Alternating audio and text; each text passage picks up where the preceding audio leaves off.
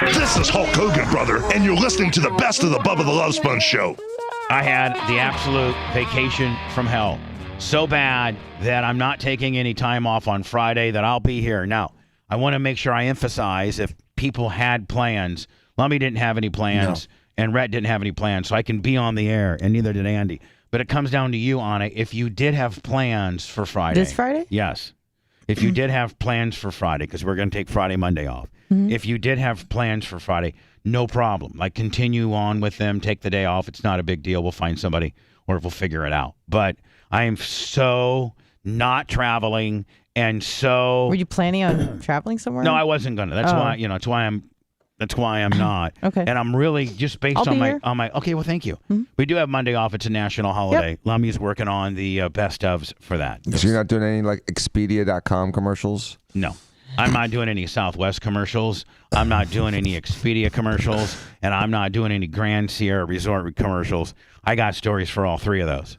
And so yesterday, or this latest travel experience that I just had, only validates but see, listen, I never, even if it's more money and I'm trying to save money, I never do the connecting flight thing. You try to avoid it. I never do it. Because there's a potential for sometimes problems. Yeah, but Right. sometimes it's not an option. But on this case, from Tampa, Florida, and I even think from Orlando, there's no direct flights to Reno, Nevada.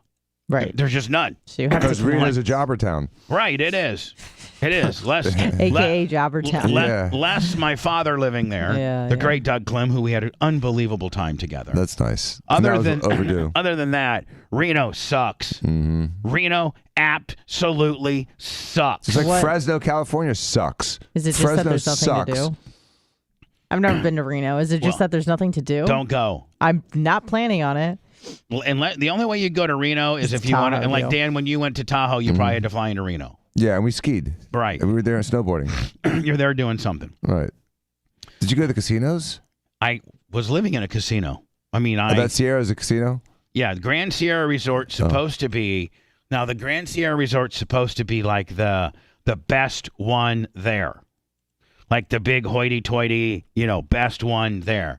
And I wanted to stay at a nice place because they said they had like a spa, and I was going to go and get a massage. Did you go with the Birch Crick or by yourself? No, with the merch crib. Okay, cool. Yeah, I could have never made it without her. Oh, Oh, God. good. I would have Steven. had an absolute meltdown. She helps calm me down. Yeah. Well, wait till you hear what happened. I'm dying. She was feeding me pills nonstop. Right.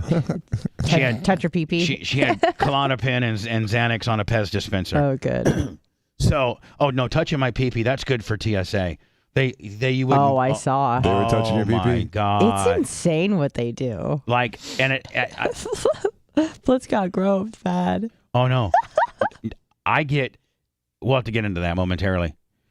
So I'm glad that Blitz. I'm glad that when I tell my story, Anna, you will understand.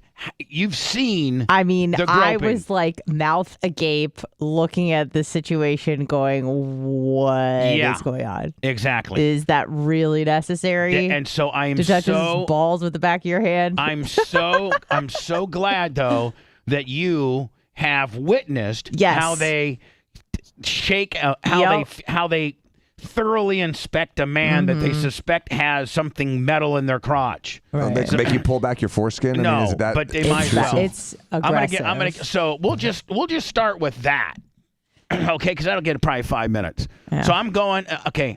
No. What we probably should start with is Dan. I wish I would have bet you all the money in the world in the fact that you said I didn't need a root canal. Well, God damn it, I needed a root canal. Yeah. Well, Oh, yeah, I knew that. you needed to see the dentist, and it was kind of hard to see what was wrong So just it's by looking in the back of your mouth in the dark. But I'm glad you got it fixed. Oh my God! So Tuesday's our last show. So as soon as I get done with Tuesday's show, I'm like, and I'm flying out Wednesday to go to Reno. So Tuesday was the last time you guys heard us live, nearly a week ago. Which, Lummy, I'm so sworn off of flying and traveling that I may cancel Ronnie's wedding. Oh no! I may not Don't go. do that. Don't do that. Oh no, Anna, wait till you hear. I mean, I saw When some I- of it on Facebook. You have a nonstop for Vegas, right? Yeah, but it's with Spirit, and I've been told that Spirit's the worst ever. Yeah.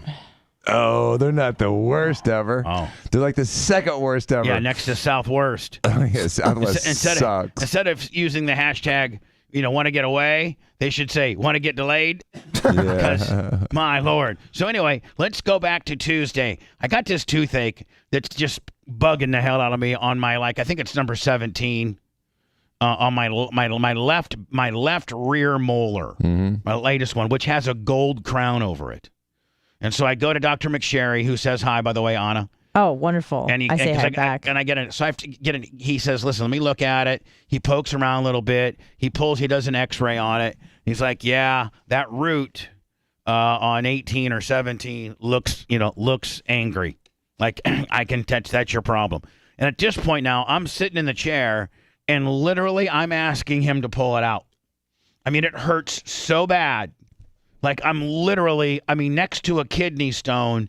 I'm in the most pain I've ever been in my entire life. Like, I'm literally laying there going, It's like you got Satan in your mouth. oh my God. So Dan looks at it and he's like, yeah, you need a root canal. I'm like, well, how do you root canal over a crown, let alone a gold one? He goes, well, and so he, right across the street from most dentists, don't do root canals. No, it's a specialty. You have to go to an endodontist. Yes. Right. So most just regular dentists have a root canal guy. Right. They all do. Right. And a lot of times the root canal guy will try to build his place by a reputable dentist. My place, Dr. Broom on 49th Street, is literally from here to across the street, whatever that HVAC business is, Lummy. That's how far Dr. Broom's root canal place is from Dr. McSherry. So literally, I didn't even get in my car. I just walked across the street and left my car in Dr. McSherry's thing. Right. Makes sense. So, Anna, you know where Dr. McSherry's thing is? Yes. Literally, on the same property, but which would be north, is where Dr. Broom's place is. Oh, wonderful. So I go into Broom's. Now, this is 2 o'clock on Tuesday, Dan, and I don't have an appointment. Nothing. But McSherry calls in a McFavor and says, Broom, our boy Bubba, he needs a full-blown root willy on 18. So he goes, send him over. So then, Dan, they have to drill a hole, and they don't pull off your crown. They just drill a hole in it. Barrel through it? Yeah, they drill a hole, and then he goes in there and takes the root out. So I had that going for me on Tuesday. And so then you had cap it gold off? metal shavings as they're drilling? Kinda. That's crazy. Should have had him suck it up and sell them. Yeah. They show you the root? $2. No, they didn't. But they get in there, and I don't know if they get in there and they pull it out, and they literally drill the root out. And then he uses this rasper, and he rasps it, so he just really, really gets it. So cleans out the nerve. Needless to say, so Dan, and here's the best. I got to do something nice for him. So I go in to pay, and they go, and I don't even know what a root canal costs. But I go 15 to 3. So I go to 15 to 3, and that's with if you. I mean, this is last minute Willie right off the street. Right, because it's like a 45-minute ordeal, right? It really is. Yeah, it's 45 minutes of in the chair, and they got to spread your mouth open and put all this stuff in there. Numbing. I go to pay, and they go, Dr. Broom says this one's on him. Oh. And I was like, oh my God. That's so nice. Oh my God. Oh my God. Root canals aren't super painful afterwards. No. But you're numbed up, Yeah, McSherry pre-numbed me over there. Yeah. And so when I got over there, I'm like, I'm here to see Dr. Broom. I'm like, I'm already jammed up. But anyway, so I'm like, oh God, I'm so glad. So I'm thinking things are going to be great. You put that big blue dental dam over your tooth? Yes. See, I got all the shavings. Yeah. So anyway, Dr. Broom on 49th Street, I love you, and you're so nice. And I'm going to be sending you a gift certificate or something nice for you and your women, for you and the girls that work there. I'm going to try to do something nice, like maybe an edible arrangement. That's good. Something, that's a good move. Something nice, just because that's just way up and beyond. Thank you so much. And the best thing is that he emergently pulled the thorn out of your paw. Yeah, and I could free have or not free. It's just that he was able to do it timely. Here's the thing, though. Maybe my body was quite the visionary, and it was trying to tell me to stay home. Don't go. Maybe my body was saying, God damn it. What's the one thing we can throw to this guy that will make him not? Oh, let's throw a last-minute toothache Willie. There's no way he can get that fixed in a day and make it out to Reno, because Reno's all bad. All bad thing, except for the great Doug Clem. Reno's really that bad? Was it really that bad? Just a bad trip home. Just a bad trip. No, my dad, I saw him every day. I got to drive his Phaeton. I drove his B400. Well, that's cool. I got to work in the shop a little bit, but with him, we went to Lake Tahoe. So, I had a great 3 days with my dad. Got a chance to watch some baseball and some just some guy stuff. But you're saying it wasn't worth it. Did you do some welding? No welding. Oh. So, you know what? Maybe so that we stay on time today, Lummy. And it's easier for you too, as far as segments, and that I break. And I tell you, I'll start breaking down my Grand Sierra Resort experience. And I'll tell you this: don't ever, first of all, don't go to Reno. So if you don't go to Reno, you won't be needing a place to stay. But if you happen to find your place, Dan, when you guys skied in Lake Tahoe, did you get like a place up in Lake Tahoe? We got a place at the ski resort, yeah. So we did, and those places all have like gambling too. Right. And those places are upper crust, people that ski, have money, and those people are, that they have a lot nice than the degenerates that want to go gambling, and stay at you know what I'm saying? Like for the most part. Is Reno almost like a giant riverboat casino? Yeah, in the desert. In the desert. with Walmart. Right. And Mexicans. It's like you're on a horse with no name, really in the desert. They did have an In-N-Out burger, and if I wasn't in such a bad mood and already been tic-tacked, so now listen, I don't have a lot of money, so I got to kind of travel on a little bit of a budget, okay? Baller on a budget. Yeah, Bubba on a budget. And so, when I booked a Grand Sierra Resort at $250 a night, it was a little bit more than staying at the Hampton Inn. But I figured I'm staying at a pretty badass resort, and Lummy, if you look at the commercials, here's I'm looking at the here's the their website. Yeah. Oh yeah. I mean, I'm like, man, look at this place. Hell yeah. Hot chicks, jobs. I'm staying there, man. Hotel rooms and bowling suites. alley. I'm like, yeah, hell yeah. Look at this. And I was just gonna get I got just a Sierra King room. I didn't get anything special. But that's not what my room looked like. No? No. Not even a little? No. I don't even know what. But anyway. No. So, but when I'm booking it, I'm like, hell yeah, this place is badass. All kinds of things to do. I mean, they got, just look at that, how nice that place is. People like that hanging out. First of all, I didn't see anybody that looked that nice. There was no man and woman that looked like that. You didn't bring a purple shirt? No, and by the way, it was high school graduation night. All right. And their ballroom and their ball. What do you mean? Oh. Dan, drunk, are you familiar with what the seniors at Reno High don't look like the seniors at your kid's school? Okay, buddy. Oh, really? No. A little different. I think they had it in Spanish. Oh, really? Oh, yeah. And I think it might be mandatory for you as a senior. We had a graduation party at my house on Saturday. It seemed. I think maybe at Reno High. It might be required for you to have a couple gang tattoos in order to graduate. Nice. Yeah. Nice. So I'm going to get into my ins and outs of the Grand Sierra Resort. Wait till you hear this. Is it grand? Oh, no, it's the worst. Yeah, it's the worst. Like, do not stay there. Like, literally go to one of those Motel 6 that you can pull your car right up to the front door to your room. I'd do that. I would do that. It's better for literally. dumping bodies. I would do that because know that my next door neighbor's probably doing something illegal, cooking meth. Then go to this place. Wow. Oh yeah.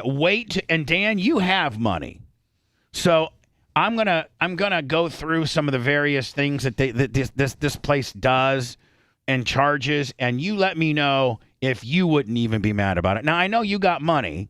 But you still don't like to get broke off in your ass. I don't, and I don't like getting knick-knacked either. Yeah, well, it's irritating. Like that's the reason I can't stand Spirit, because you get a flight for $200, and by the time you finish paying, it's $800. Right. You want to bring a backpack and have a hot dog. Right. So anyway, I'm gonna get into the Grand. By the way, again, do not go to Reno, Nevada, unless you're there to see family or ski. That's it. No reason to go. None. I'll get into that next. Well, at least he has his priorities in order. Great. What do we do with them now? The Bubba the Love Sponge show returns after these words. Welcome back. We've been gone for a while, and I'll never leave you for that long of a period. My life is just too.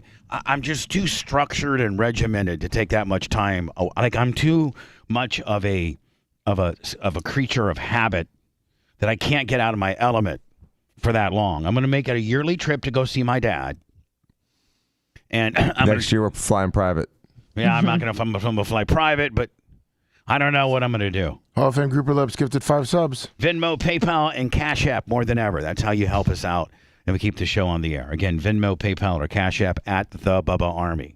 But I feel like your sentiments would have been completely different had you not had that debacle when you returned. Yeah, it would have been the only bitch I would have had at that point is what I'm getting ready to tell everybody, and that is this Grand Sierra Resort, which I'm dying to hear about this place. Which, by the way, my dad has. I didn't really know my dad's configuration, and I haven't seen my dad in 17 years, so I just felt it'd probably be a little more comfortable for me to kind of 100%. That was very move. But next, my dad and I did so well together. He's like, next time, Bubba, just stay with me. I got 2 extra bedrooms, have your own bathroom, and it's my dad. So that's what I'll do next year when I go. Me and the Merch Crick go. Good. And he loves the Merch Crick. Good. And his wife loves the Merch Crick. And her jugs? Well, my dad didn't really mention her jugs. Oh. Yeah, but it's hard not to like her. She's sweet. So, she's very sweet. Yeah, and God bless her. Mm-hmm. For what? Putting up with you and dealing with you for the last 48 hours? Right. Just like a lot of people probably, people, if people can say, and I'm sure amongst your family circles and things like that, people do say, God bless for him, Oh, yeah, because I'm intolerable. Yeah, I mean, God bless for me. Absolutely. I know that when you and her have had issues before, a lot of times your family will rally behind her. Mm-hmm. It's always my fault. I know Steve will always blame you and never blame her. Yep. I know your dad, too, sometimes would be like, Danny. Yeah, no, they all did. Right. And she knows it, too, man. All she's got to do is put the bat signal at the Dan's being a dick out, and all of them come running. Don't do that? Mm-hmm. It's always my fault. It is always your fault. It's always my fault. And even sometimes it's not, is it, buddy? Last night it wasn't, and I got in trouble still. Oh, no, hold on. Oh, we got to hear about this. Oh, yeah. No, that's all right. It's your story right now. All right. Well, let me Put it on pause. If you're capable of, I need to write down. Here, I'm going to write this myself down. Anna's New York experience. Yeah. Anna's New York and Dan last night. And then, Lummy, did you have any drama? Well, besides the obvious, over the weekend? No, just did that work. Fort Walton Beach? Yeah, Pensacola, Orange Beach, yeah. How what? Did you make did you just say? Pensacola, Orange Beach. Oh, okay. And when did you go up there and when did you get back? Wednesday and Sunday morning. Did you do it for pleasure or to work? To work. I worked 13-hour shifts each day. Was Grizz there? I don't know who that is, but shut up, you do. Did you make some good money?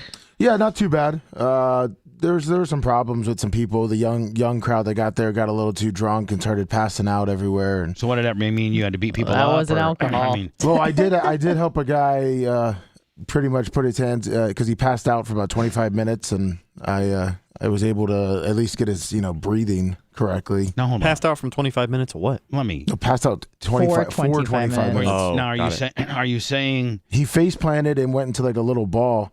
So I went over. Did you give him the mouth to mouth? Did you give him chest compressions? Did you get the AED machine out? Like when you say bandit to wake him up, stimulate him. When you said I got him to breathe again, I mean you got. Well, I just put him in a position to like have him breathe. Like I kind of straightened him out and put his arms over his head. So you straightened out or drunk? He was not drunk. Well, he was passed out. All right. He's on some serious drugs. Was he drunk and then he had a head injury? Yes. Okay. All right. Yeah. But other than that, yeah, a lot of young people there. Are you going back next year? Depends. Yeah, most likely. Okay. I mean, it's. So the money was okay. Yeah. So we got. I mean, is there any other stories besides that, or No, that's pretty much it. That's it. Yep. So just the Dan last saved night. a life. That's pretty cool. So just the Dan last night, and then the Anna New York deal is all. Like, Rat, any stuff that I need to know from you? No, nothing crazy. Just did a lot of bike riding. Did you hook up with any girls or? No. Did you get laid? Did you meet a large African American woman? No, I kept it low this week. And we'll tell you, the woman, there was a woman that was sitting in my row when I finally made it back yesterday from the Dallas to Tampa leg. That would have been me and the Merch Crick. I was in the aisle, Merch Crick was in the middle, and this fine African American woman was on the far right. And we just kept talking about how perfect she might have been for you. Tell me she was taking up 2 seats. No, she wasn't. Oh. I was hoping. Spilling over the handrail. I actually got to ride my bike. There was Asian American Pacific Islander month They had a festival at Curtis Hickson, the waterfront park over in Tampa, and I got to ride my bike over there. A lot of good people watching. Asian American Pacific Island Month. So a lot of people with cameras and masks. Yeah, there were a lot of masks. I will tell you this. Ann and I were both on airplanes this weekend, and it seems as though people are still kind of masking it up a little bit. A little bit, not much. And it's like, and then there was this woman. Now, Dan, I'm not like a germaphobe or anything like that, but there was this woman on my flight that was going from Reno to Denver when we finally got on it, and she had the worst barky, raspy, contagious sounding cough I could ever, and I'm like, to the point where I was like, really, if you're that sick, why would you fly if you're that sick? Like, she was noticeably that sick with no mask on, and I'm not even a mask guy, but I almost went and bought a goddamn N95 somewhere in the mall just because I didn't want to hurt in case she was seated near me. I agree with you 100%, Bubba. I think masks are ridiculous, but if you're grossly sick like that and you're coughing and sneezing, you got yellow and green crap coming out of your nose, then yeah, wear a mask just to be polite to other people. Her cough was so but I got to tell you, her cough was so powerful that it probably would have blown the mask off. Yeah, better yet, don't travel. But you shouldn't travel. At that point, it's even beyond the mask discussion. Like, if you were just obviously sick, you go out in public. But the masks help you not spread to other people when you're sick. I was calling her a fat bitch and everything. I was so mad at her. They protect others. All right, so let me consider it. So let me get into my Grand Sierra Resort, and by the way, I'm showing. I got on my website here, and if you guys want to show. So when I'm booking this resort, when I'm booking my place to stay, when I go to Reno to see the great Doug Clem, I kind of do a little Google search, and everybody's like, man, the Grand Sierra Resort, that's where you need to stay. There's a blonde girl with big jugs there. So I'm looking at this, and they're like, it's got a spa. A single. And so I'm like, you know what, me and the Merch Kirk will be able to one day go down and do it, like maybe a spa day. Oh, yeah. And, stuff like that. So, I mean, if you guys look at the commercials. Yeah, it looks perfect. I mean, perfect. Perfect. Yeah, look at that. I was like, I don't know if I'm going to be doing that. With a big black eye? Yeah, I don't know if I'll be in the sauna with Ty J, but the rooms look nice. Those are nice bedrooms. Spacious. Yeah, look at that. Pool. Hot chicks. Yeah. Popping bottles. So I get there. So I get my tooth fixed Tuesday. I'm all ready. And by the way, I really think that travel problems have a lot to do with your airport. You never seem to have a problem out of Tampa Airport. Tampa Airport's efficient. It's easy to get to. It's one of the best in the world. You literally, if you take an Uber there or have somebody drop you off, you literally go up the stairs, get your ID checked, get on a tram, go through TSA, and walk to your gate. Mm-hmm. It's that simple. And there's 3 different trams that go to 3 or maybe 4 different air sides. And there's not a lot of walking. It's just easy. So I go to Tampa, fly out on Southwest, no problems at all. Flight to Phoenix, no problems at all. Small little layover in Phoenix, no problems at all. Boom, get into Reno, no problems at all. Go to Avis to get my rent-a-car. Got this little Kia looking thing because I got the most economical, I didn't need anything fancy. And you took Southwest every flight, right? No problems. All right. Got my Avis rent-a-car. Boom. So was the seating like first come, first serve? Yes. Yeah. And you were able to still get seats for you and Merch Kirk next to each other? Yeah, well, because we were in Section B. Oh, early. And then you just rushed the gate. And no, but when you're in what Section B, and I always go, Dan, and get a row with. I sit in near the window, gives me a little more room, and I put her in the middle, and then I could care less who gets on the outside, right? I could care less. Yeah. I mean, you got insulation. And I put my seat. And by the way, I'm now at a point, and a couple of good things. One, because I got massively something that gave me diarrhea that I'm still having diarrhea issues with. I didn't gain a pound, and it's tough not to gain weight when you're on vacation. Oh yeah, I'm definitely fatter. Yeah, well, I'm not. I've pooped my brains out for the last couple of days. What's your weight today? 77 and a. That's awesome. 0.6. Still losing. I hear 260. I will tell you this, man. Don't you? You know how nice it is to be able to get into an airplane seat and the buckles up, no problem. I don't need an extension, and if I didn't know the person sitting beside me, I can put the armrest down and not get in their Comfortably? spot. Nice. No, I'm not necessarily, you probably wouldn't want me to be the guy beside you, but I'm not nearly as much of a problem as it used to be. Good. That's awesome. So everything's perfect. So we go to check in to the Grand Sierra Resort, which I'm showing you pictures of here. Sierra. And I get there at 12:30. What's check-in time?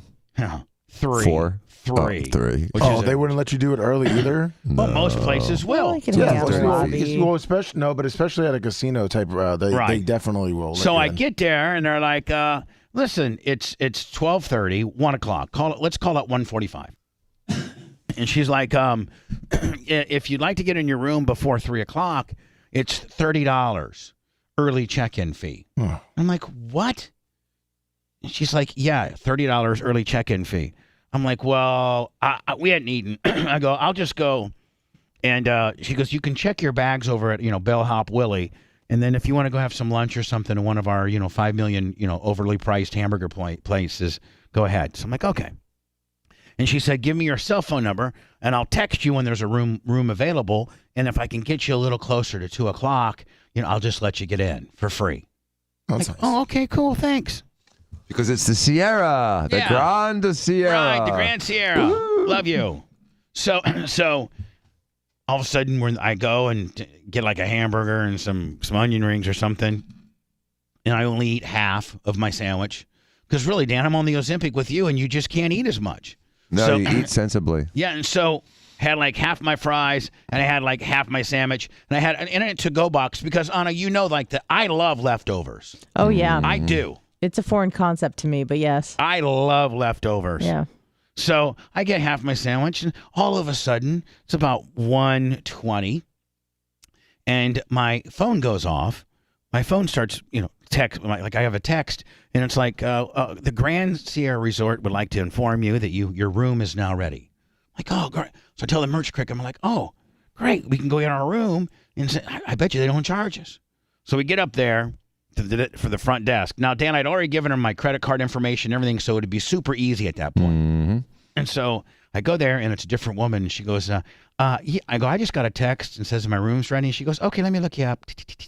Oh, yeah, that'll be, if you want to get in right now, that's going to be $30. I'm like, well, hold on. The woman that was here a few minutes ago said that if it was like closer to 2, that you guys wouldn't and I hate being that guy, that cheap guy that's bitching over $30. No, but you were promised that it would be free, so you want it to be free. Yeah, and I get embarrassed of people that are trying to be extra cheap. I do for them. Oh, sorry. But what I'm saying is just the pure principle was you told me that you weren't going to do this to me. She's like, oh no, sir. I mean, and it's $30 clear up until 3 o'clock. What would you like us to do? Would you like to go back in? I go, just charge me the 30. So we get in. Now it's already like $260 a night. So we get in. They then inform you that there's no housekeeping. Hold on.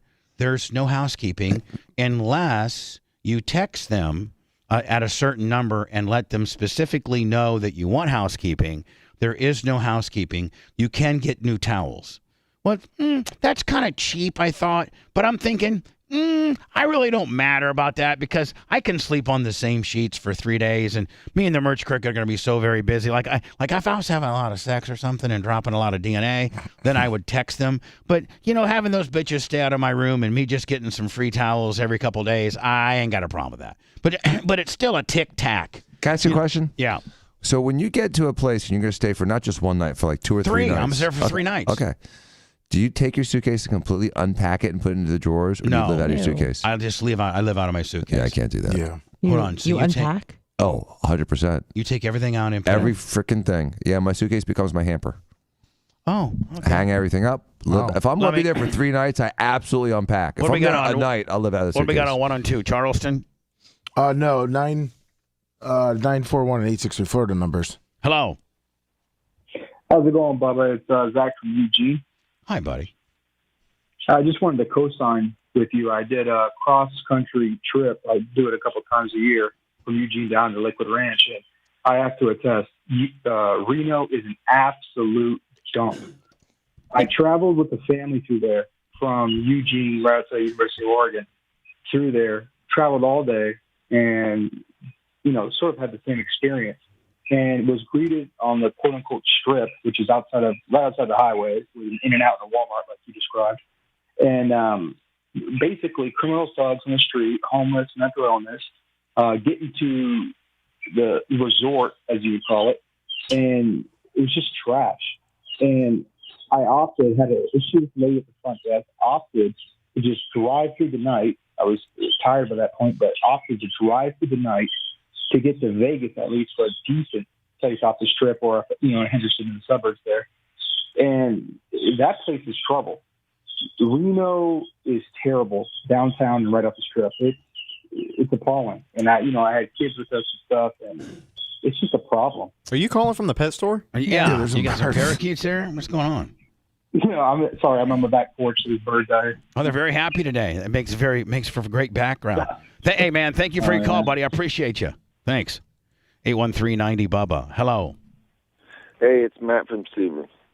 Hi, Matt. I was just calling to... from I don't know where. I think you said sue me. Sebring. Oh, Sebring. Yeah. Okay. Sebring, yeah. Sorry. I'm just calling to back up Anna because I did handyman services. Anna, sorry. I did handyman services and construction for years, and that was not alcohol, Lummy. That was meth. I'm sure it was a lot of drugs. Yeah. I mean, because I was You sound like you're pretty experienced in that, buddy. It sounds like you're on that right now. Sounds like you might be on a little something right now, buddy. The little slow down Willie. Hell no. I'm on just absolutely nothing but life. Perfect. Thank you. I'm on life, too. So they tic-tac me for 30. Then they tell me no room service or no housekeeping, which I'm all right.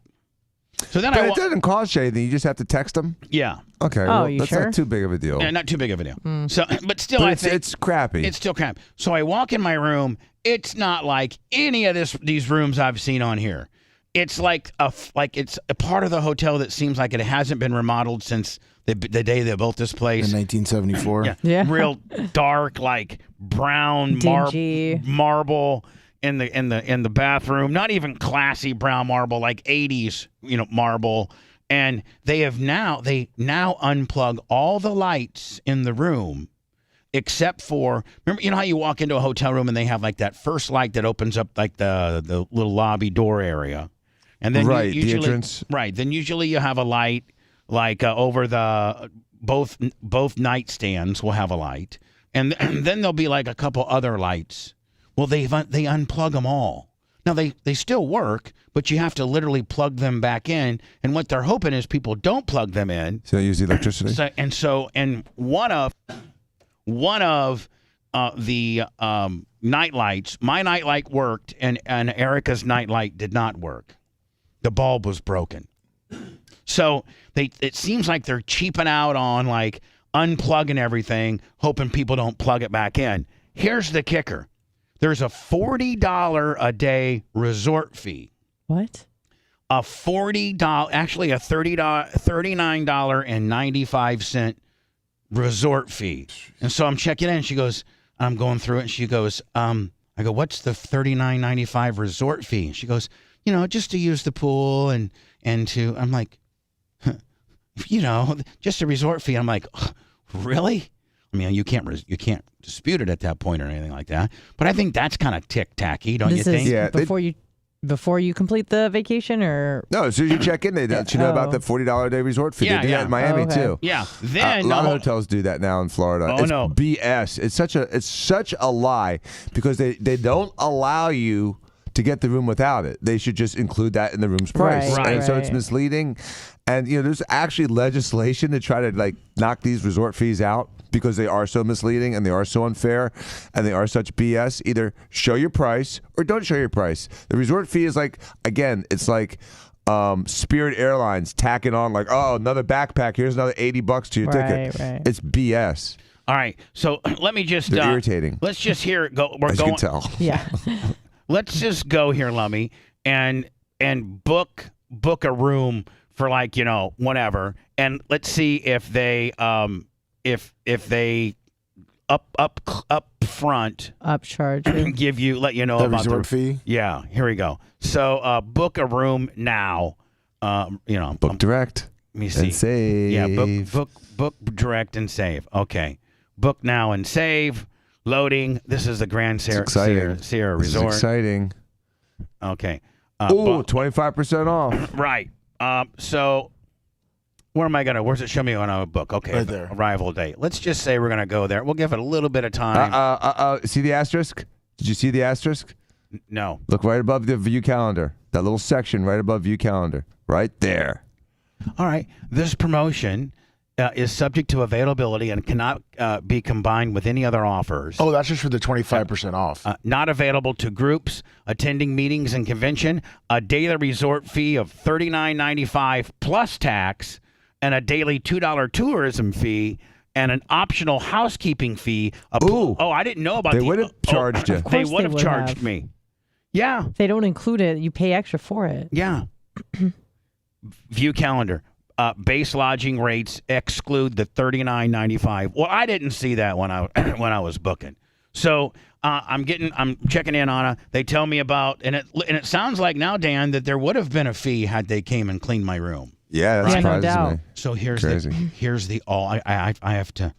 This will be my last little kicker for the Grand Sierra Breaking It Off in Your Ass Club. Here's the best. You'll freak out. So, Dan, if you remember when I checked in, I got half my hamburger left and my fries, right? Then I go out to dinner with my dad on Wednesday night. We go to Applebee's or something, and I got I think I ordered baby back ribs, and I had half ribs left. So they have a refrigerator and stuff, but I didn't notice where the microwave was. I didn't notice that where the microwave was in my room. The microwave was gone. I took a picture of it. I could probably send to you. Okay.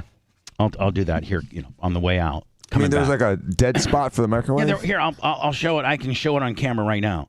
So, because I took a picture of it, I didn't really notice it until I needed it.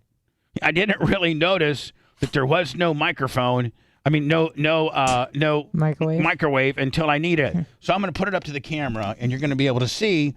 I took a picture, and you can see. Can you see the hole, Dan? I don't see anything yet.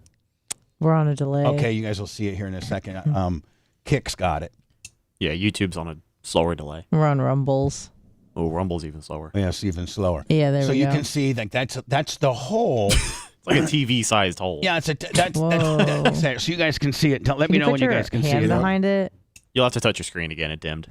Well, but aren't they so behind that they'll get it here now? Or hopefully, if they don't see it on their screen yet, just take your mouse and click the live button. Sometimes Rumble lags up, gets behind like that. We saw it. What? Was just a dead plug hanging? Yeah.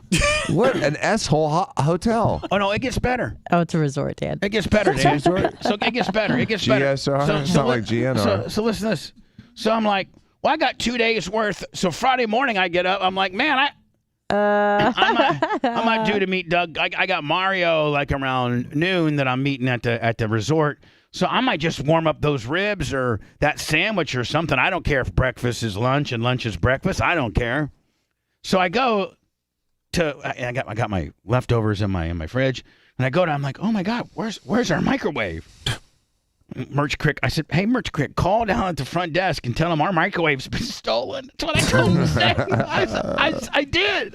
Because what would you think? Right. Yeah. I mean, what would you think? You'd think maybe the people here before me stole it. And the guy paying the weekly rate took it on his way out. So Merch Crick calls the front desk, and she's like, yeah, I just want to let you know we're in room, I can remember my room number was 1841. I was on the 18th floor. That's kind of cool. And you had the king room? Yeah. And she goes, yeah, this is 1841. They're like, yeah, we know. I'm like, yeah, our microwave's gone. And she goes, oh, yeah, ma'am. We've taken all the microwaves out of the rooms, and if you'd like to have your microwave, it's $39 a day. It's Get out of here. Come on. It's $39. Come on. I'll call the goddamn. I'll call the Grand Sierra Resort just take right now. basic things out and then charge you for 30. So that means there's a warehouse full of. They have over 2,000 rooms. There's unless they got to just be several hundred of them. I mean, at least they just took them out of the jobber rooms, and maybe they the full blown Sweet Willies. They were able to keep their microwave, but. And it'd be interesting if we navigate through this website, if they ever tell you while you're booking that $39 a day to have a microwave. They have soap and shampoo in the shower where they charge you for that too. No, they had Running water, extra. Now, Dan, even you having money, if you were told, you call down and they're like, yeah, Mr. Diaco, we can bring a microwave up. But it's Dr. Diaco. Okay, yes, sir, Dr. Diaco. Let's start with Esquire. It's $39 a day to have a microwave in your room. I mean, come on. I'd be livid. I would be livid, dude. You got that.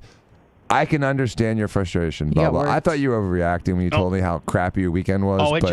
We've just begun. I mean, we haven't begun the travel portion. This is absolutely a popsicle stand. My Grand Sierra Resort, Dan, is absolutely a 1 on a scale from 1 to 10, and my travel nightmares are a 12. Getting back. Yes, hello. Hello. Can I speak to Let Me Off the Air? Yes, you can. I'm going to try to find the Grand Sierra Resort. Here, call him right now. I'm going to ask him. Okay. Well, I just had the phone number. Here we go. All right. So let me call.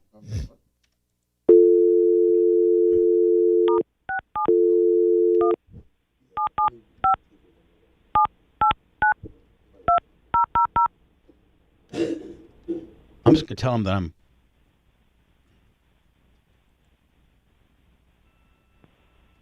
Thank you for calling Grand Sierra Resort and Casino in Reno, Nevada. If at any time you require assistance from an operator, dial 0. For hotel and reservations, press 1. For dining and restaurants, press 2. I probably should just hit 0, shouldn't I? For the Grand Theater box office, press 3. Yeah. I'll transfer you now. I'm going to see if.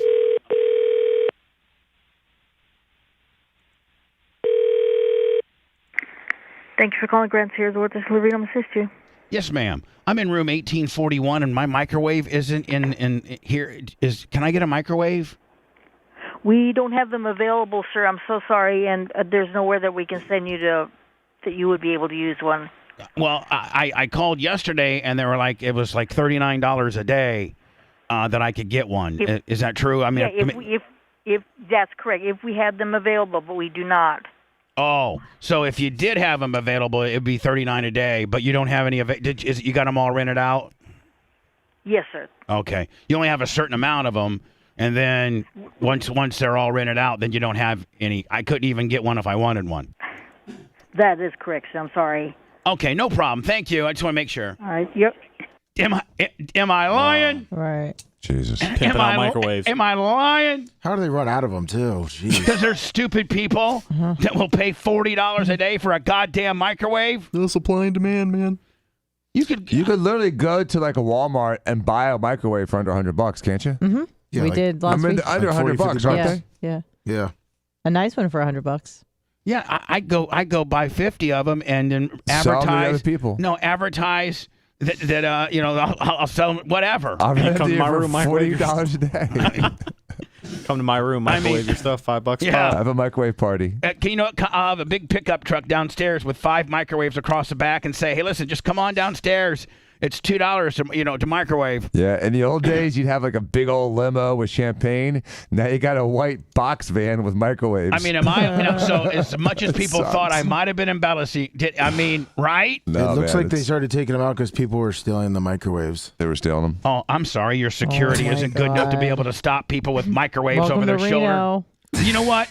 There you go. Welcome to Reno, where they can't even have microwaves in your room because people steal them. That's how bad Reno is. I wonder how many microwaves are getting stolen out of the rooms in like New York when they're having all these like migrants stay in these hotels. I wonder how much, they talk about the damage to the rooms and how they're being, really like disgustingly like unkept. But I wonder how much is being stolen, like TVs, microwaves, fixtures, light bulbs. They probably steal all of it. Yeah. So anyway, bolted all to the ground. We have to get into Anna's stuff. We got to get into why Dan's in the doghouse. Now, Dan, are you in the doghouse? Apparently I am. I didn't even know I was. I mean, Jesus, it's Hold like on. the doghouse keeps forming around me. Like the doghouse ended out. Fortnite. The doghouse was literally the size of the doghouse, but now it's the size of the carriage house. The dollhouse has become the size of the city. The whole city is I'm in the dollhouse. Now, did you learn that you were in trouble? Did you know that you were in trouble? Like, did this something from last night, or is this this morning thing? Or this morning, I'm like literally getting in the shower, and she goes, "Oh," and I'm like, "Oh no." So I don't even want to talk about it right now. Yeah, he's looking at the clock, Bubba. Wink, wink. Oh, is it a K5? I don't know what it is. It's a K. It's what? It's a K10. It's a K50. Yep, they phoned that break in. Me. The Bubba the Love Sponge show returns after these words. Who's on one? Dan's bike buddy. Oh, the guy that thinks it's okay to pay $9,000 for a bike. I guarantee he wouldn't pay $39 a day for a microwave. Nope. Hello. Hey, Bubs, it's Jim. Hey, real quick, if you ever go back out to Reno, stay at the Peppermill Resort. Okay. If I go when I go back to Reno, I'm just going to stay with my dad. That'd be easier, huh? But the only cool thing about the Peppermill out there, it's the only place out there where they're not like you can go sit at the bar in the restaurant and you can gamble, and they don't count as far as a lot of the places out there. They count how much money you're gambling before you'll get free drinks. Out there, you literally can sit at the bar, throw $5 in, and play penny poker and drink free while you're eating. Yeah, there was no man. I didn't spend hardly any time in the casino. I'm not much of a bettor. I took $50 and put it in one slot machine, and it was so bad. It was so bad. You know how they rig up the slots. Yeah. I mean, listen. The only chance you got in gambling is if you can play human interaction games of chance, like 21, like blackjack or craps. Or 21 stud or something like that, poker. You got a chance because but you don't have a chance against the slot machines. They used to make it so, man, the slot machines were the big attractions, and they would my one buddy was pretty high up in the Mandalay, and he's like, our slot machines have like a 94% payback. So a lot of most people win a little something from the slot machines, and that keeps them coming. Right. And they can still make money other ways, but now, man. Here's the deal. I mean, I put $50 on a $1 slot, so every maximum bet was $3 every time. Okay. And I didn't win one time. Well, hey, on another note, I wanted to say it was great seeing you out there with your father. I looked at all the pictures when you guys were out there, out at the resort, as far as the huge trees and stuff out there, and then I saw that you guys were in his garage and. I just wanted to say, I've listened to y'all for years and heard all the trials and tribulations going on between you and your father, and it's really good to see y'all getting past that. And I really hope and pray for you one of these days that. Well, I'm gonna make it a yearly. I'm gonna make it a yearly trip. That I'm gonna go out and see my dad, and maybe that'll, I know how hard it is with what I'm going through and my son. So I'm not going to do that to my dad, and I want to have a relationship with my dad, and I do now. So we've whatever was the problems are gone, and we're buddies now. Good. I'm glad to hear that. Now the only thing I have to question you on, I saw all the pictures there in his shop, but is the vacuum cleaner still there? No, it's not there. Stop. I'm just joking. See you later, son of a bitch. By the way, all of my pictures are on our Facebook page at the Bubba Army. A bunch of them. I'll show you a few. Here's a picture of me and my dad. In his 32 Phaeton, and he let me drive it. And that thing's a handful. Man, those old cars, Dan, they don't have power steering or synchronized transmissions. So they're a handful. They really are. And then here's another picture. That's the first time he ever let you drive that car, right? Because when that car was in pieces when I was growing up. He finally got it complete. Oh, it was never completed? Never completed until he got to Reno. And then here's my dad and I in his shop. Nice shop. Oh, yeah, he's got a really badass shop. He's got great hair. How big is the shop? Big, pretty big. Probably double the size of this room. Wow. And then there's a bunch of other pics. And you can go to our Facebook page if you like to see my pics. Let me go over here. I got another couple pics to show you, which will go right along the lines of my travel, which I'll get into. I'm going to spend the rest of my life making sure people know how bad Southwest is. I just want to let everybody know that. Here is the TSA in Denver. So I'm walking into Denver. Denver's my least favorite airport after Atlanta. And listen to this. That's at 3:30 in the morning. No way. That's at 3:30 in the morning. Oh, I can't wait to go in a couple months. You were in Denver last May, but I'm going in September again. Yeah, well, good luck to you. For a wedding. So here's my travel. Go to our Facebook page, and you can see I kind of documented my travel back home all through our Facebook. So I leave the Grand Sierra Resort. My flight's at 12:30, Dan, Saturday afternoon. And I'm going to get back in Tampa at 11 p.m. Saturday night. So I'm thinking, and thank God that I did book my travel a day early. I could travel because you're responsible. Travel back a day early and not on Sunday because you have commitments and responsibilities, right? And you're a mature person. So I will tell you, Lemmy, the only good thing about Reno was they did have this.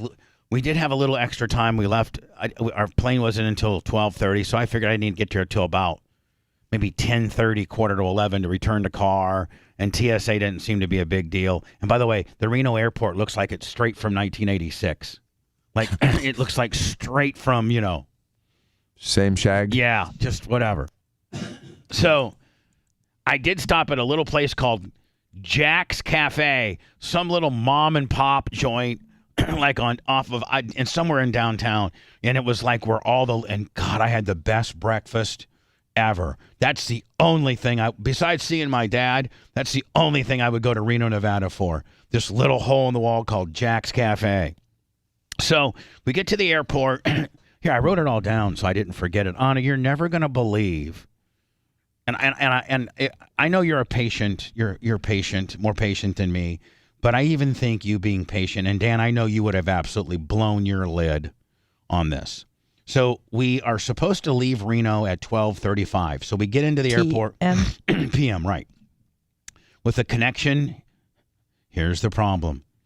Connection flights. That's the problem. If you don't fly direct, you're going to get screwed. Mm-hmm. But there is no other way to get to Reno. No way.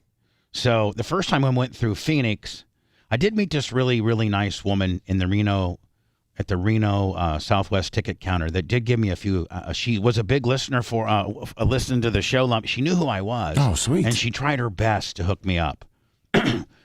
But she used to listen to us on 104.1 out there, nice. KRZQ.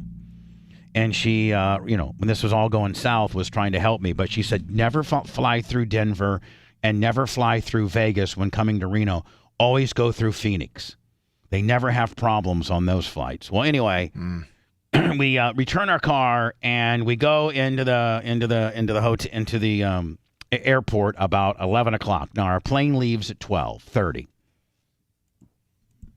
And automatically, how you look on the boards, the arrivals and departures, you just kind of always look at, I know what your ticket says, but you always look at the board just to, see what gate it is and make sure you're on time.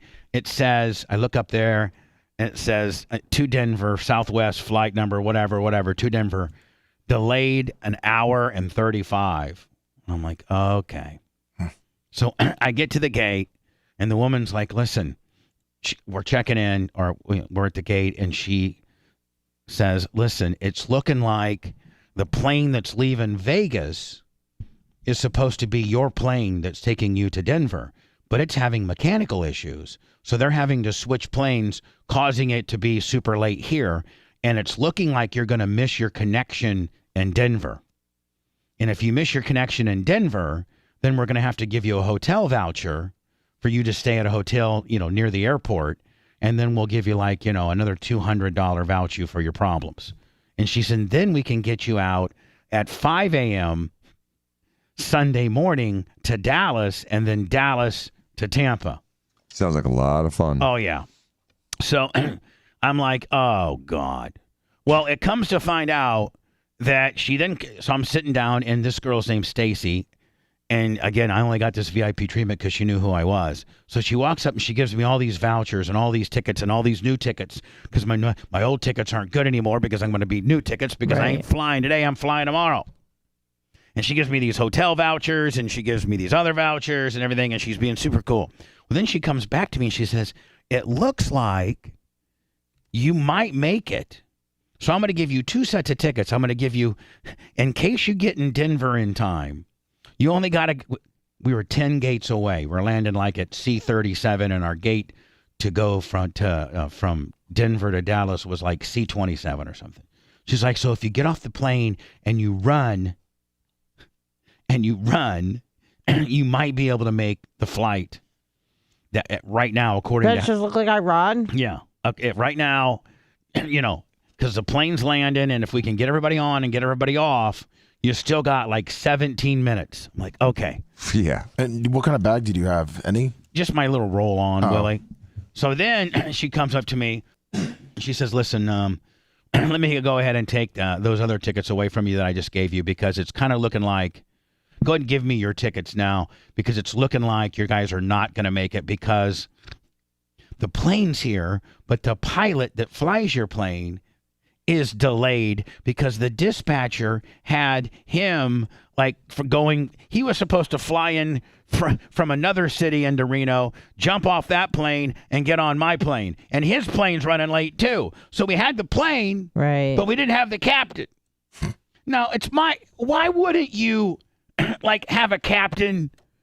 I don't know, a backup captain? Yeah. Something. Right? Yeah, they used them all up like the microwaves. The problem is there's no captains anymore because they made them all get vaccines, and some of them quit, and some of them got sick, and now there's a pilot shortage because the airlines were trying to cut their costs when the flying was low. All right, so it gets better. So the captain finally comes, and it's like, okay, you might Is he like Captain Crunch, or is it a real captain? No, it's a real captain. Okay. I don't know if they took the baggage guy on and just put a shirt on him or what. You would never know. I don't know. God. I don't know. But they got the woman does the Stacy woman. I was scheduled for B sitting Lummy, and that would have put me in the middle of the plane. She got me A, nice, preferred, so I'd be right up front, so that in case we got to Denver in time, I could O.J. Simpson, down to my thing. Now the only bad thing about that was it was going to be guaranteed that I was going to be the last guy on the flight, and I was going to have a middle seat, and we weren't going to be able to sit together. So I was already had anxiety about that. So we're on the plane. Captain gets there. We're still if he really gasses it up, and then she's going to tell me they will. We're sitting there, and the plane. Everybody's ready to go. Doors shut. Yep. We're sitting there. All of a sudden, we hear. Hello, ladies and gentlemen. This is your captain speaking. The guy was late from the other flight, because we've got a captain shortage here, and I wouldn't get the vaccine. But anyway, we have to sit here for another 20 or 30 minutes because there's some shifting winds. Getting out of Reno is a little tricky because of the basins and the mountains and stuff. And so air traffic controllers has us sitting here until the winds shift. I'm like, how long did the wind shift? What? So we sit there now for about 20 or 25 minutes. And so now I'm guaranteed to have, I'm done. So we land into Denver. My plane from Tampa has already left. Of course. It's left hours ago. No, left about 40 minutes. So Don't you hate when you're on a plane and you realize that the back half of your trip is just getting destroyed and there's nothing you can do? Yeah. You just sit there and you fester and you stress. And I'd already festered over the Grand Sierra Resort experience. Jesus. Thank God I had such an unbelievable time with my dad, and I'm going to make it a yearly trip. I just am going to be Will you? Yeah, I am. But I'm just going to make it. I'm going to fly through Phoenix. Yeah, or fly the helicopter. Or drive. Or would you tell him to come visit you? I might do that. I might say, hey, Dad, I'll pay for it. You just come to here. Please. Yeah, please. So anyway, I have the distinct honor. Now, if you know Denver, which, Anna, you've flown, it's a pretty big airport. Yeah. You got to take this bus. You got to go down the escalator. Then you got to take this tram to go from C to B to A to the terminal. And then once you get to the terminal, man, you got to figure out where you got to. Now, we don't know where we're going. We just know that we need to go and find the airport shuttle for the Marriott Courtyard, because on our travel vouchers, on our hotel voucher that Southwest gave us, it said Airport, Courtyard, Marriott, free room voucher. They printed it all up for us. So we go out to ground transportation. There's 5 rows, islands, and we don't know where to go. It says hotel taxi shuttle service, but there's every other hotel except the Courtyard Marriott. So I go to this one dude and I go, hey, do you know where the Courtyard Marriott hotel? He goes, oh, that's on Island 5. I'm on Island 2, where it's advertised where the hotel shuttles are. I'm like, well, why would he? So I go out there and he loads me up. Then you got to take that cattle call ride from the airport on a big van to the hotel. Now, and so I get to the hotel. Now at this point I'm just beside myself because now I got What time of day is it? This is like 6:00 p.m. Yes.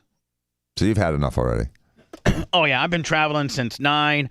I thought I was going to be into Tampa by 11, and now I'm not getting into Tampa until 4 p.m. on Sunday. Yeah. So I'm just beside myself. I'm tired. I got diarrhea. Full blown. Like I'm talking about full blown. As soon as you sit your ass on the toilet, you got like blowed out salad shooter chili. Did you bring wipes? No. Oh no. So you're dealing with like jobber commercial Single toilet ply. paper? Yeah. Single ply? Have you ever been to the airport and try to get a real good wipe? No, you know what? if you don't bring your wipes, your you're hand gonna gets get the stuck. majority of it. Yeah. So we get to the Marriott, Courtyard Marriott. Because you don't have to sit down for hours at a I time. will tell you this, man. Even though I had to pay for it, my hotel voucher was no good. We'll get into that. What? Yeah. Oh yeah. I will tell you the whole the Courtyard Marriott in the little airport area of Denver is a nice bougie for $157 a night. That's a deal. It honestly probably wasn't even that nice, but compared to Well, yeah, you're right. the whatever you've stayed at in Reno, Grand Sierra. So we go to the woman. We're the first ones there. Now there's 9 couples that are headed to Tampa that are all in our same predicament. We just happened to be the first ones to get to the hotel because we were sitting up front because of my girl Stacy. All the other ones, a couple of them were handicap willies and all that kind of stuff, so I knew they'd be trickling in. So we get there, we're like, hey, we're with Southwest, and we got delayed, and we're flying out tomorrow, and they've given us these hotel vouchers to stay here, and so here they are. And she gets on her little computer. She goes, I'm sorry, but we have not had anything from Southwest. Usually they'll book a room through their central booking deal, and I'll have a record of it, but they don't. There's nothing here for you. There's nothing I can do. I'm like, what? She's like, I have this hotel voucher right here. She's like, I see the voucher, sir, and 90% of the time they're valid, but within my system, they'll buy a block of rooms when they know they've issued these vouchers, and they've not purchased any room. I'm like, well, can you call? She's like, well, no, I can't call Southwest, but you can.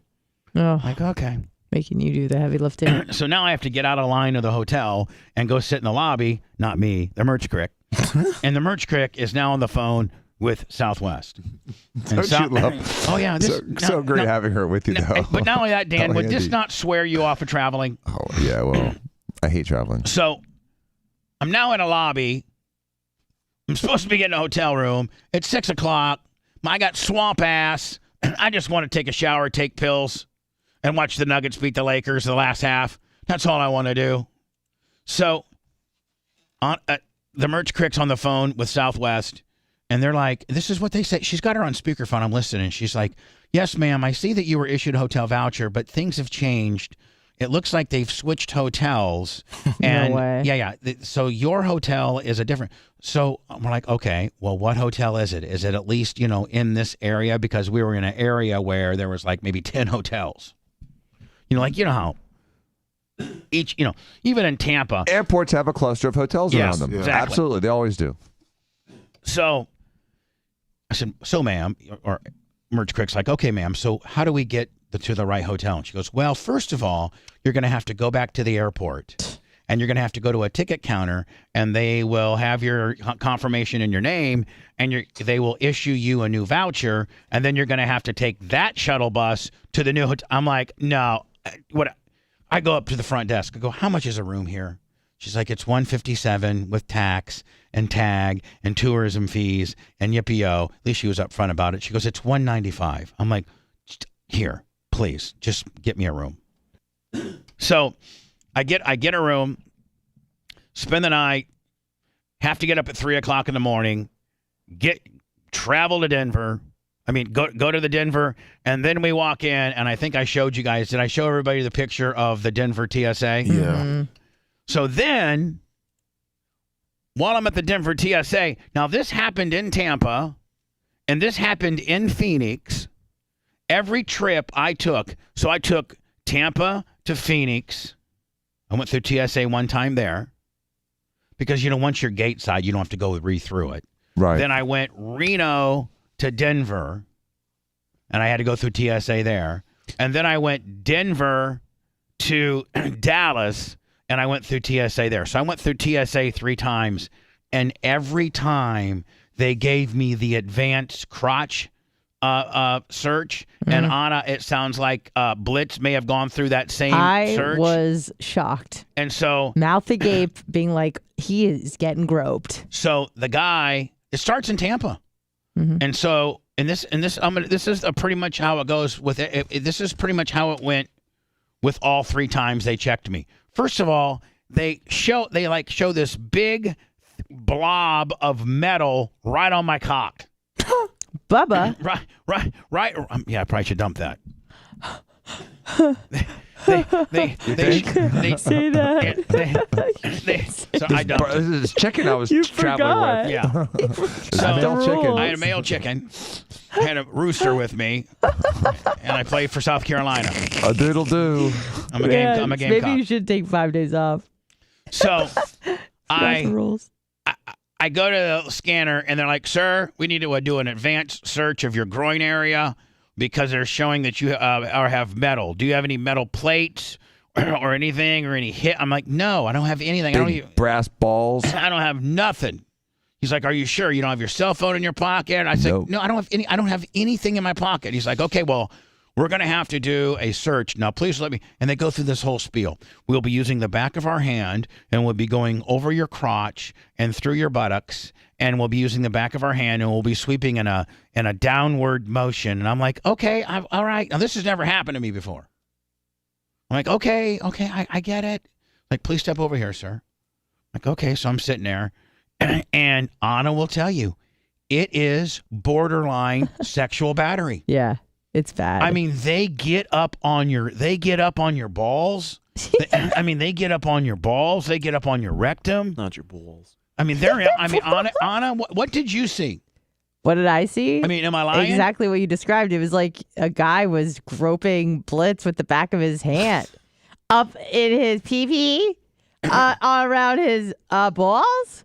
I was like, what's going on over there? And was Blitz like, are you kidding me? He had no metal either. He took his belt off. No gun. Nothing. Did they show you the blob, Bubba? Yeah. It's like if you have a little bit of too much fabric, anything that flags the machine, because it's not just a metal detector. It's like everything. So I'm like, I think I just got raped. So anyway, we get to Did you Dallas. party at the end? We get to Dallas, and we have 2-hour layover, and we decide to go down to the food court. Which, by the way, Dallas has a beautiful airport. Oh my Yeah, God! I've been to Dallas a couple times. It is a nice airport, and they do have good food there. Well. What'd you get? So Did you do a food review? I go. No, Anna, I am so not in a food review. There was an In-N-Out burger at in Reno that I should have, but I was just in such, other than seeing my dad and stuff, I was Grand Sierra'd out and I'm traveled out. It took me 2 days to get to Tampa. Yeah. So I go to Moe's. The Mexican deal? Yeah. And I get a burrito, a chicken burrito, and Merch Crick doesn't like anything. You know how she is, of course, except not. So I get nachos and plain cheese. Nice. And a monster drink, and a bottle of water. And guess how much it costs? $35. $46. Shut up. Shut the hell up. $46. Airport food's very expensive. Airport, like, little stuff is super expensive. I mean, I'll go into like one of those little things, get, like you said, like some snacks and a magazine, and it's $40-$50. It's disgusting. So I spent 20 on boiled eggs. Everything else, the flight from Denver, I'm from Dallas to Tampa was fine, and I got home yesterday at 4. I left my hotel room at 9, and I got back to Tampa at 4 p.m. the next day, and I'm just like, I feel like I'm getting sick. So that was 31 hours. You could have driven. Almost. I mean, I wonder how far. Alexa, how far is it to drive from Tampa, Florida to Reno, Nevada? From Tampa, Reno is 2,776.8 miles away by car. Would you also like the weather for Reno right now? It's about 34 hours of driving. Yeah, I could have almost driven. Not got my balls accosted. Save some money. Save some money. Maybe. So anyway. Was it a good burrito, though? No. Made me poop. Well, what did you think it was going to do? So, Dan, how flipped out would you be from the hotel? Your hotel's not good. I'm going. I want you to get this air check for me. Yep. And put the whole Southwest experience, because I'm going to tell you, I'm going to send this to the CEO of Southwest. You should. And I'm going to say, hi, I'm Bubba the Love Sponge. I have a nationally syndicated radio show. Here are my distribution number. Here are my platforms. I got nearly 85,000 subscribers on YouTube, 138,000 followers on Facebook. I don't know how many followers on Kick and Rumble and Instagram and all. Here's all of my distribution methods, and I'm going to spend the rest of my life. I might make a commercial that runs on my show every day that says, under any circumstances, under last resort only, should you ever consider flying Southwest. They are the worst. And that's how I felt about them over the last couple of years, because I've had some other experiences with Southwest over the last couple of years that have been very similar in the fact that they just don't care at all about any of the passengers. Let me cut this out. They really don't care. Cut out what I'm about to say. I flew Southwest this trip. It was great. No. Anna, listen, we're going to cut all this out. But I have flown. No problems. I've flown Southwest, and other than if it's a direct flight, I've never had a problem, ever. Yeah. Southwest, Tampa to Indy, I don't know how many different times. Yeah. Never had a problem. We had a what do you call it? Did you have a layover? A layover there, but not back. And that was definitely the move. Cut all that out, let me. Yeah, right. In Nashville. It's fine. Same plane. Didn't even have to move. Southwest is pretty good when it's direct. But if you don't ever include, take nonstop Southwest flights only. What pissed me off more than anything, Dan, is when I got to the hotel room and they tell me that it's no good, and the only way I can get a new hotel voucher is to go back to the airport, stand in line at a ticket counter. Yeah, it's crap. Get a voucher, then find that shuttle bus, because the Courtyard Marriott isn't going to take me back. Were you mad at Stacy at that point? No, I'm not mad at Stacy. She tried her best. It was not her fault. It was the dispatcher who's supposed to call in the hotel rooms. She's just the gate agent. Yeah. It's not her fault at all. Again, Southwest doesn't really care about its passengers. They just care about the bottom line. So I'm telling you right now. Just like GSR, the Grand Sierra Resort, doesn't give two rat's asses about you. They just care about the bottom line. And, it's a shame, because things like staying at a resort at a casino town like Reno, or flying a jet across the country used to be nice, prestigious things to do where they took care of you and they cared about you. But now nobody cares anymore about you. Well, here's the deal, man. I'm really swearing off of I may not go to Ronnie's wedding now. Oh, come on. Because I had such a bad experience. Where's his wedding? New York? Vegas. No, Vegas. Direct on Spirit. Risk it on Spirit. Can't get any worse. And I've heard that Spirit is worse and riskier on flight delays and cancellations than Southwest. But that's the fun part about taking a risk is that it could be better. It could be better because how much worse could it have gotten with Southwest? Well, again, I'm Who a turned slave. on Rhett's mic? Idiot. I'm a slave to Spirit because they're the only ones that fly from Tampa to Atlantic City, and I have to do that flight for Jersey. And Spirit has screwed me over. Literally a third of the time, there's a problem. 1 out of 3 flights, it's either delayed, canceled, or there's something disruptive about the flight. Hello. Yes, Johnny Delay, are you there? You're on the air. Sorry, I still had it muted. Well, how are y'all this morning? Good. Have you been listening to the show? Not great. Yeah, I've been listening. We're getting ready to get into Dan's drama, Anna's drama, and then we're going to do some news if we got time. We got Charleston drama. Yeah, we got Charleston drama. We're no longer on Charleston, my friend, but we hopefully the people of Charleston will figure out other ways to follow us. Oh, that's what I'm trying to do. That's why I was calling, because I tried to call them direct. They don't want to answer, so I figured what better to go to the source itself and to find out. Well, if you go, we got a couple different ways. If you wanted to visually watch us, which is kind of the way to do it, I would go to kick.com, and you could watch us. Or if you just wanted to just straight listen to us, I'd go to get the Bubba Army app. Or the TuneIn app and search in Bubba Army, and you could listen to us either that way. Why'd they kick you off? We just couldn't come to terms. It was a mutual decision, as you can see on if you monitor my Facebook, I kind of went through it. I kind of did a statement, and maybe Lummy, I should read that statement on the air. Well, I don't know if I should read that statement on the air because people of Charleston aren't going to hear it. That's true. Right? Yeah. But it was an amicable departure, and I wouldn't be surprised that we don't return to Charleston one of these days. But right now, we've parted ways. Hopefully sooner than later. Amicably. Is that how you say it? Yes. Yeah, amicably.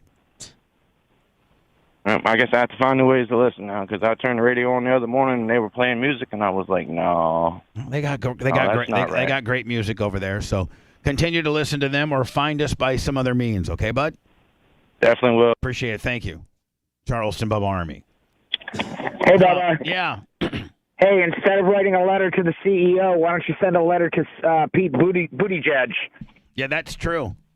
Wasn't he supposed to fix all this garbage? Yeah. The Department of, I'm sorry, the head of what? Department of Transportation? Yes. Yeah, I got to go, Bubba. From South Bend, Indiana? Yeah, you'll see that. The old mayor. Pete Buttigieg. Get you really far. That'll get me real far. Yeah, that'll get you nowhere. Absolutely nowhere. The best chance you have, Bubba, is, like you said, sending the air checks to the CEOs of Let me just get them all Southwest ready for me, man. and of GSR, and destroying them online on Instagram Yelp and Facebook and Yelp and all that stuff, and just go after them because they completely screwed you over. Yeah. Both of them did. Let me. I'm actually going to cut 2 different commercials that we run every day that say, "Hey, if you're thinking about going to Reno, 1, think about it again. Think about it again, and then if you gotta go for a funeral, a wedding, or to visit family, or to ski, that's the only 3 reasons you would want to have to go to Reno.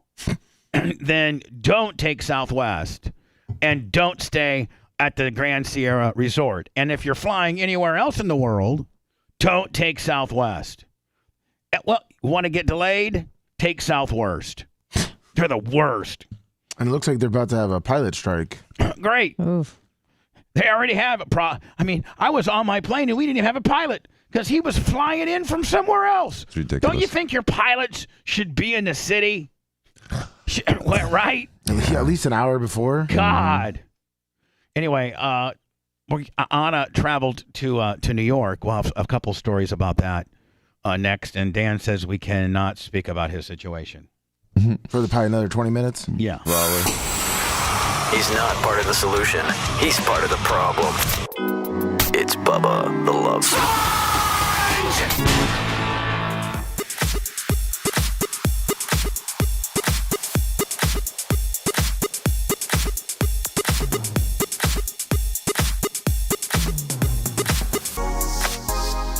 Welcome.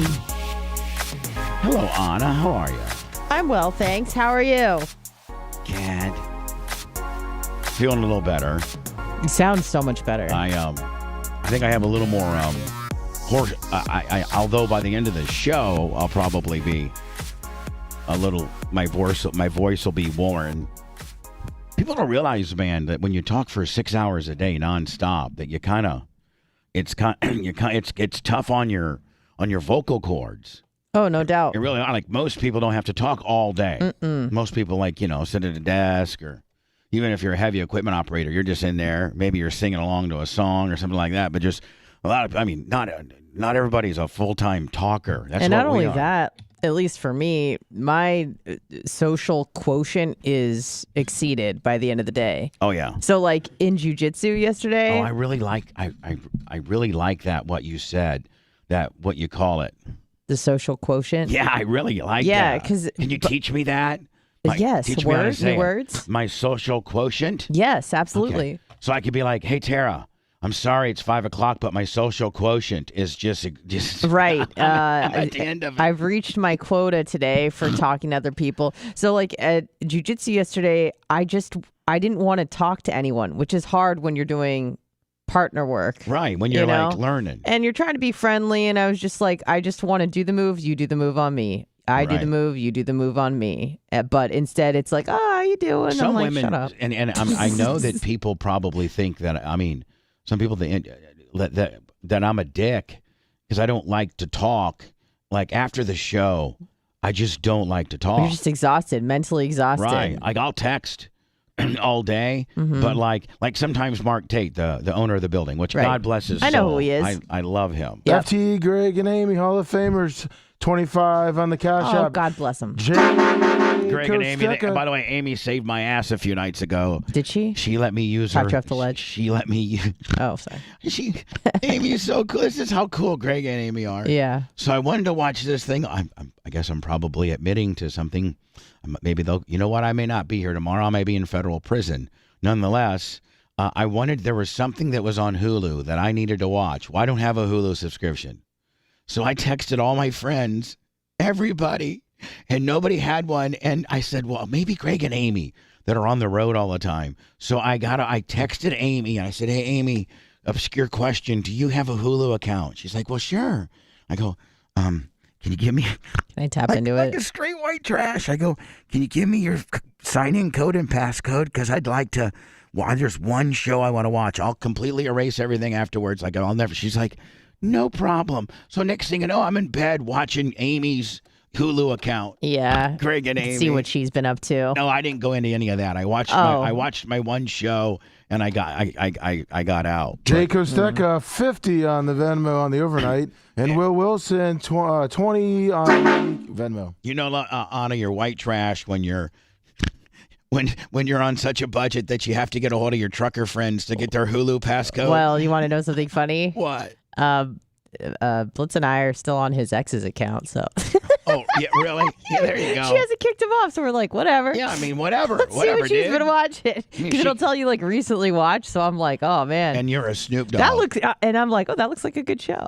Now, did you see anything and be like, oh, little nasty freak watching? Well, it's Netflix, so it can only get so, freak nasty. Right. But, yeah. So anyway, by like a lot of people think that I'm probably somewhat rude, but I just don't like to talk. I really don't after the show. No, you're mentally exhausted. You don't want to entertain. You don't want to have to think of anything funny to say. And then once you've branded yourself as like a funny entertainer, people, when they see you, they're like, oh, it's Bubba the Love Sponge. And you're just like, get away from me. They're expecting me going, that's right, buddy. You know, let me tell you something, buddy. Did you hear what DeSantis did today? Oh, my God, can you believe he's such a dick? Oh, my God, did you hear about that guy who crashed into the White House? They expect me to kind of like put on a mini show. So when I'm like, hey buddy, how you doing? You're like, huh? Is everything okay? You're like, yeah, I just don't want to talk to you anymore. Just chill. Right. I just, I need to. I actually, the Merch Crick knows that when I get home, we kind of have a rule. I don't want to act like I'm too much of a heavy-handed son of a bitch, but I do have a rule that I need 45 minutes to an hour of decompression. And so I sit in my recliner and I either take a little bit of a nap. I put this little Afghan over me and I take this little bit of a nap, or I'll go on my iPhone and like do some business, like, look at our YouTube, like just look at some stats, return some emails, making sure you're keeping up with your podcasting, making sure Lummy's screwing up in every way possible. Yeah. Making sure Rhett's being a filthy ginger, all of that. And so then after an hour, she can slowly approach me. Okay. Slowly. But don't come with me. Don't come at me. Full hot. Yeah, so she knows, you can't come at me, with any type of. Now, there's some things she needs some clarification on, on some merch and stuff like that. Sure, if there's a quick question, Right, but I don't want to hear how your day was. Right. Does she got to bring you a gift, like a treat, some food? No, she has You mean a bribe? She needs to bring a hungry mouth. Oh. No, Jesus. I'm going to be honest with you. I can't even tell you, and I'm probably one of the most sexual people. You really are of that I know of, and I on every time, every day, and it's probably been well over a week since I've done anything, and I usually don't go more than a day. I'm doing something. I'm getting my Napu top, Lummy, in some way, shape, or form. Wow. And it's been a week. I don't know what it is. And I really don't have. I don't have totally normal, actually. It's here's the thing. Been traveling. It's tired. I think as soon as I get out of my routine, then that just completely messes my everything up. Oh, absolutely. And so I am so routine based. Yeah. I'm out of here by noon. I'm home by 12:15 because it just. Literally, I could walk home. I'm home by 12:15.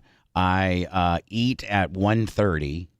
I take my medication at 3, and I try to be passed out by 6. And then anything I can get in between there is when I do my phone calls and my other businesses and track schedules and insurance renewals and IRS situations. I'm in the middle of negotiating an IRS deal. Accountants, baby mama payoffs, just Lummy mess ups, just things that I got to do. Dealing with Andy or Macho Man a lot because he's in the middle of doing a bunch of doing supersets. Yeah. And not only am I supersetting weights, but this damn job's got me supersetted too. He's doing going stuff. Crazy. Lummy's dealing. Lummy, I can't. Matt Major and Tim Brown and Gary Cantrell and JC Caviar Tacos and who else am I missing?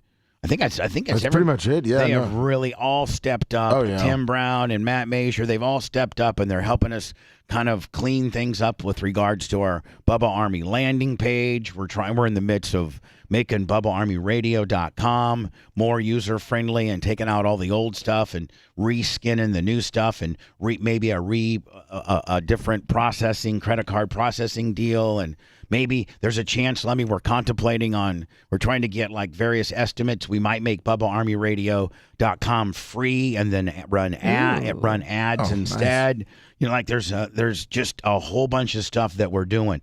John Bugatis is coming in today to do some rewiring of stuff, and do Gary's server working stuff. on a lot of videos. Gary, listen, we got now a full-blown, if you can see behind Hannah's little peanut head, maybe I should turn the lights down a little bit there, look a little better behind. Let's see here. Yeah, the glare is strong. Yeah, it is. And you really can't, let me see here how that looks. I'm turning, of course, I don't know how far behind I am. Let me go over to, what seems to have the fastest feed, Lummy? Kick, yeah. Thank you, Rat. Lummy. Sorry. Appreciate it. Sorry. I didn't mean to. Rat, I was just going to hear you. They love you. Rat, they love you. All right, so hold on. That, you know what? But you can't quite see the Hall of Fame. The Hall of Fame homies. Maybe I could have Big Red build maybe more. Oh, right. Hold on. Wait for it. Let me see here. Oh, yeah. That's it. Oh, yeah. Let's get it just right. Maybe right. Hold on. Maybe. Oh, yeah. See how you can just see a little glimpse. The silhouette. Just a glimpse of them. It's good. But you still can't really make out what's behind you. It looks like a big, white blob. Well, so we could always dim the TV. Yeah, I was going to say, the Gary Cantrell who you were just talking about. Who? The Gary Cantrell said that maybe the brightness. Can we also put I didn't interrupt you. Sorry. Macho Man, can we one of these days work on repositioning my mic stand? Because I just hate how this big bar comes in. Oh, yeah, it's on my list. You want to do it right now? No, I do not. Oh, no, live on the air gimmick? Okay. No. So, let me, what were you going to say? The Gary Cantrell. Yeah, and kind of what Rhett was saying, bring the brightness down on the TV a little bit, which might help be able to see the image in the camera. Mm. Or I also can have Big Red maybe configure up a little spotlight thingy for the Hall of Famers. Oh, okay. Maybe you put like understrip, like real light, low understrip lighting underneath the shelves that they're on. Oh, something like that. I don't know. And then the thing eventually was as Cantrell and the graphic guys building us stuff to run through the TVs.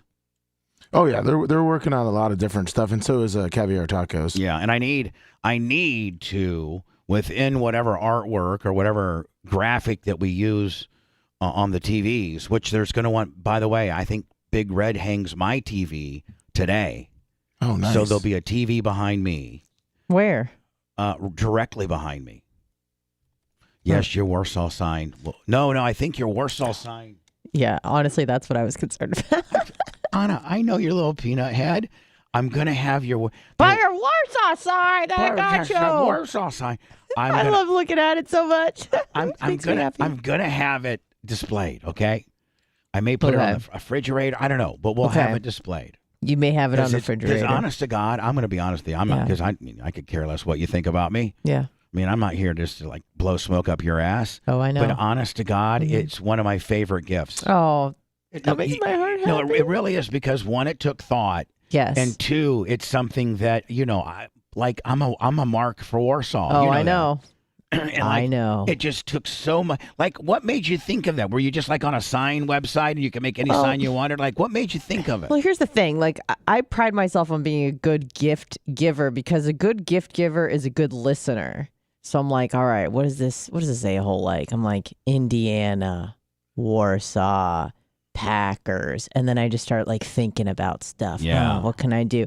And then I went on Etsy, which is one of my favorite websites. And I saw a sign for something and go, that's it. Yeah. That's it, baby. By the way, the Planet Dan shirt that I'm wearing. Yeah. There's only 10 left. Oh. And that's it. We're not doing a reprint. So there's only 10 left. And then Dan's going to buy all 10. He should.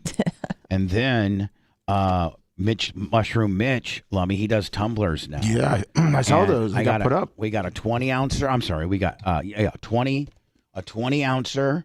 And there's very limited supply. Like this one? Yeah. Oh, you're gonna pull it out. They're the Arctic. Ooh, I have both actually, of those. you have the gray one. You don't have a black one? No, I have a black one and a gray one. Oh, I have both. Oh, Miss Hottie Pants over there. Yes, sir. So we have two available. We have the 20-ouncer. Here's the gray one. And then we have the 30-ouncer. Bubba Army logo on the front, and then my autograph on the back. People love these things, especially for summertime. I use mine every single day. Every single day. I know people that do. Mm-hmm. And then here's the 30-ouncer.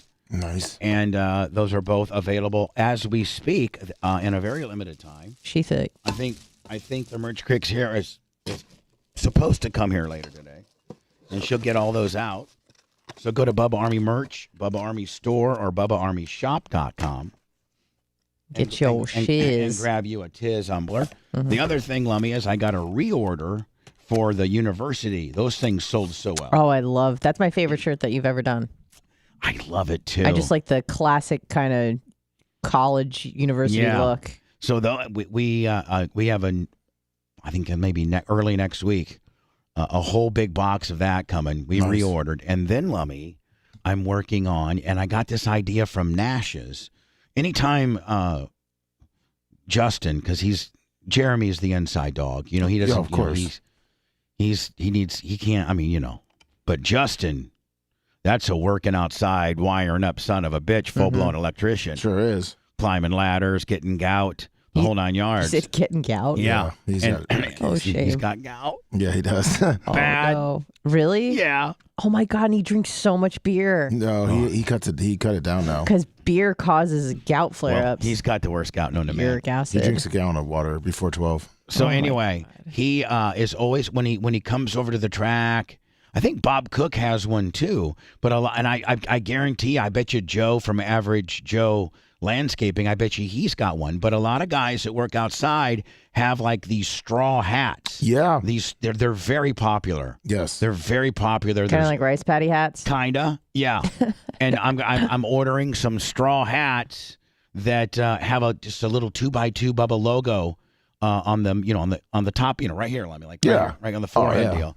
A little 2x2 Bubba Army patch. And I don't think they're going to be that expensive. I think they're going to be like maybe, I don't know, 14 or 15 bucks. That's it? I don't know. The last one I bought was like 20. No. I think it was $29. No, I think they're 29. Okay. I'm sorry. Can I throw out a merch idea? Yeah. I had it in the shower the other day. I was like, oh, maybe one of these. A loofah? No, a lunchbox. Like the one that Dan has, kind of, or are those too expensive? Not like a plastic lunchbox, like an insulated sort of cool, soft-sided. Yeah, I kind of like that. What is it called? Soft-sided? Yeah, soft-sided lunchbox. Can you have Dan bring his Friday? I think he brings it every day. Okay, he brings his monsters in him. But Lummy, just shoot a reminder to him to bring his standard lunch gimmick. Mm-hmm. Yeah, his little camo one. And we could make those with a Bubba Army logo. Yeah, like a black one with Bubba Army logo. Yeah. I was thinking about that because I often need one of those and I don't have them, so I use a plastic bag everywhere I go. And I was also thinking about, and we did these back in the day, but maybe a backpack, because I know everybody's got backpacks, don't they? Backpacks. Oh, I do. I mean, I know everybody's got a backpack of some sort. Yeah, it kind of came back about 10 years ago. Backpacks were becoming pretty popular. I mean, and we had a Bubba Army backpack back in the day. I mean, when you probably worked for the shipping department. Yep. And remember they were black with the Bubba the Love Sponge logo. Yeah, right above. Oh, they were so nice.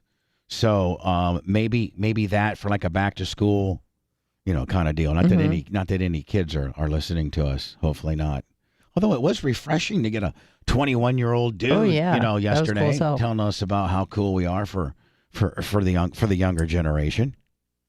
So anyway, there's going to be a TV behind me, Lummy. Nice. Maybe as early as tomorrow, and I don't know if Mini Mach will have that wired up, but we have the one of obviously the TV, the brand new TVs behind Anna, up on the Hall of Fame deal, and then we got 368 inch TVs, Lummies, that are going on the front fascia of the stage with another one wrapped around. Nice. So we're going to have that. And we just need some real cool graphics. And we can, and it would like loop through all the TVs, right? Oh, it could go. I think the I guess I got him slated up. Mini Mach, is it your vision that we can like sync them all up and go they're all intersynced if we want to or something like that? Absolutely. Or now, are we going to have the ability for a sync up or an individual, Willie? Can they go individual too? Oh yeah. Yeah. Oh yeah. Well, wire them up so you can do anything you want, so I don't have to hear your fat ass bitch. Yeah. His macho impression gets better every time I hear it. It does. Hall of Fame, Grouper Lips, 25 on the Venmo. Thank you so much. And so, and Venmo, Cash App, PayPal, it literally is the only way we make money for the most part. Help us. Yes, help us. It's a constant Jerry Lewis telethon. I sent you an example of the lunchbox deal. Yeah, I got it right here on Amazon. Lummy, you should probably put that on our Amazon list. Well, no. Well, I mean, no, because we want to do our own. Yeah. So if you click on, like that. Yeah. Something like that. Now, would I have to get it embroidered or could I hot glue it? Oh, I don't know. Don't ask me that. But I think I'd have to I probably have to hot glue it, Lummy, because if you embroider, you're going to have to go through all of this kind of stuff. You know what I'm saying? Yeah, it's going to make it a lot more expensive. Hot glue is the way to go. You just put a little hot glue willy, like a little 3x3 hot glue willy right there. And if you get the right hot glue and the right, not the cheap stuff, that stuff is almost impossible to pull off. Perfect. Certainly. And so now, Anna, would you even maybe, I don't think we have enough girl listeners that would we'd have to order pink ones. No, just black. Just black with like So let me looks like if we could buy, blue. if we could maybe find the manufacturer of these, and they're not $12.99, they're $6.99 because everything's double willy. Yep. Sure. We could find out who manufactures them, and then come up with like a little and it looks like you can put what? This is what you can get in there, right here. Yeah, about that size, maybe a little bit bigger. So like a soda, like a sandwich. No, but the average guy who's not addicted, who doesn't have Munsters for lunch. Right. I think Dan puts 4 Monsters in there. Does he used not? to put Munsters in 6. Yeah. Yeah, his is more like it's like almost a triangle kind of upstanding one. So it's a little different than that one. I kind of like this one though. Yeah, that's more of like a little suitcase. I kind of like the simplicity of this one, and then you put your ice Little pack. zipper. You put your ice pack there. Yep. And I'm even assuming you could throw some ice cubes down in here if you wanted to. Right. And you got if you just want to bring a few claws, to $1.99 or something like that. Yeah, or like the average work guy who wants to put a piece of breaded chicken or some rice or a sandwich or something, and then a soda. He's trying to eat responsibly. Put one of your. Sorry, go ahead. Rainbow Rick says that he can do screen printed ones for you. Ooh. That'd be really? perfect for you. Yeah. Put a little factor meal in there. Tell Rainbow Rick to give me an all out the door price if he could. Okay. Put a what? Yeah, put a factor meal with 2 super beets. And what else are we hawking? What else are we doing? What else? And a skag mower. And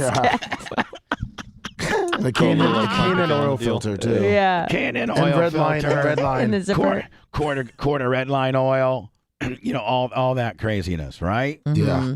So, there'll be a TV behind me, and then there's gonna be 4 more, 3 on the one stage, and then 1 on the wraparound, and then there's gonna be 1 in that corner over there by the shower. There's going to be 1 in that corner, TV-wise. Nice. And then I'm going to get, I got to get Rhett to give me an estimate on the guys that do the step and, don't forget, did you order? Are you getting information on the step and repeat? I didn't order yet, but I did get in touch with them. Just waiting to hear back. Okay. Then I need to measure the area where the shower, you can see the shower, and put a step and repeat banner there. You mean the storage unit? No. The shower. For the shower, if you want. No, the one step and repeat's fine. It'd probably be much cheaper for us to just put some vinyl on the glass directly, because it's not going to hurt the glass, and the vinyl will last a long time inside. Okay, but what if we want to peel it off? Will it peel off? Yeah. Or does it leave glue on the? No, it doesn't. It doesn't. As long as you do it right, and then you clean it afterwards. But if you ever need to peel it off in a year or two, I can always. But don't they even have those static ones? Or those don't they work do, as well? but they don't last as. I mean, Right. I don't know how long they would last. I don't know if one would static cling to the window and last for 2, 3, 4 All right, years. well, give me an estimate on that, and that would just be probably the Bubba Army logo, step and repeat. I was thinking either for the window. Black background, white logo would probably show up a little better on video. Either that or gray with the black. No, Bubba. I like the black and white. Okay. And then for the one over the 4 TVs, do you want to do black background, white logo? Yeah. All right, perfect. Yeah, exactly. Sounds good. And they also got that old design have save. Don't have them gouges. Come on now. No, not at all. They also got that old design save that we have for. What design was that? The one that's on the stage, the step and repeat we used at BARP with the diamond cut. Oh, okay. Gray background and then the black logo. So whatever one you like better. I think white logo is going to look better on camera. Yeah. And then eventually where I have this old Bubba 98.7 in the front banner. Yeah. I should probably do a step and repeat there, Rhett, or TVs. Just a little pop-up Willie. Can't go wrong with more TVs. Yeah, but boy, it could be. My God, I'm living in Times Square. I don't know that little piece of real estate's ever on air. I don't think so. I can't imagine. I can't imagine who's going to get the most benefit from more TVs up there. Right. We don't spend a lot of time up there. No.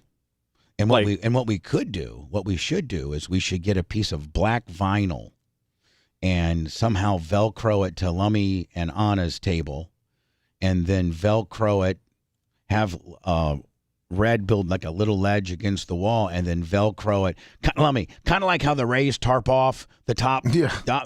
Tarp that area off so it's all black. Oh, okay. You know what I'm saying? Yeah. So, and then if you need to get in there, you just, unvelcro it because it's just wires that's just kind of wire land, so to speak. And no one really needs to go back there except for it's just stuff for people to trip over and potentially mess up. But aesthetically, man, if we had it Lummy tarped off with like the Rays do with an all black deal. Yeah, that would look good. Maybe even a step and repeat. Now that's probably too much. Just all black. Just all black or a black and step and repeat, kind of a heavier set, maybe a little thicker mill vinyl so it doesn't, sag in the middle. It looks more taut, if you know what I'm talking about. Yeah, I think we could, with it being such a small area, we could probably latch it to the table in in your bar area. Just get a baby gate. A baby gate. We're gonna get a baby gate. A paint of black. Are you baby gated out? We have two, but he knows how to open them, so we got to make sure we lock them. It'll be 6 months. I'll be climbing over them. Yeah, I know. In 3 weeks, he's just going to be tearing them down. He already found out how he can kind of pull on one side and it comes off the wall.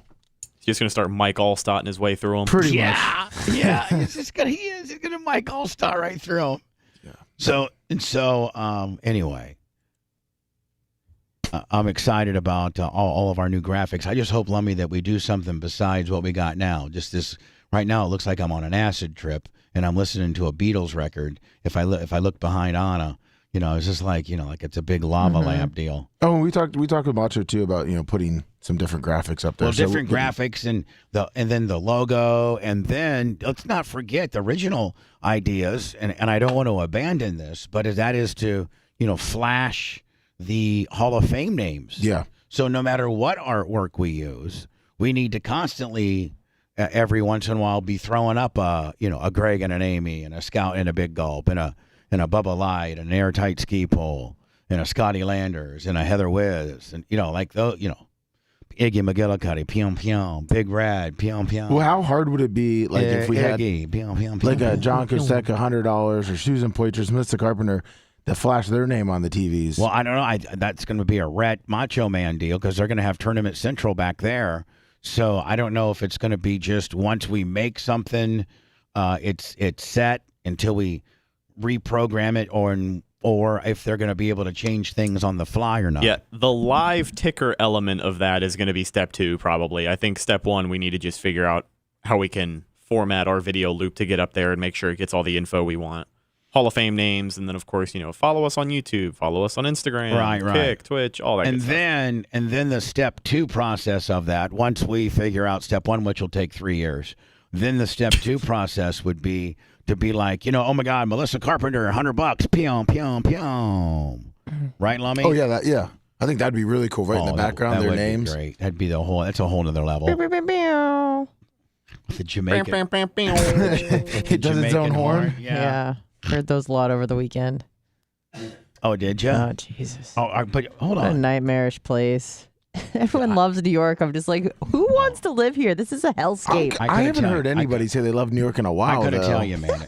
If not that we're that close and we talk about where you're vacationing, but had I known you were going to Manhattan, or had you kind of given me the details of your trip, I just said we were going to New York. I would have been able to say, listen, sister girl, Yeah. I used to have to go there every 6 weeks and stay for 3 days as part of my serious deal. Yeah. So every 6 to 8 weeks, all of us would go up there and have to stay we fly in Wednesday and we do Thursdays and Fridays there. Where would you fly in? JFK or LaGuardia? JFK. Okay. And then we stayed at the Crown Plaza right in Times Square. So I mean, that's hectic. We did it rock star-ish. We weren't bumming. We literally all had our hotel rooms, and we had a $50 per diem food eating, and we were 2 blocks away from the studio, and we were right in the coolest part of the city. But even not, God, I could just told you I hated it. I just hated it because it's too busy. I was just cooped up. I couldn't get in a car. I couldn't drive anywhere. It's like people up there, you have your job and you have your home, and the only thing that you do potentially in between is go to a restaurant or a bar. That's it. That's their life. I know. Job. Hold on. First of all, commute, job, commute, home, then maybe go out, then back to home, then back to commuting, then your job, then commute. Sometimes you commute to go out. Then home. Oh, yeah, you got to commute to go out. Sometimes, yeah. That's why everything in Newark's so territorial. Meaning, like, if you live in a certain... That's why they're so crazy and they kill each other. I would too. Well, the fact that, like, okay, let's say you live where your girlfriend lives. She was in Greenpoint, Brooklyn, if anyone knows where that is. So it's close to Williamsburg. But there was this new restaurant in, Avenue of Americas in Manhattan. Well, it would be kind of a major cab ride or a subway ride to get there. Oh, I know, because we did that multiple times. So, I mean, just because you live in New York City, there's 5 boroughs, and to get from one borough to another, I mean, pretty much. Do we really count the Bronx? Everybody pretty Who goes but there? everybody pretty much stays in their borough. If you're a Manhattan person, yes and no. You stay in Manhattan.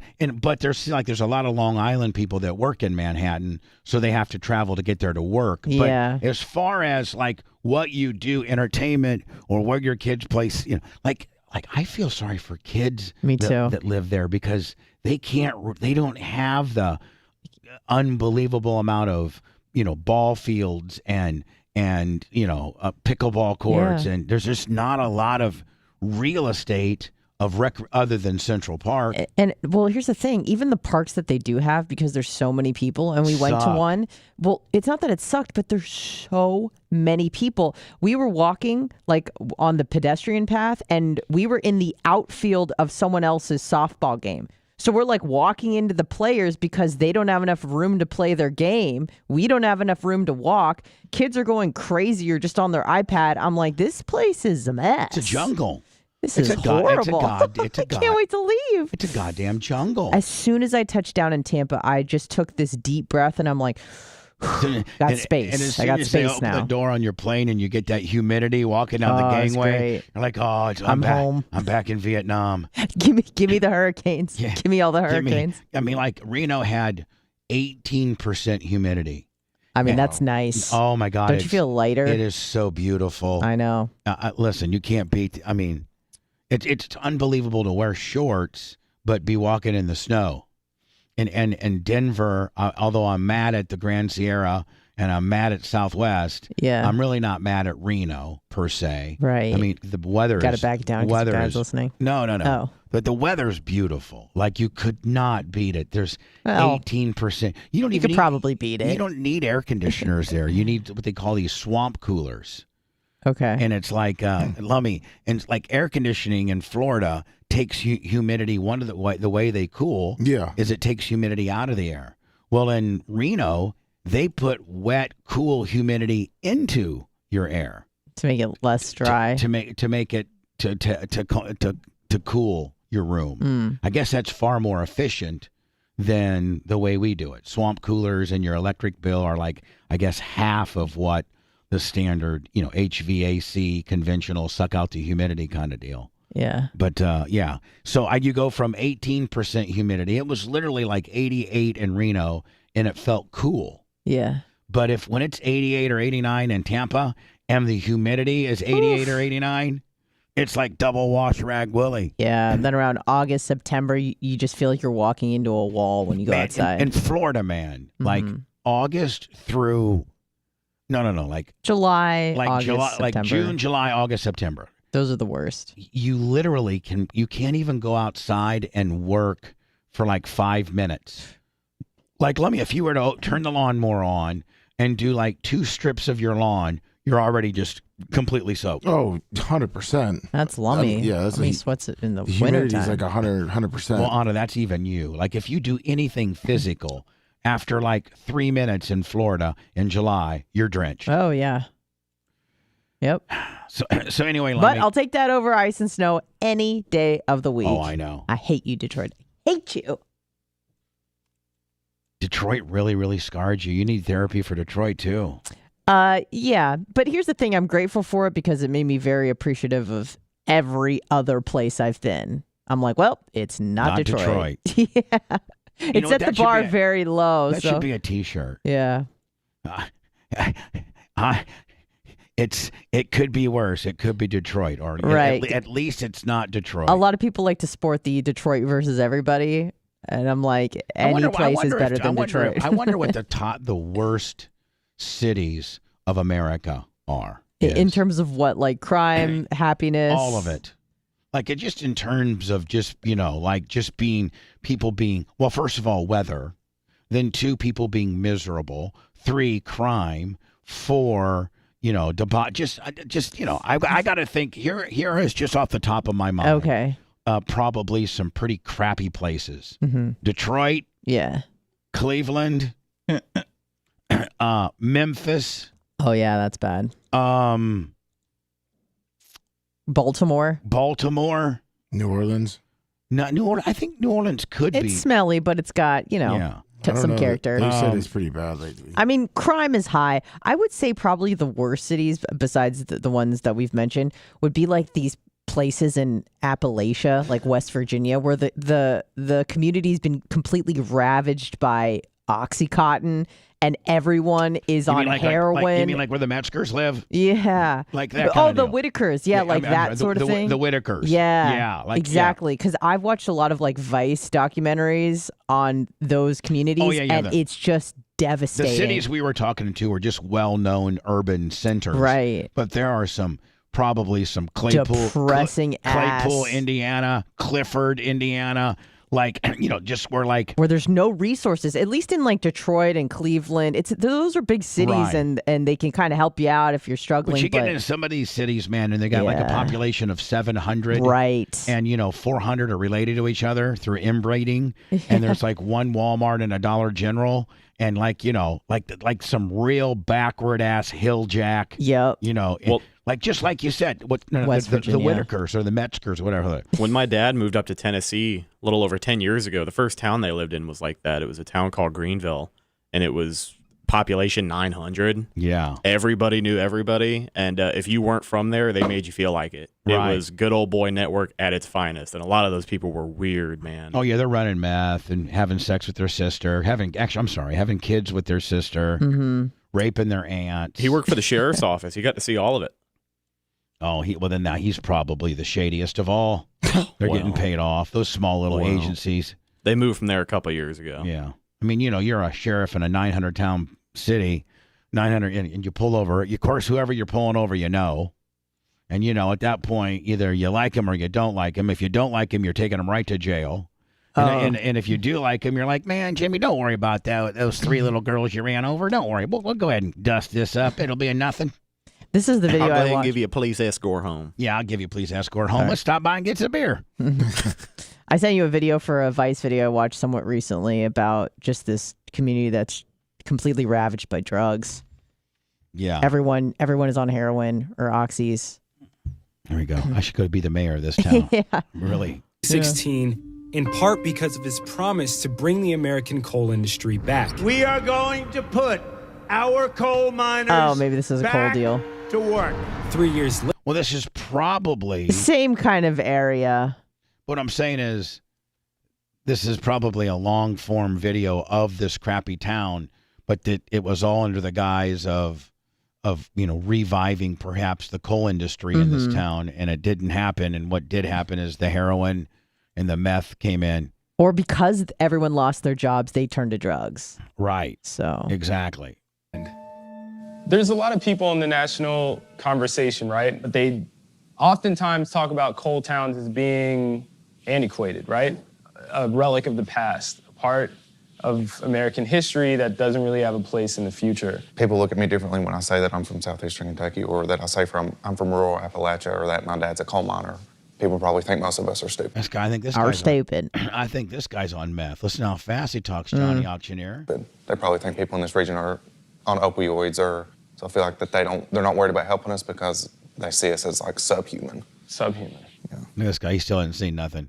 He's just taking it all in. He may not even understand what they're saying. They don't understand until you've been a coal miner, till you've walked in our footsteps, then don't judge us. What was it like going into those mines every day? First day's pretty scary.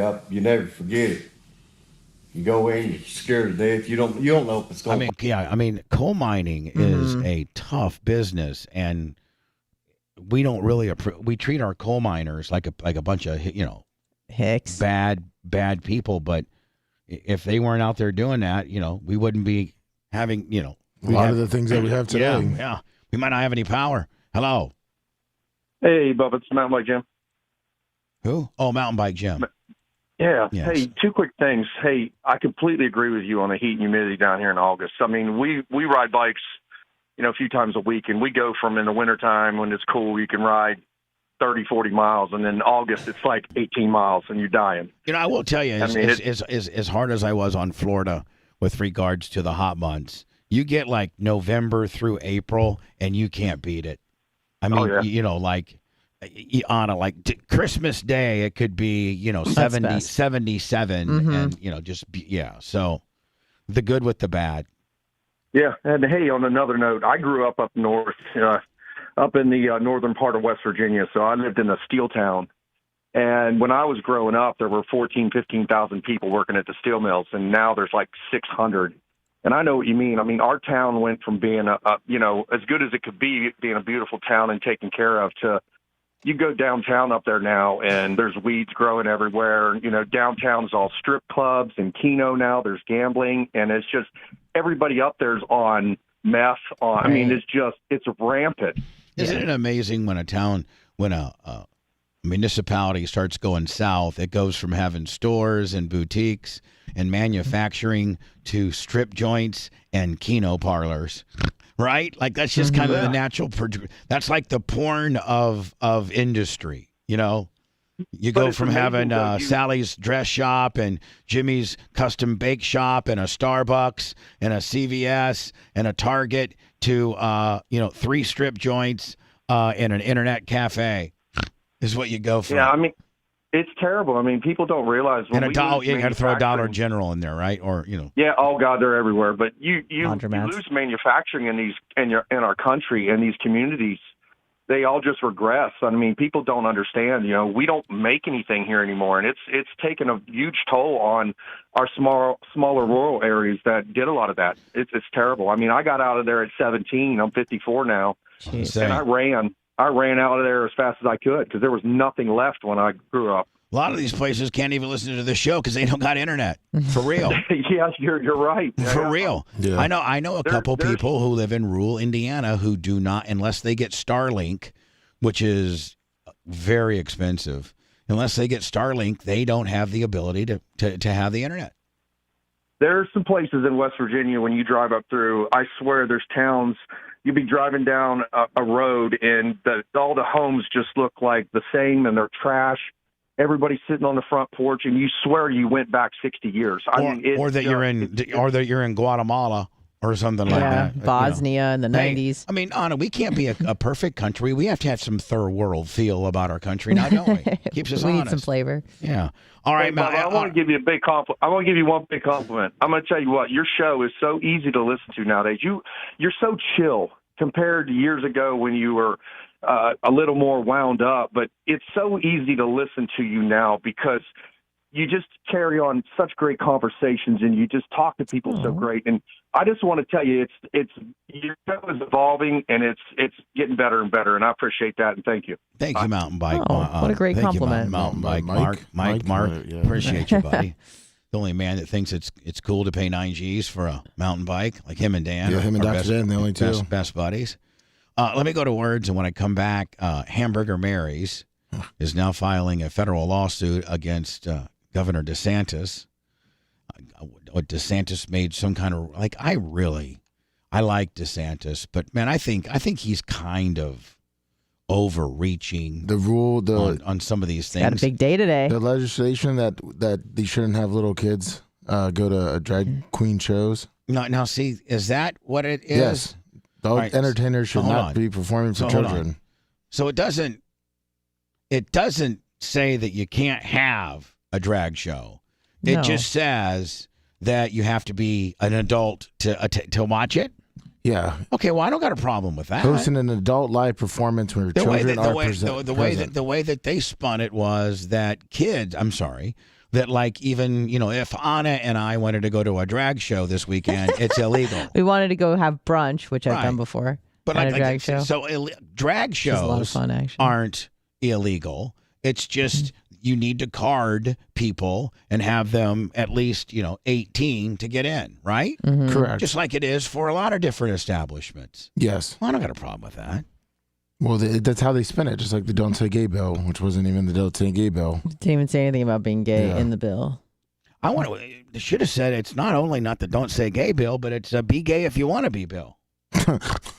I mean, be gay if you want to be. We just don't want to teach, K through third graders.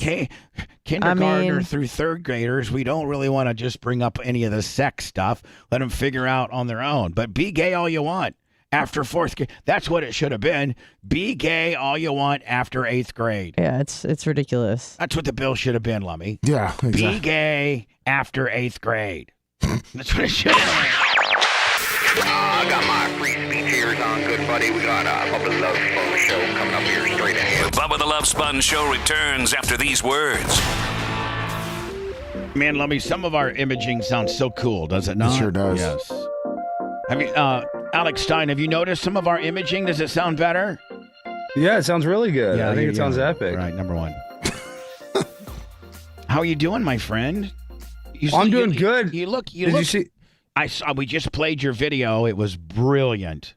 Although I think that maybe you were stuffing your penis.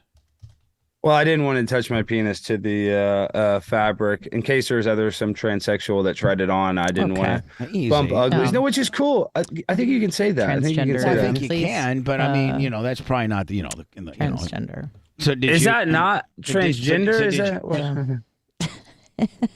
Alex, I'm politically incorrect. Oh, okay. All right. So if I play something, Alex can't hear it, but I can play it. But Anna can just. Anna it was just an article. It wasn't a video. Why don't you just audibly tell me what the article that it was just released said?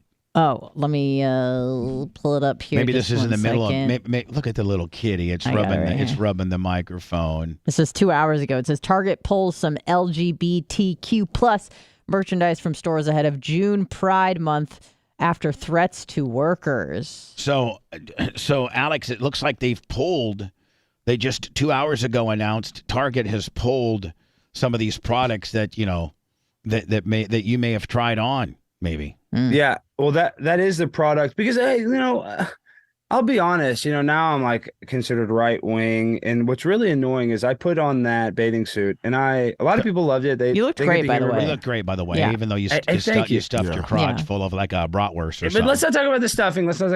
What I want to say is, Bubba, I get hated on by the right more than the left. Oh, I'm a homosexual. Which I don't care. I don't care that I say that, but it's just kind of funny. We're so polarized. The people are wacky on the left, the far left, and people are just as wacky on the far right. Totally. Does that make sense? Because I get more backlash from the right when I put on the bathing suit than the left. And what makes them even more mad is when it gets millions of views, when it goes viral. That pisses off people even more. Yeah, but sometimes when something is that wacky and that polarizing, will you get demonetized because people have complained, and then it kind of sucks because it could have been a huge moneymaker, as many hits as you got, and because of what it's controversial to some people that you may not, you might get demonetized. Does that happen? No, I mean, I don't know about the trans. I mean, yeah, very easily. Sarah Gonzalez, a friend of mine, just had her channel demonetized, and she has a news show. She just covered the news talking about the subject, so it's extra sensitive. Yeah, I'm always worried about getting demonetized, but I'm telling you, I think I get more annoyed from the hate from the people that But here's the thing. Conservative. Let's say that you're ultra conservative, and that you don't believe in homosexuality, and you don't believe in transgender, and you don't believe, you believe that a man should make love to a woman missionary style for procreation, only. Adam and Eve, not Adam, Steve. Right, like all of that. But like what? And you're kind of offended by what you did, but like nobody's forcing you to watch your channel to be offended.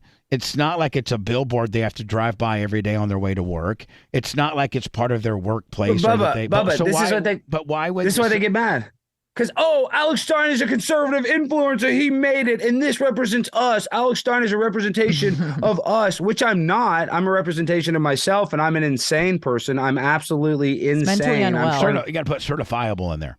Certifiable. I mean, diagnosed by multiple doctors that I'm mentally insane. Autistic, on the spectrum, the whole 9 yards. The whole, special education program. Right. Every single used car salesman, buy here, used pay, car. buy here, pay That's what I'm here. saying. I got bail bonds, everything. I am not a role model. I do the opposite of me, but I'm not saying what I'm doing is like the Lord's work by any means like that, but that's what they want me to do is the Lord's work. They want me to do my activism in a certain way, and I'm just not going to do it the way they want me to do it. Now, have they ever thought, here's what I can't understand, these conservative religious people that will be upset with you for a stunt like what you did at Target, and they're saying you should be doing the Lord's work, and you're a conservative talk show influencer and things like that. But then can't you just stop those people dead in their tracks when you say, hey,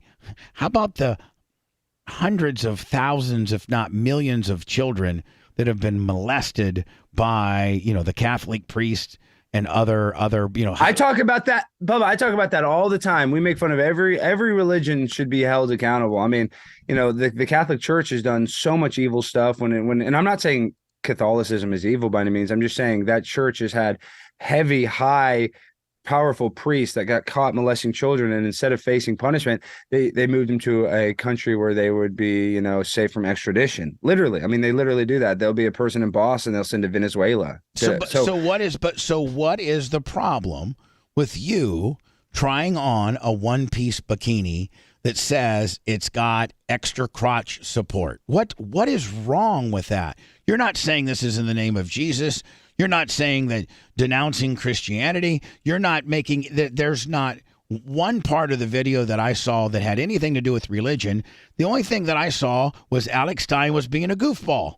Period. It seems like on the extremes, both sides, they seem to lose a sense of humor. And he was misrepresenting his penis size because he did that as well. Let's not talk about the representation of my Johnson. Let's just keep that. Let's just stop. Let's stop talking about. Did I not call it out? You had a little something in there, didn't you, bud? Come on. Yeah, I had to, just for safety reasons. This is you got to beef it up. Yeah, I had to beef it up. Did you have to, like in the cold, how you have to layer? Did you have to layer? Did you layer? I had to stuff, and I'm not ashamed to stuff a little bit. See, but like we're thinking about doing that. Me and Lummy getting the kind of one pieces that you had, and then getting Dan in a full blown, real sexy like T-back, and then putting Rhett in like a kind of a conservative two-piece, and then Macho Man, he should just go nude as good looking as really. But they have that. They have because Macho Man has such big pectoral muscles. They have tuck tops literally this is what they're selling at Target right now. One of the tops is,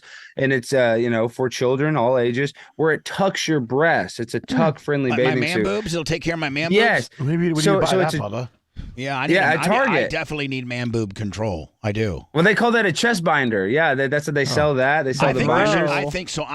Me and Lummy wear what you wore. Rhett wears kind of an old granny, two-piece. And then Dan wears like a real hot bitch two-piece. And then I think we put Macho in just like a standard gay guy banana hammock, like what Hogan would wear. Yeah, a little Speedo. Like a Speedo deal. Like, so he just is just really looking, oil him all up. Right. And then that would be an absolute hodge. That would be a potpourri of manhood, would it not? You'd have two chubby guys in one pieces. You'd have a redheaded dude in a grandma outfit, and then you got a good-looking Italian man in a T-back, and then you got another good-looking, what's Hungarian Hungarian man in like a bodybuilder posed down banana hammock.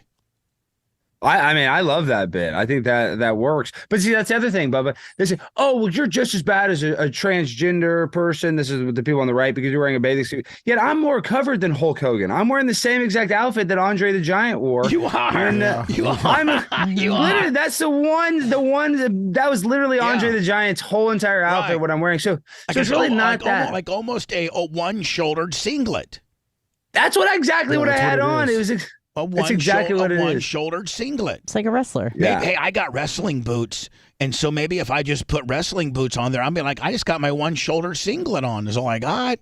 That's what I'm saying. You got the Andre the Giant, cosplay outfit, the gay version. Now, what were the workers doing? I know that it was highly edited for time reasons, but what were the workers doing? Well, they were kind of spooked, and then of course my cameraman was spooked as well. He should have been filming them more, but they, because I wasn't being mean, and what Anna just said about how they're facing public backlash. People are coming and like yelling at the employees, like, "Why would you sell this?" Which is stupid. It's not the employees, ma'am. Yeah, and that's the truth. Like it's not. They're not in charge of ordering these bathing suits. It's somebody at Target. And not only that, but I mean, if they would have been disrespectful or mean to you, then that would have been a problem as well. Like they just they need to let you go in there and do your thing. Yeah, and I was happy about it. I was like, "Oh, this is so great." So they were vibing. They were nice. They're like, "Did you see it on TikTok?" They don't care. You think somebody at Target cares? I mean, they were just worried about paying their bills. Just happy to be entertained at work. Yeah, and that's why I like to do this, because this is what I call culture jamming. It's taking the most absurd parts of our culture and jamming it in people's faces, and people are like, "Oh, is it effective?" Well, kinda. It's created such a backlash down southern stores are going to move the Pride section to the back. But I'm not. I believe there should be a Pride section, but I do think it's kind of weird how they're having all these onesies, like gay baby onesies.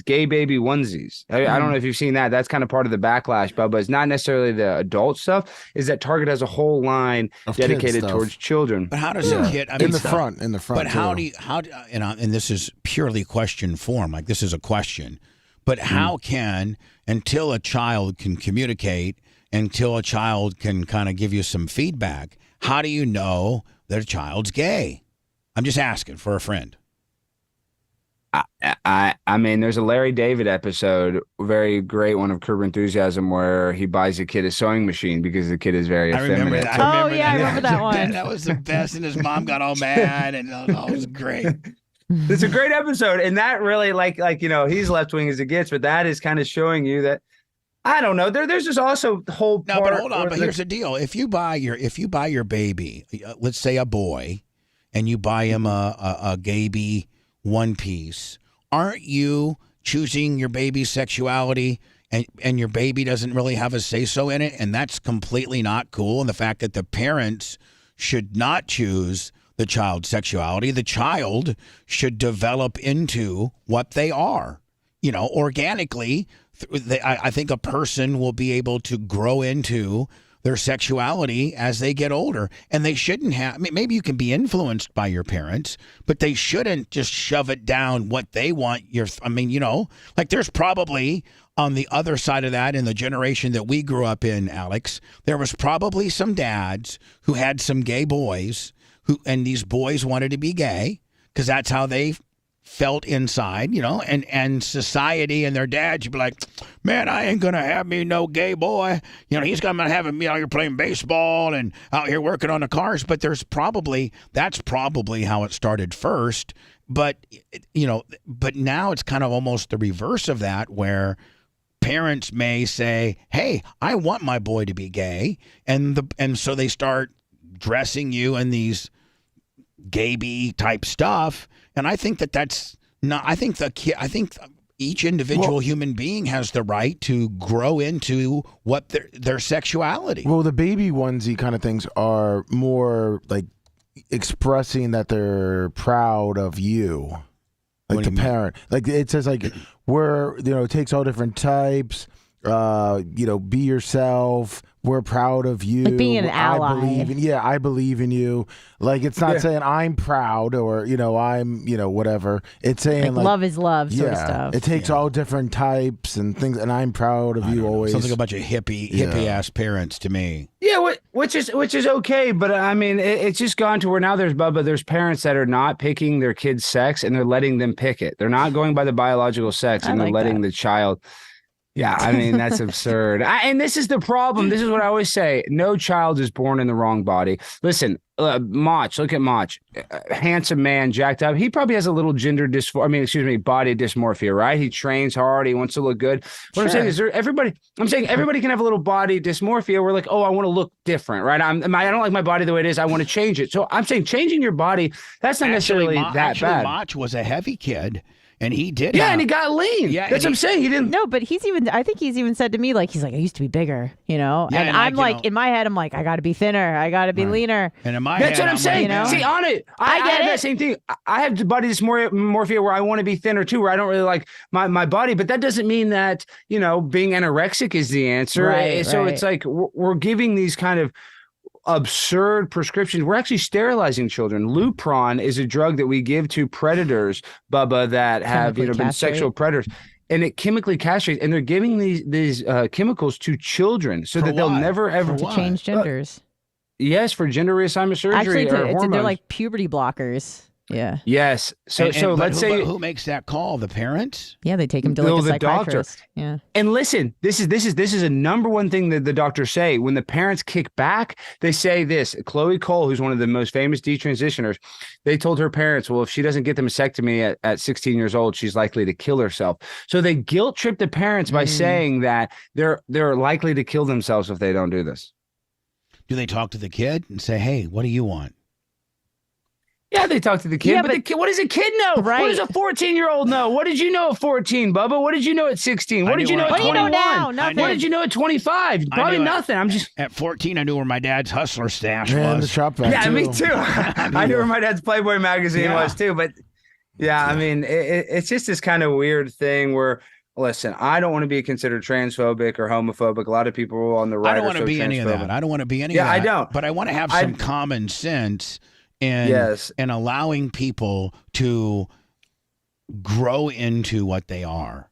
And Bubba, I made this point on your show multiple times. I got to make this point. Howard would do it. You would do it where you give the free boobs. The Howard was famous for Dr. Sal Calabro was the guy that would give the free breast implants. They'd have the people come and rate them. Well, a couple of times Howard would have a transsexual on or transgender person on. And this was in the early 2000s to win a pair of breasts. And Howard let him win a pair of breasts. And he would ask him, are you pre or post-op? And oftentimes, more than not, I can go back on YouTube. I watched one the other day. They say, oh, well, I can't get a doctor approved the surgery, so I have to go to Venezuela. I'm scared to go to South America to get the surgery. So just a short while ago in the early 2000s, when there was a time where I don't know, sir, if you should cut off your genitals to adults, but now we have a gender reassignment clinic in every major hospital in every major city, where not only can adults now get this gender reassignment surgery, but it's now accessible to children. So it's taken a really weird trajectory. And to Howard's credit, he didn't let anybody that wasn't an adult win those boobs. So when he was when he was talking to these people that would want them, there were adults that were trying to get the surgery, and we wouldn't even allow it to happen then. And now, just, I don't know, 8, 9, 10 years removed, now not only do we offer it, but we have full-blown facilities that will do it to people that are not even an adult.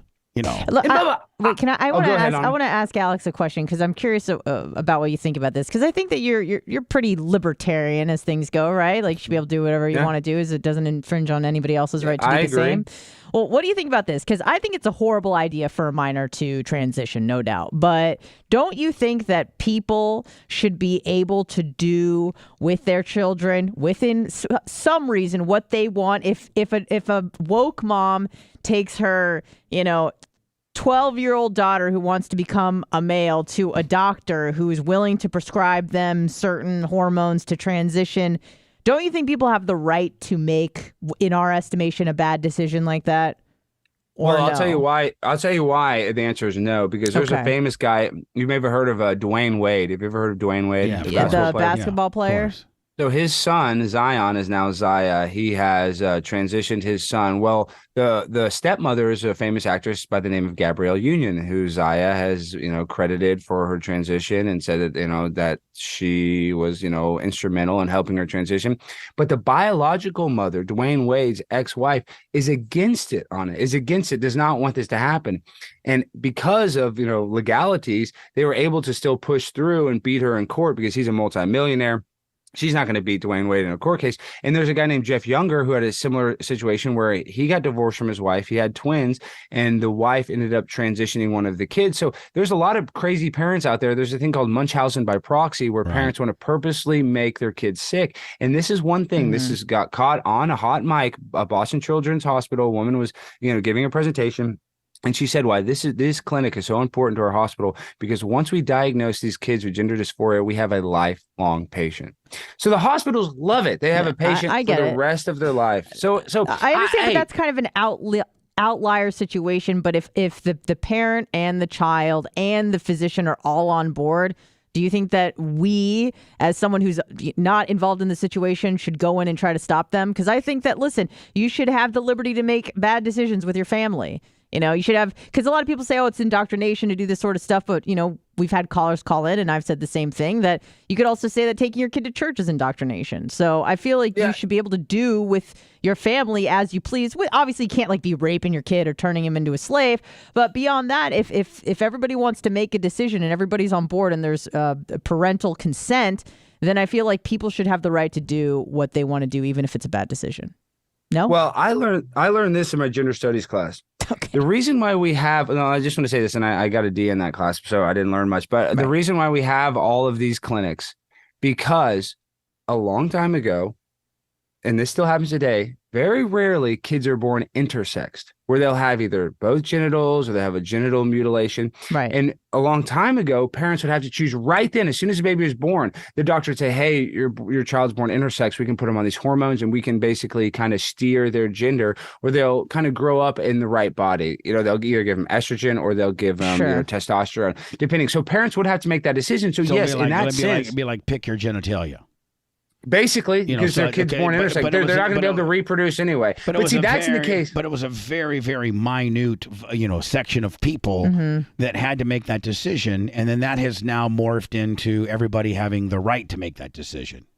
And when it comes to that instance, of course, you want to get the kid on hormones as soon as possible. Sure, you want absolutely. to get them transition. Really? So they're I feel like you would probably want to leave them alone, because I've watched a few documentaries on not transgender but intersex people, just like you mentioned, and most of them, there were a few that were just left alone to kind of developed naturally, and those were the ones that were that turned out the best, because they just embraced their intersexness.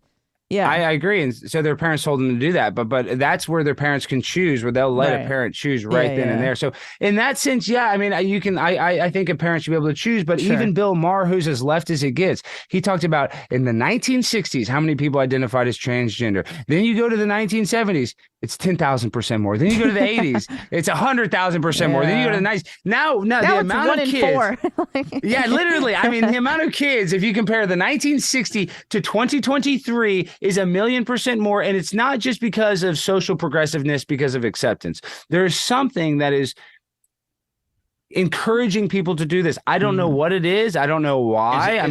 Is it just like it's a social credit score. It's like, I'm an ally. There's something unique about me. I have a friend who's got a 14-year-old boy, and he listens to the show every day. And when he takes his kid to school, he's a cool enough dad that he lets his 14-year-old listen. And his 14-year-old's a hockey player. He's a cool kid. And he's heard us often talk about these conversations. And he's like, these kids at school are these kids that are trying to get attention, and they don't necessarily know what they want to be per se, but they want the attention. So they say that they're a girl that wants to be a boy, or a boy that wants to be a girl, and they may not necessarily really, really want that later on down the line. But in the world that they're living in right now, it makes them popular or a sideshow or get more followers on their Instagram or whatever. And so it's instant, it's instant kind of quasi celebrity within the school. And that's where he said most of this is coming from, at least at that age.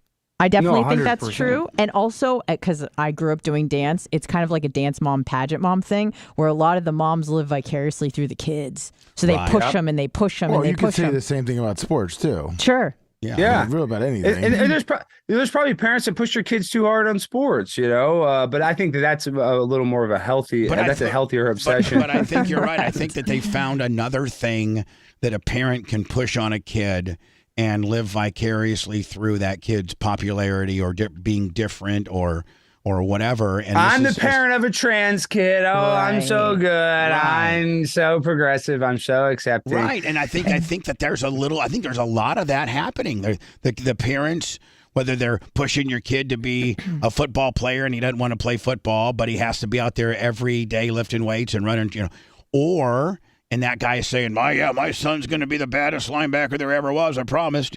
Meanwhile, the kid doesn't want to be it. And then otherwise, and then this is just another facet of, potentially parents, living vicariously through their kids to prop themselves up. Oh, look at me. Like you said, I'm so progressive and I'm so worldly and I'm so open-minded that I'm allowing my child to be free. And I'm not trying to blame this on white people. I'm really not, because I understand that there's... Oh, but it is a white person. Well, here's the thing. I understand there's black white people transitioning. And this is a white person. There's not as many. There's not as many. But here's the thing. I feel like white people, especially in woke communities, are so disgusted with themselves and their heritage that they have to attach themselves to something else because they too want to be a quote protected class. So they're like, oh, my heritage is like German and Irish. Like there's nothing quote special about me. So now I have to throw myself into a minority basket. And usually that is something in like the alphabet soup. White and community. woke. This is white and woke all day. Right? It's really no different. It's similar to now where people on their college, their college application, they'll mark down that they're a person of color to help them get into school because being white, So yeah, people will do every little trick or gimmick to You're not gonna see Shaq's kids doing this kind of stuff. You know what I'm saying? Well, you saw Dwayne Wade. Yeah, you saw Dwayne Wade is doing it. Yeah, and you have to see, which is weird, which is very bizarre. Dwayne Wade couldn't carry Shaq's lunchbox. I'll tell you that right now. As a man.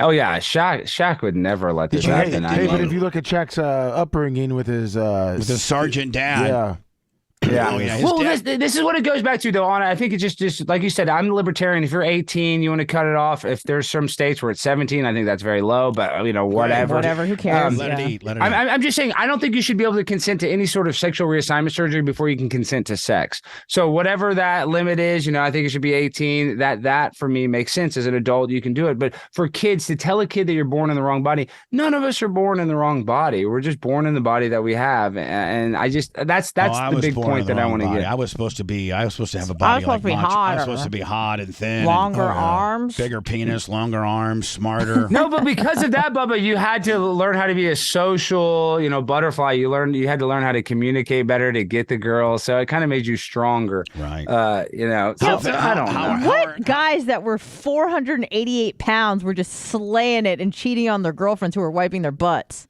That's pretty impressive. For being a, I've probably gotten more hot ass per capita as a fat ass than any human being in the world.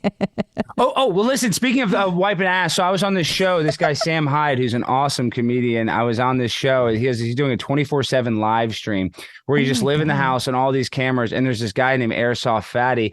He hasn't been laid in 5 years. He's 420 pounds. The fish, it's called the fish tank. What? And so they got him a hooker. No. They got him a hooker to sleep with, and they went up to the room. The hooker pulled down his pants, and there was a huge turd stain on the pants.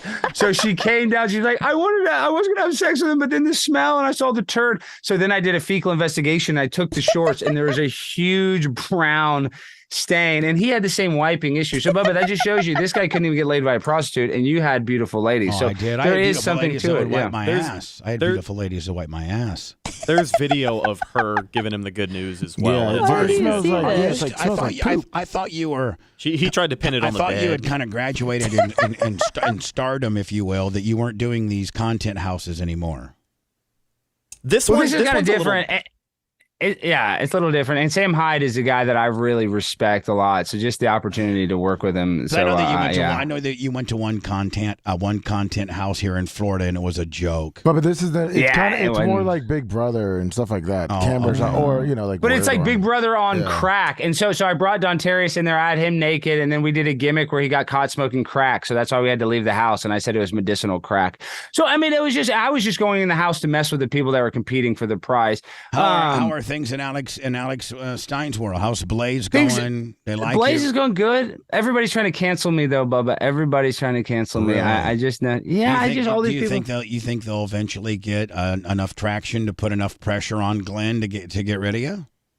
I don't know. I mean, maybe one day. I mean, that's always a possibility. But that's just, how did you deal with that when you start to get bigger? People, I still have a lot of people that support me, but then people start to resent you a little bit. Yeah. Did you ever notice that, Bubba? Yeah, it's weird. And then you get employees to rip stuff off, and then you get and then it ruins your life, and then you lose your house, and then you file bankruptcy, and then the IRS comes after you. What else do you need to know, bitch? Well, Bubba, that's why I have a mentor like you. I'm very lucky to be able to call you a friend and a How's mentor. Tucker because doing? I know He hasn't gotten a hold of me. I talked to him. I talked to him. He's doing good. And I talked to his producer. She left Fox News, and then I talked to another producer. Are they gonna end up on Twitter, you think? I think that's where they're going to start out. But it's so dumb. I think we talked about this last time. Why doesn't some CBS or NBC give him a late night show? Because I don't think he wants to be beholden to them.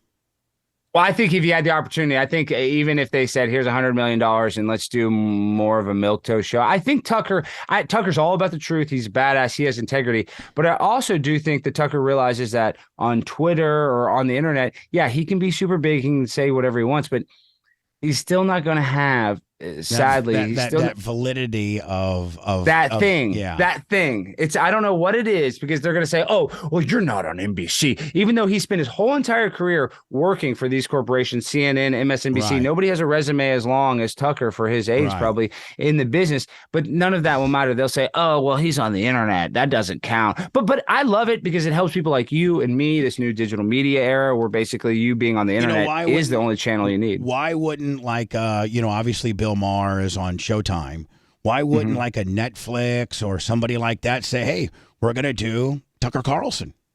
Duh, that's what I mean, that's a brilliant thing. I don't understand why HBO, Showtime, why wouldn't these places? Because you can say anything on those. They're pay networks. You can show nudity. Right. So I don't know. But what's weird is on Twitter, you can show nudity. But if you say anything about COVID, you can get kicked off. So it's weird. I don't know. There's weird stuff that's okay, and then what's not. Do you have any insight at Twitter? Because we're still trying to get our help us out. Well, I listen. I don't. So you have applied, and they keep denying you, even though when you reapply. Yeah. We're on the. You need to be streaming this. You need to make a new Bubba the Love Sponge. Freaking Twitter. When you make a new one, then they say that you're violating the original ban of never being able to create a new one. Make Merch Crick make one with a different cell phone, different IP. They're not going to be able to. They can't. It's the name, yeah, because on some of those names. Yeah, you've tried that. You guys have tried to make a new one, and it got kicked off. We're screwed. Yep. Yeah. We got to talk to Elon. I know a guy. I'm going to put you in touch with a guy, Lummy, who's tight with Elon. His name's ALX, and he's a friend of mine. He's my sister even owns 2 Teslas. Well, then you ought to be able to come back. And he did. He gave a blanket amnesty. So I don't understand why you wouldn't be under that. We didn't make that authority. cut. I need your help, my friend. I really do. I'm gonna help you. I'm gonna put in a good word. But this is ridiculous. I was in Dallas on Sunday for a few hours on a layover. Yeah, I was actually in Rhode Island. I was filming. Rhode Island was nuts. But I'm gonna be in Tampa soon. I'm gonna come. I got to put a couple flights. I got to go to New York, but I'll be in Tampa probably in July. So I'll be seeing you guys soon. Let's text later today. I got some stuff to tell you. Yeah, I got some stuff to tell you too. I got some stuff to tell you. All right. Good talking to you. Peace. Bubba, we're still one short. No, we're one short. Yeah, we're on 7. Oh my God, we're so dear God. This is Hulk Hogan, brother, and you're listening to the best of the Bubba the Love Sponge show. How can I be Chad's favorite show if Chad hangs up? Let me answer the question. It almost sounds like a nursery rhyme. How can I be Chad's favorite show if little Chad hangs up, Lummy, and I can't do an interview with him? I don't know. Maybe pick up the phone on line 1. Oh, it's not. Chad and Brantley, the purveyors. Oh, I got to turn on Jay too. Hello, Jay. How are you, my friend? I'm well. Good morning. Me and Dan did a little biking on Saturday. I saw that. He's a beast, isn't he? He is. I wish I could say the F word right now. I got so much mad respect for him. That bitch can ride a regular 10 speed or whatever the hell he's got. Road bike. As 10 fast. speed. He's got a Schwinn 10 speed. That's what I was calling it, is $10,000 10 speed. I'm like, bring your $10,000 10 speed. Let's see if you can keep up. And he's got full-blown human power. I got an electric Willie. I can average about 22. I'm thinking I can average 22, 23. There's no way a guy could do 22 miles on a regular, 10 speed. Well, that bitch is. I can't even believe it. Your suggestion for him not to bring his mountain bike was the best suggestion because he's put literally thousands of miles on that bike. He did a triathlon where the riding part was 112 miles in one race. The only way I could have beat him is if I put mine in the top gear, and that's not even fair. He's a machine. Yeah, I can't ride as fast as Dan. Dan, you're amazing. That's when you can tell he's super athletic, especially for his age. Just when you want to just think that Dan's a douche. Put him on a bicycle with a 25-year-old, and he's going to hang pretty darn good. Just when you want to finally find something that he cannot do that good or that he over-talked about it. Like I told him on Saturday, I go, you know what? You're like Dion because you brag and then you back it up. Yeah, it's not bragging. It's just kind of boasting when you can do it. I'm like, so when we were talking about Dan and being able to keep up, I'm like, I told the merch crick, there is no way. There's no way. Yes, Daddy. There's no way. He's like, I'm going to get some good live FaceTime content. And he did it. He did it. I can't believe it. God dang, Dan. When he told me the route he took, all the way to the end of Courtney Campbell Causeway, 22 miles. With a little pickleball on the backside. That's we'll killer. talk about that. Is this Chad Brantley? Yep. Hey, why'd you guys hang up? Man, we lost you. I looked down. I'm talking to Brantley, and I looked down at my phone, and I was like, uh-oh. First of all, by the way, this is Chad. We don't even have to talk to Brantley. We can hang up on him if he doesn't know anything. Shame. Like he doesn't even know anything about the show. You were having to tell him how cool the show was. So don't let that Johnny come lately just try to get up on you. I mean, Chad, you're the one that is the person I want to talk to, not Brantley. Brantley wanted to listen to who was his favorite guy? I forget. Brantley, who did you say was your must listen to? Well, I love Conan O'Brien, Bubba, and I agree totally. Conan O'Brien. Look, I told Chad this. I said, Bubba doesn't want to talk to me, man. No. I'm honored to be talking to you, Bubba. Well, thank you. am, so thank you. But Chad's the star of the show. Let's just be honest, okay? I mean, you're a pretty good host, Brantley, but Chad's country bumpkin, and then that chick that he's rolling around with, that's what's taking everybody to the dance. Come on, let's be honest with each other. Absolutely agree. Absolutely agree. Chad, 100%. who was that chick that you were with at the ball game?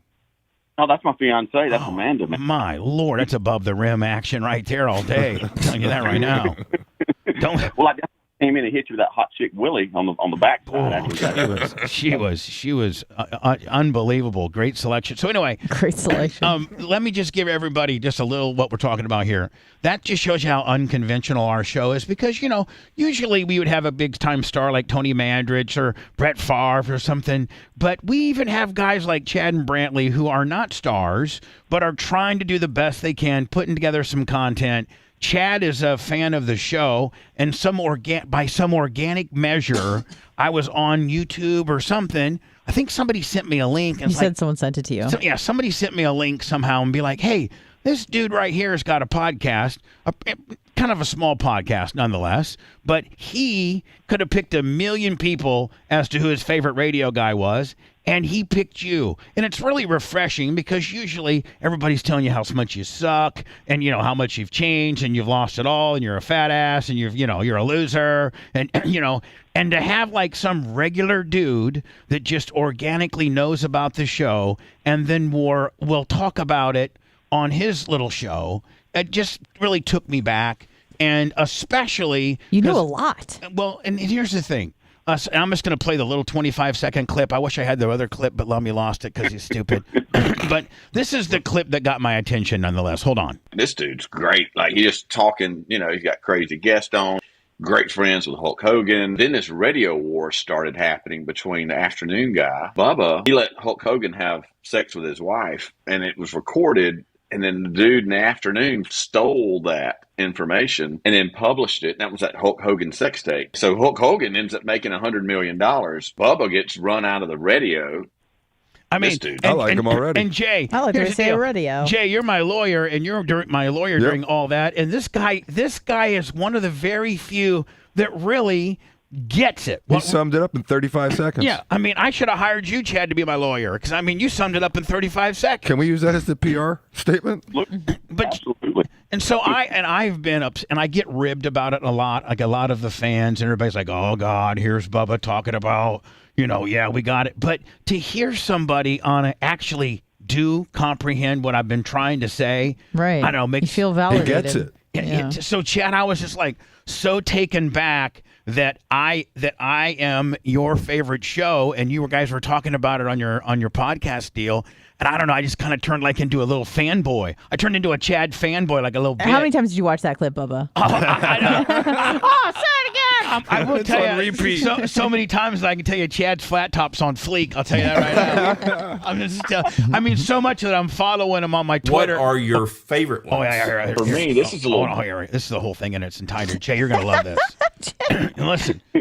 So, I've become such a fanboy for this guy that I follow him on Twitter, and I knew he took his hot fiance to the ball game on Saturday. So he's talking carny to you, though. He knows your language too. So listen, Jay, this is the entire clip right here. Listen to this. Different, right? So this is more of a radio personality, but he got driven to Twitch and YouTube because of his outlandish behavior. I shouldn't say behavior. I should say like. The things that he was involved with are so crazy. Like it was too much for radio. And so this is a guy named Bubba the Love Sponge. I need to hire this guy for an agent. He's like, this guy's too much for radio. Machine. And he's down in Tampa, and he's from what I think Warsaw, Indiana, originally. He spent time with Howard Stern on that show, and kind of learned under Howard. Became really good friends with Howard Stern, But he moved to Tampa. He's a shock jock, right? So everything he did is really. But he's such a dude. I should hire this guy to sing a country and western song about my show. Oh, he could write a song about you right now. Yeah, I mean, just this live on air. 5 minute and 16 said just put a little honky tonk music behind it, it'd be a hit. Dude. But he was always pressing everything. So I moved to Tampa in 2011. So when I got there, he was on in the mornings. Huh.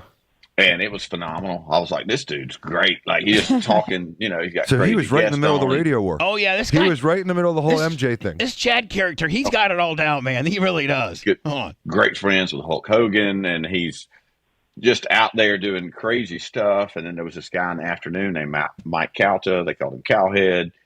And it was like, man, I love this Tampa radio from morning drive to afternoon drive. Yeah, I mean, until Calta turned into a dick, man, they had two big, huge shows. Like, why would you change it? It's idiots. Hold on. Great. But then this radio war started happening between the afternoon guy and Bubba. And Bubba, had somehow, in his video footage in his house. Listen. Chad tries to get through this. Listen. He let Hulk Hogan have sex with his wife. I can smell baby. I know. And it was recorded. And then the dude in the afternoon stole that. So stop it right there. He didn't say anything accusational about anything there. That was as artfully worded. Just so you know, from a lawyer, A+, buddy. Yeah. I mean, it was so. I mean, it was unbelievable. It's like you knew he was going to come on the show. It's unbelievable, man. I don't know, man. This guy is the best. I love this guy. Hold on.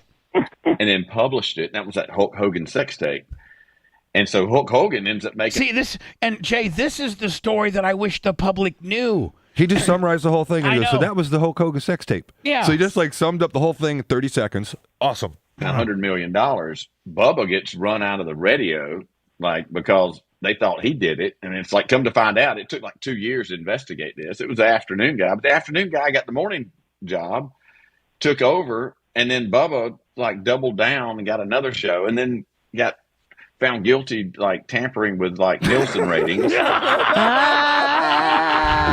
Poor guy, Poor guy. It's hard to defend you. But this poor guy, he was trying to soften that. Soften that one, yeah, he was trying to, come on now, fellas. I got to tell you the truth a little bit now. Come on, he's kind of a piece of crap. Hold on. He was paying a guy to listen to the show more.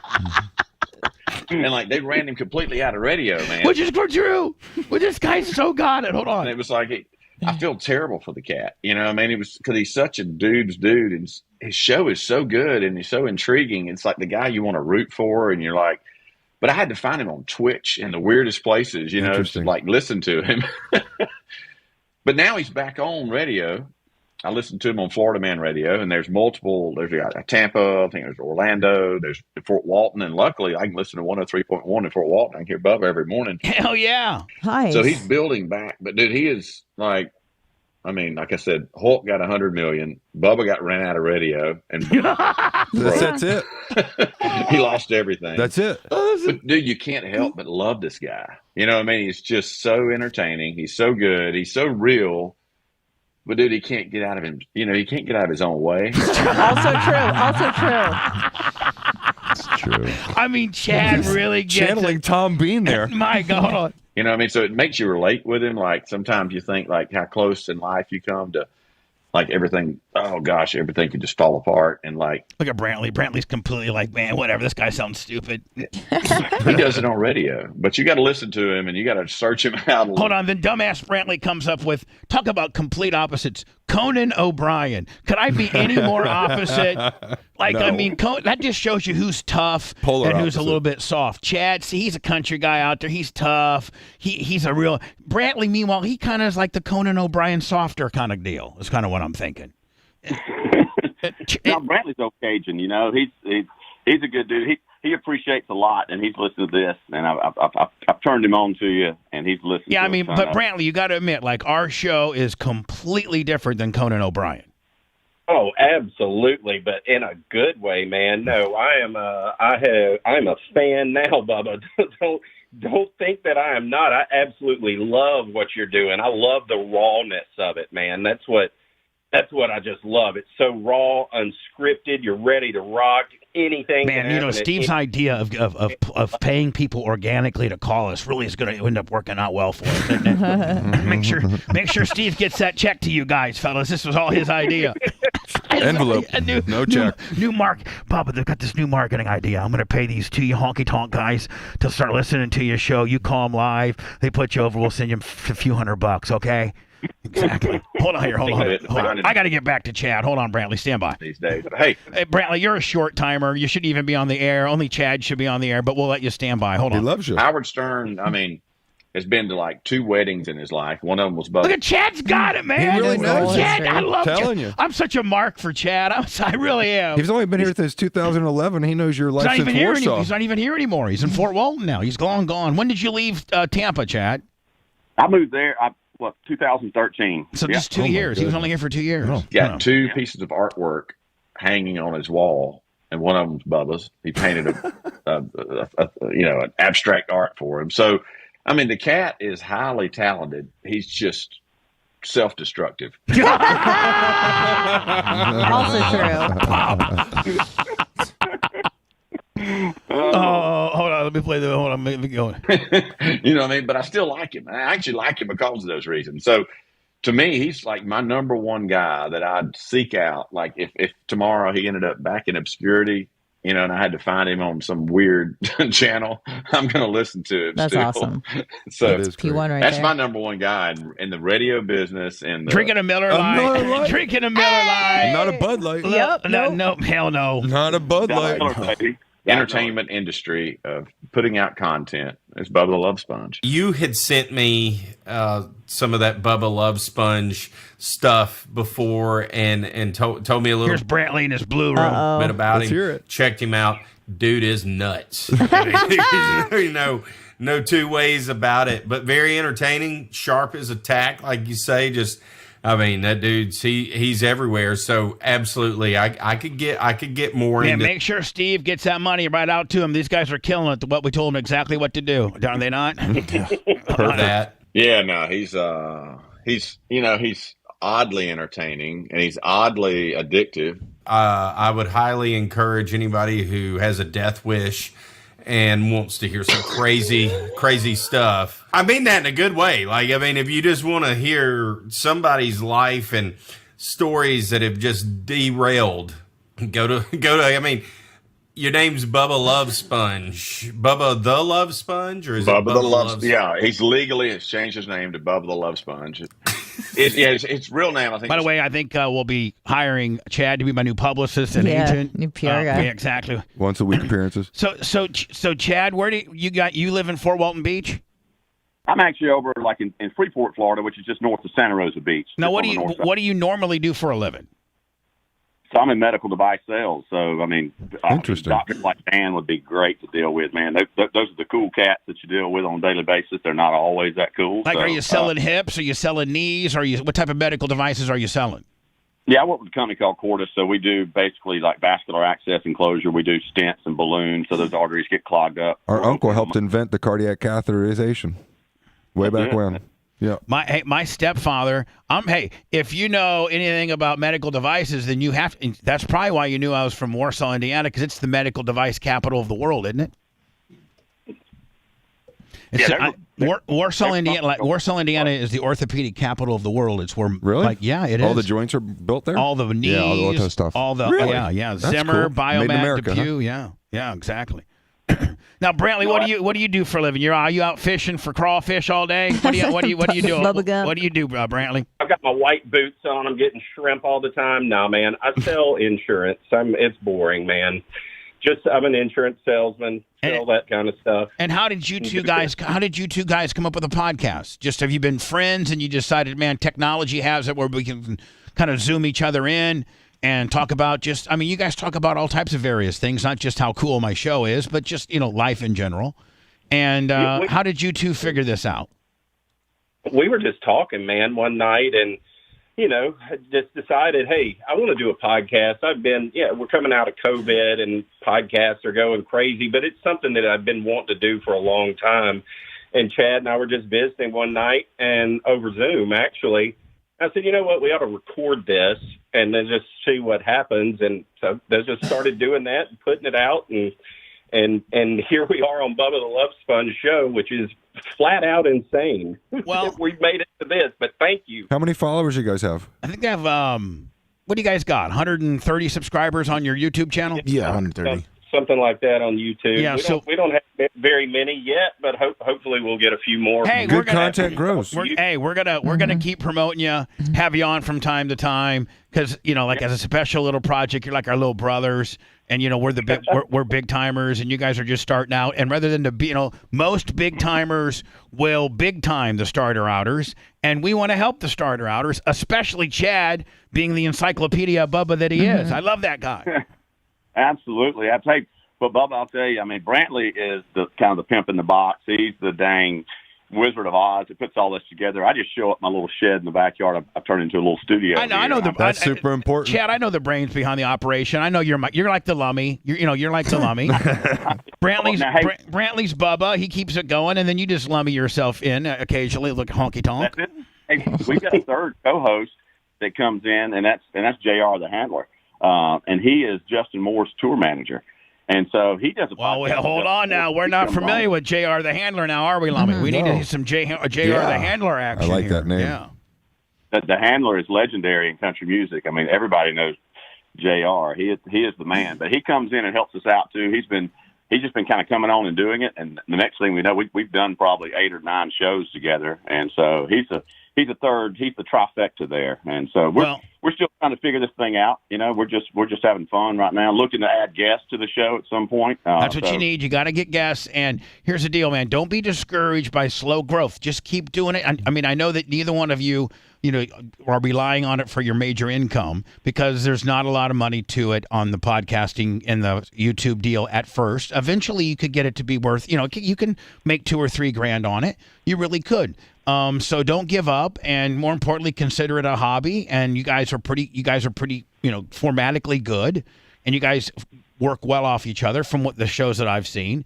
And occasionally, you have my number. I need to probably give you my number, Chad. I think, did I text you my number, or did I direct message you? I forget which one. I don't have it. You I'll get it to you. And I'm not a social media guy. No, but I'll get you my number. We'll keep in touch, and let's have you on from time to time. You and I forgot about Brantley. Yeah, Brantley. Man. Once in a while. And all right, guys, listen. Bubba Army, go to the YouTube channel. It's Tiggs Bits. Is that what it is, Lummy? Is that what it is on the YouTube? Yes. Tiggs Bits, and then I'll take you to all the podcasting stuff and all that they do. And when's your guys' next show? We're recording it as we speak, Bubba.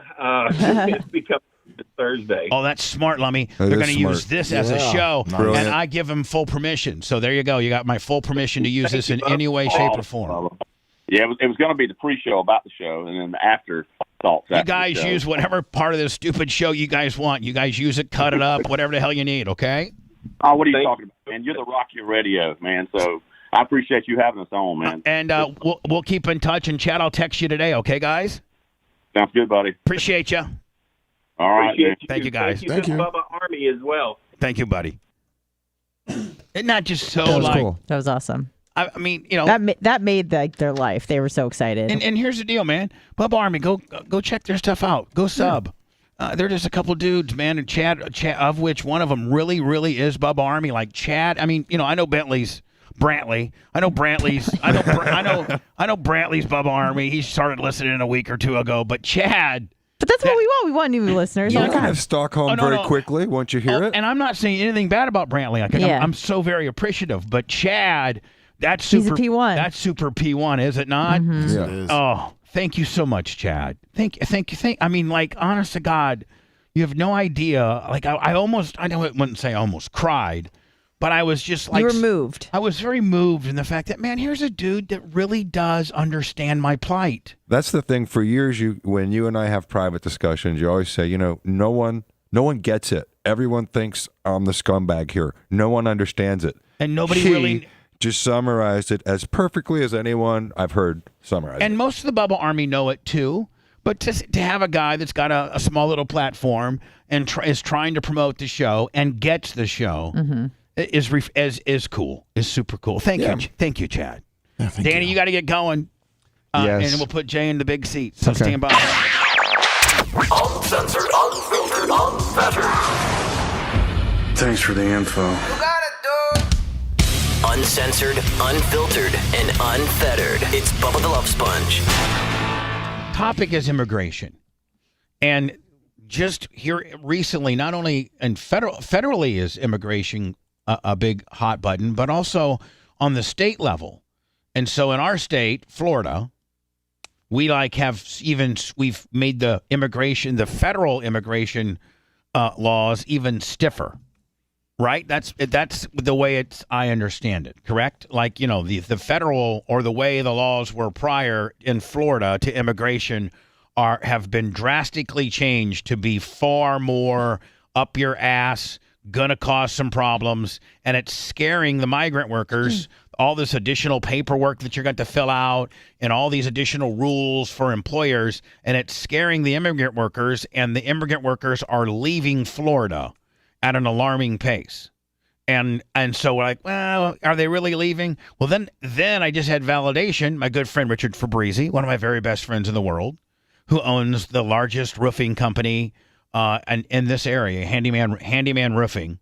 Like, it's the largest roofing company, residential roofing company in this area by far, both counties, like everywhere. Yeah.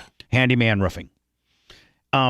He lost 6 full-blown roofing crews of migrant workers that left Friday to head to Pennsylvania. I guess they all look at I don't know, maybe they collectively or somebody looks at the states that are most forgiving or most immigration friendly with how they want to be paid or treated or the paperwork they have to show to have a job, that Pennsylvania is the next best choice. So he lost 6 crews. And so it's my understanding that what everybody's afraid of and why everybody is leaving Florida is that they now are making if you're going to have migrant workers, there's an equation as to how many you can have. There's a additional couple electronic registration hoops you have to now jump through, not only as an employer, but as the migrant worker. Well, you just have to show that you're allowed to be here. And it's businesses that have more than 25 employees have to do the E-Verify just to make sure that they are in the federal system. So there are a lot of these companies probably don't do the E-Verify deal. They just, you show them some kind of flim-flam and paperwork and they let you work, right? Most likely. And Yeah, because they can get in trouble for having a fake ID. And this law was, I think, did it go through and it was signed? Yes. And so it's like that's the way that it is from this boom right now. That's the way it is. Yes. And a lot of people are have left, right? Now, is it mostly because the Hispanics or the immigrants can't understand the additional paperwork, or they don't want to fill that, or they know that they wouldn't qualify? I think also it's a buzz. You know what I mean? Like, there was a buzz when Trump was president not to come across the border because you're going to be turned away. And then there was a buzz that when Biden got elected, the border was open, and all of a sudden the migration across the border, intensified exponentially. And Title 42. Now the buzz is that it's not friendly for immigrants. No, illegal immigrants in America. Correct. Well, in Florida. But what they're hearing and the way it's being reported is that it's all immigrants. When Right. it's just illegal immigrants, not legal immigrants. Right. Well, they want to make it as inflammatory as possible. But that scares the immigrants because they're Right. easily scared. Right. Exactly. They are easily frightened. They're easily frightened. And they have two sources of news, just two: Telemundo and Univision. And they have such distorted reporting of the facts that they're being lied to and manipulated as a monolithic group. So, do you want to hear? And again, this is open for discussion.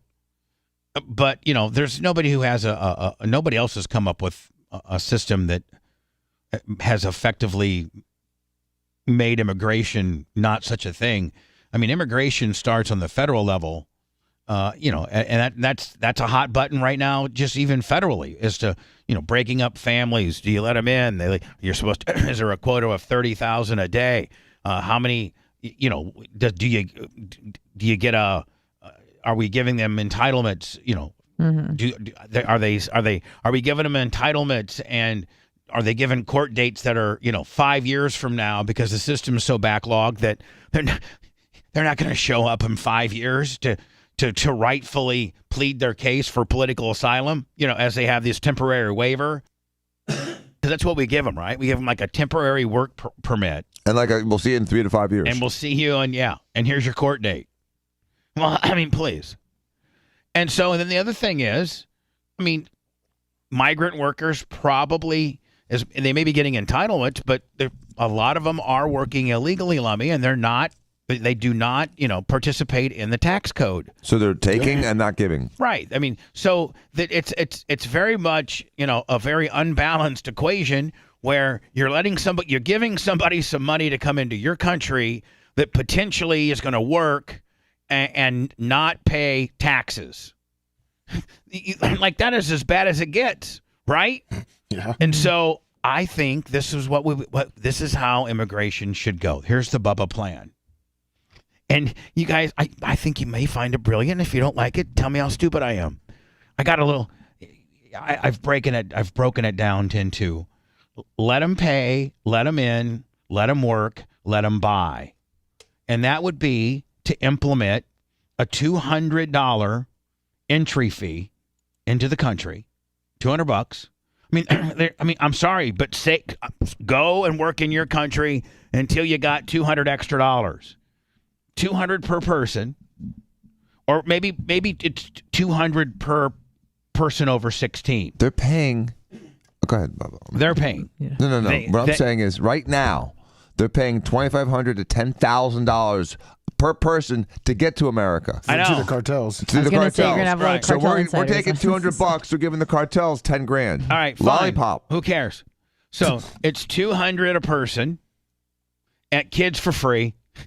212. Like ladies' night. So it's like soup plantation. But it's like Why do we make ladies free? Why do we just because women are going to work. Because with the $200 entry, with the $200 kids for free, adults only entry fee, you have to pay it $200 per adult. We also are going to we're going to do like a 20 or 22% federal sales tax. Now at that point, there's no way for them not to participate in the tax and into society and our tax code, and it doesn't matter whether you work under the table or not. You still have to buy durable goods, and you have some exempts on some categories of stuff like education doesn't have a sales tax, and maybe a medication, stuff like that. You have sales. Things that are exempt, but everything else, Dan's $9,000 10-speed, and my, I don't know. Let me our $800 TVs, whatever. Everything's 22% more. It's kind of like the census. He wants to do a 23%. All right, 23% flat sales tax. And nobody, listen, Mark Zuckerberg, Stephen Diaco, and every other rich guy you know that has, accountants that know that it just knows how to hide money and to not hide money, but to put money in certain places and use certain shelters in their benefit so that rich people, for the most part, don't pay as much of their tax as, middle income to higher income people who don't have the benefits of, very, very expensive accountants who go and get their, taxes done at H&R Block. Those guys, right? Just the average dude. A lot of people do their own taxes, right? It's easy enough, but not when you have all these things that you can tax deduct. Then things start getting expensive accounting wise.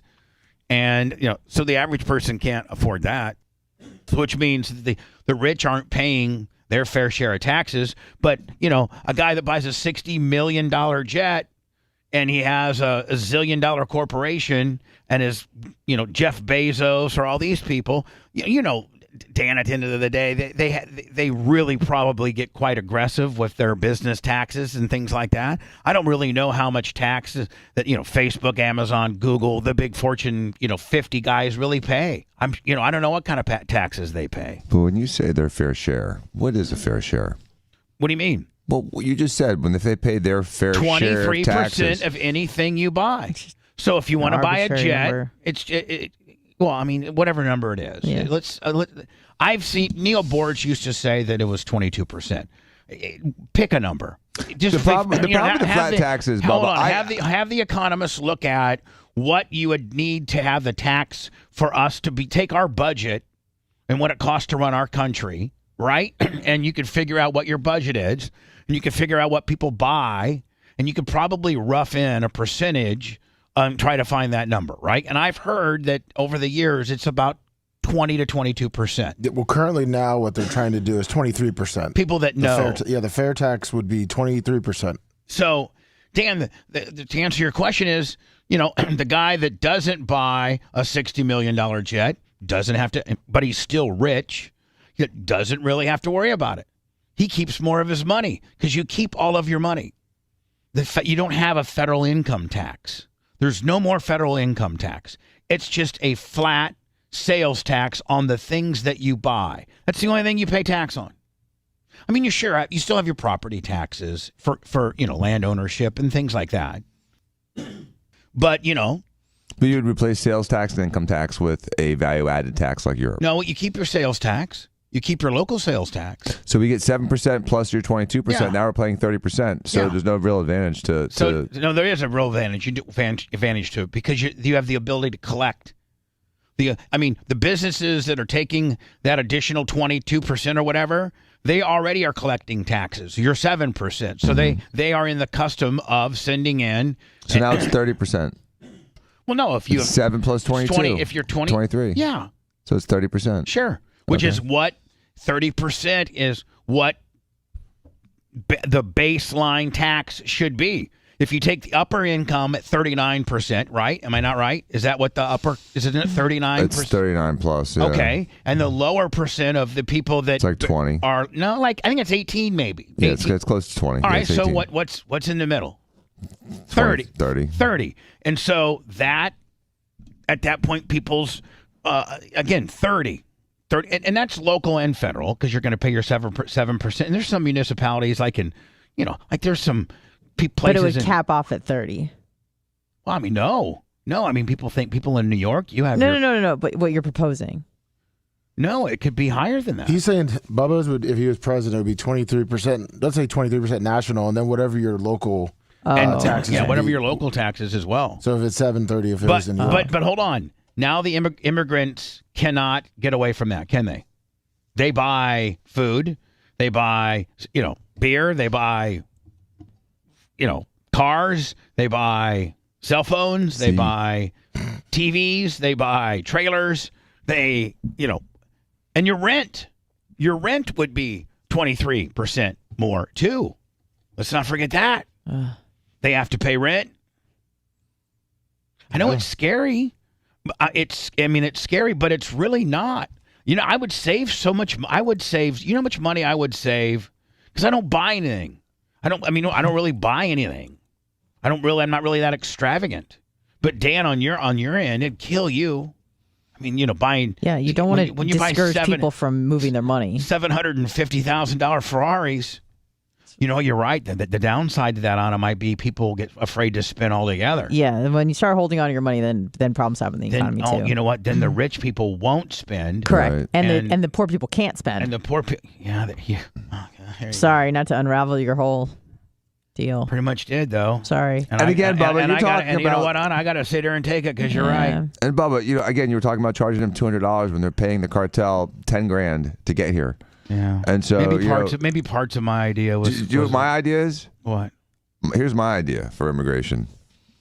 You secure all borders, north and south, and you continue to secure the coastal borders. People that have overstayed their visa, you track them down and you kick them the F out. And anyone that's not supposed to be here, you kick them the F out. And then we start spending money on people that are supposed to be here and not a bunch of freebies for all these ungrateful, unhelpful burdens on our society. And by the way, if you didn't have 5 million illegal people that just flowed across the border over the last 2.5 years, unemployment would be down to almost zero, and we'd be able to afford to pay a real wage to people picking strawberries instead of giving them $4 an hour and really taking advantage of them like they are slaves. So to give people dignity, pay them the appropriate amount to do the appropriate job, prioritize America, prioritize citizens, prioritize our defense and our borders and our financial stability, and start putting America back where it's supposed to be as the dominant, most sophisticated, and most ethical country in the world. Because right now, we are an embarrassment to ourselves and to human beings. And the people running this country have not put Americans as the priority for who they claim to be representing and protecting. Where's the patriotic music when you need it? Jesus. Okay, I got it. Let me solve. But again, we're more worried. We're more worried about offending 0.0001% of another world, and we don't prioritize anything going on here. We are screwed if we continue in this direction. We cannot substantiate this overwhelming flow of people into this country, of people that are uneducated, unsophisticated, unpatriotic.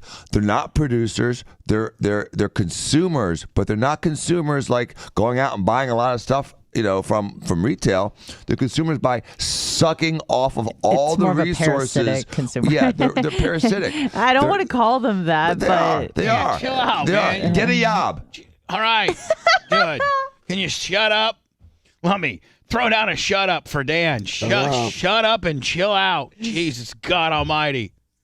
Whoa. Chill out. You're really mad, aren't you? It's irritating, Bubba. It's really irritating. And we... Hold on. I just pulled his chain again. Hey, let me... Solvern Records, $20 on the PayPal. Thank you. No, I kind of share Dan's sentiments. I was on the Courtney Campbell yesterday coming home from brunch, and I saw 2 giant F-250s, 350s, whatever, with like giant Mexican flags. Not an American and Mexican flag, just a Mexican flag waving in the wind.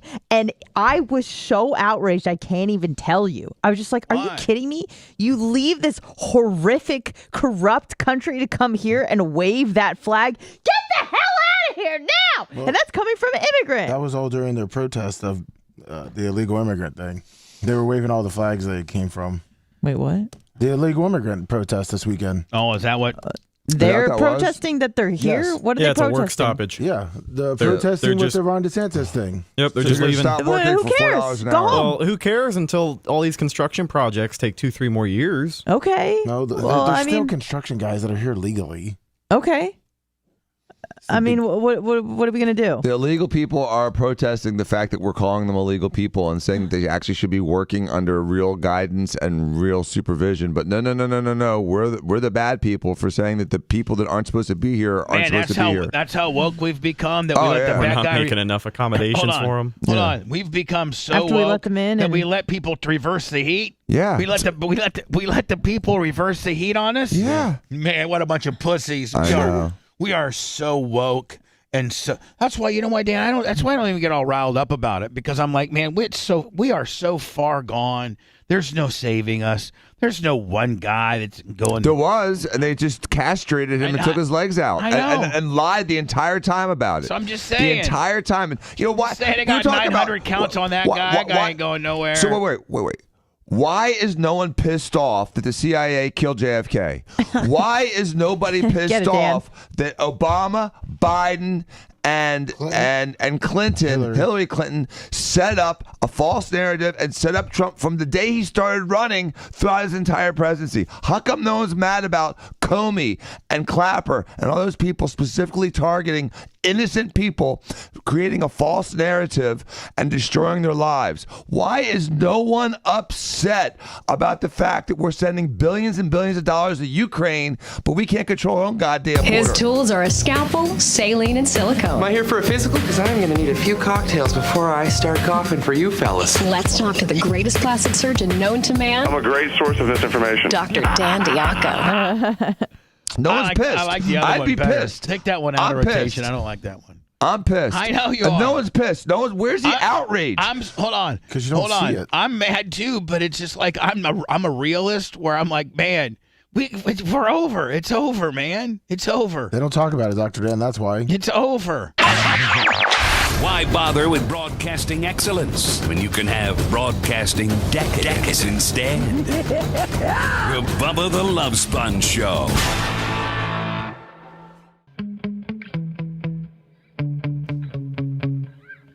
Welcome, everybody. It's the Bubba the Love Sponge Show. Tuesday, January 6th, 2022. Or 2023. Why the sigh? No, I'm not sighing. I'm not You're sighing. Because, you okay? no, I'm fine. I'm fine.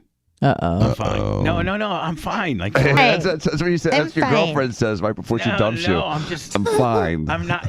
No. I'm not fine. I mean, no. Hold on. I am fine. But I don't have any type of issue. I mean, like my life, I might is bitch, one big issue. I might just be bitch. I might bitch and moan here and there, but realistically, I got it pretty damn good. I was just thinking this morning, like when we get done doing the on the air, Anna, we have probably another couple hours of stuff that we have to do, maybe digitally, electronically, for the show. Mm-hmm. So it equals out to about 7-8 hours, which is cool, but not really too much thereafter. But Dan, and you can, like, Anna, you by afternoon you can do whatever you want. I mean, like, by certainly 2-3 o'clock. I mean, the world's yours. Yep.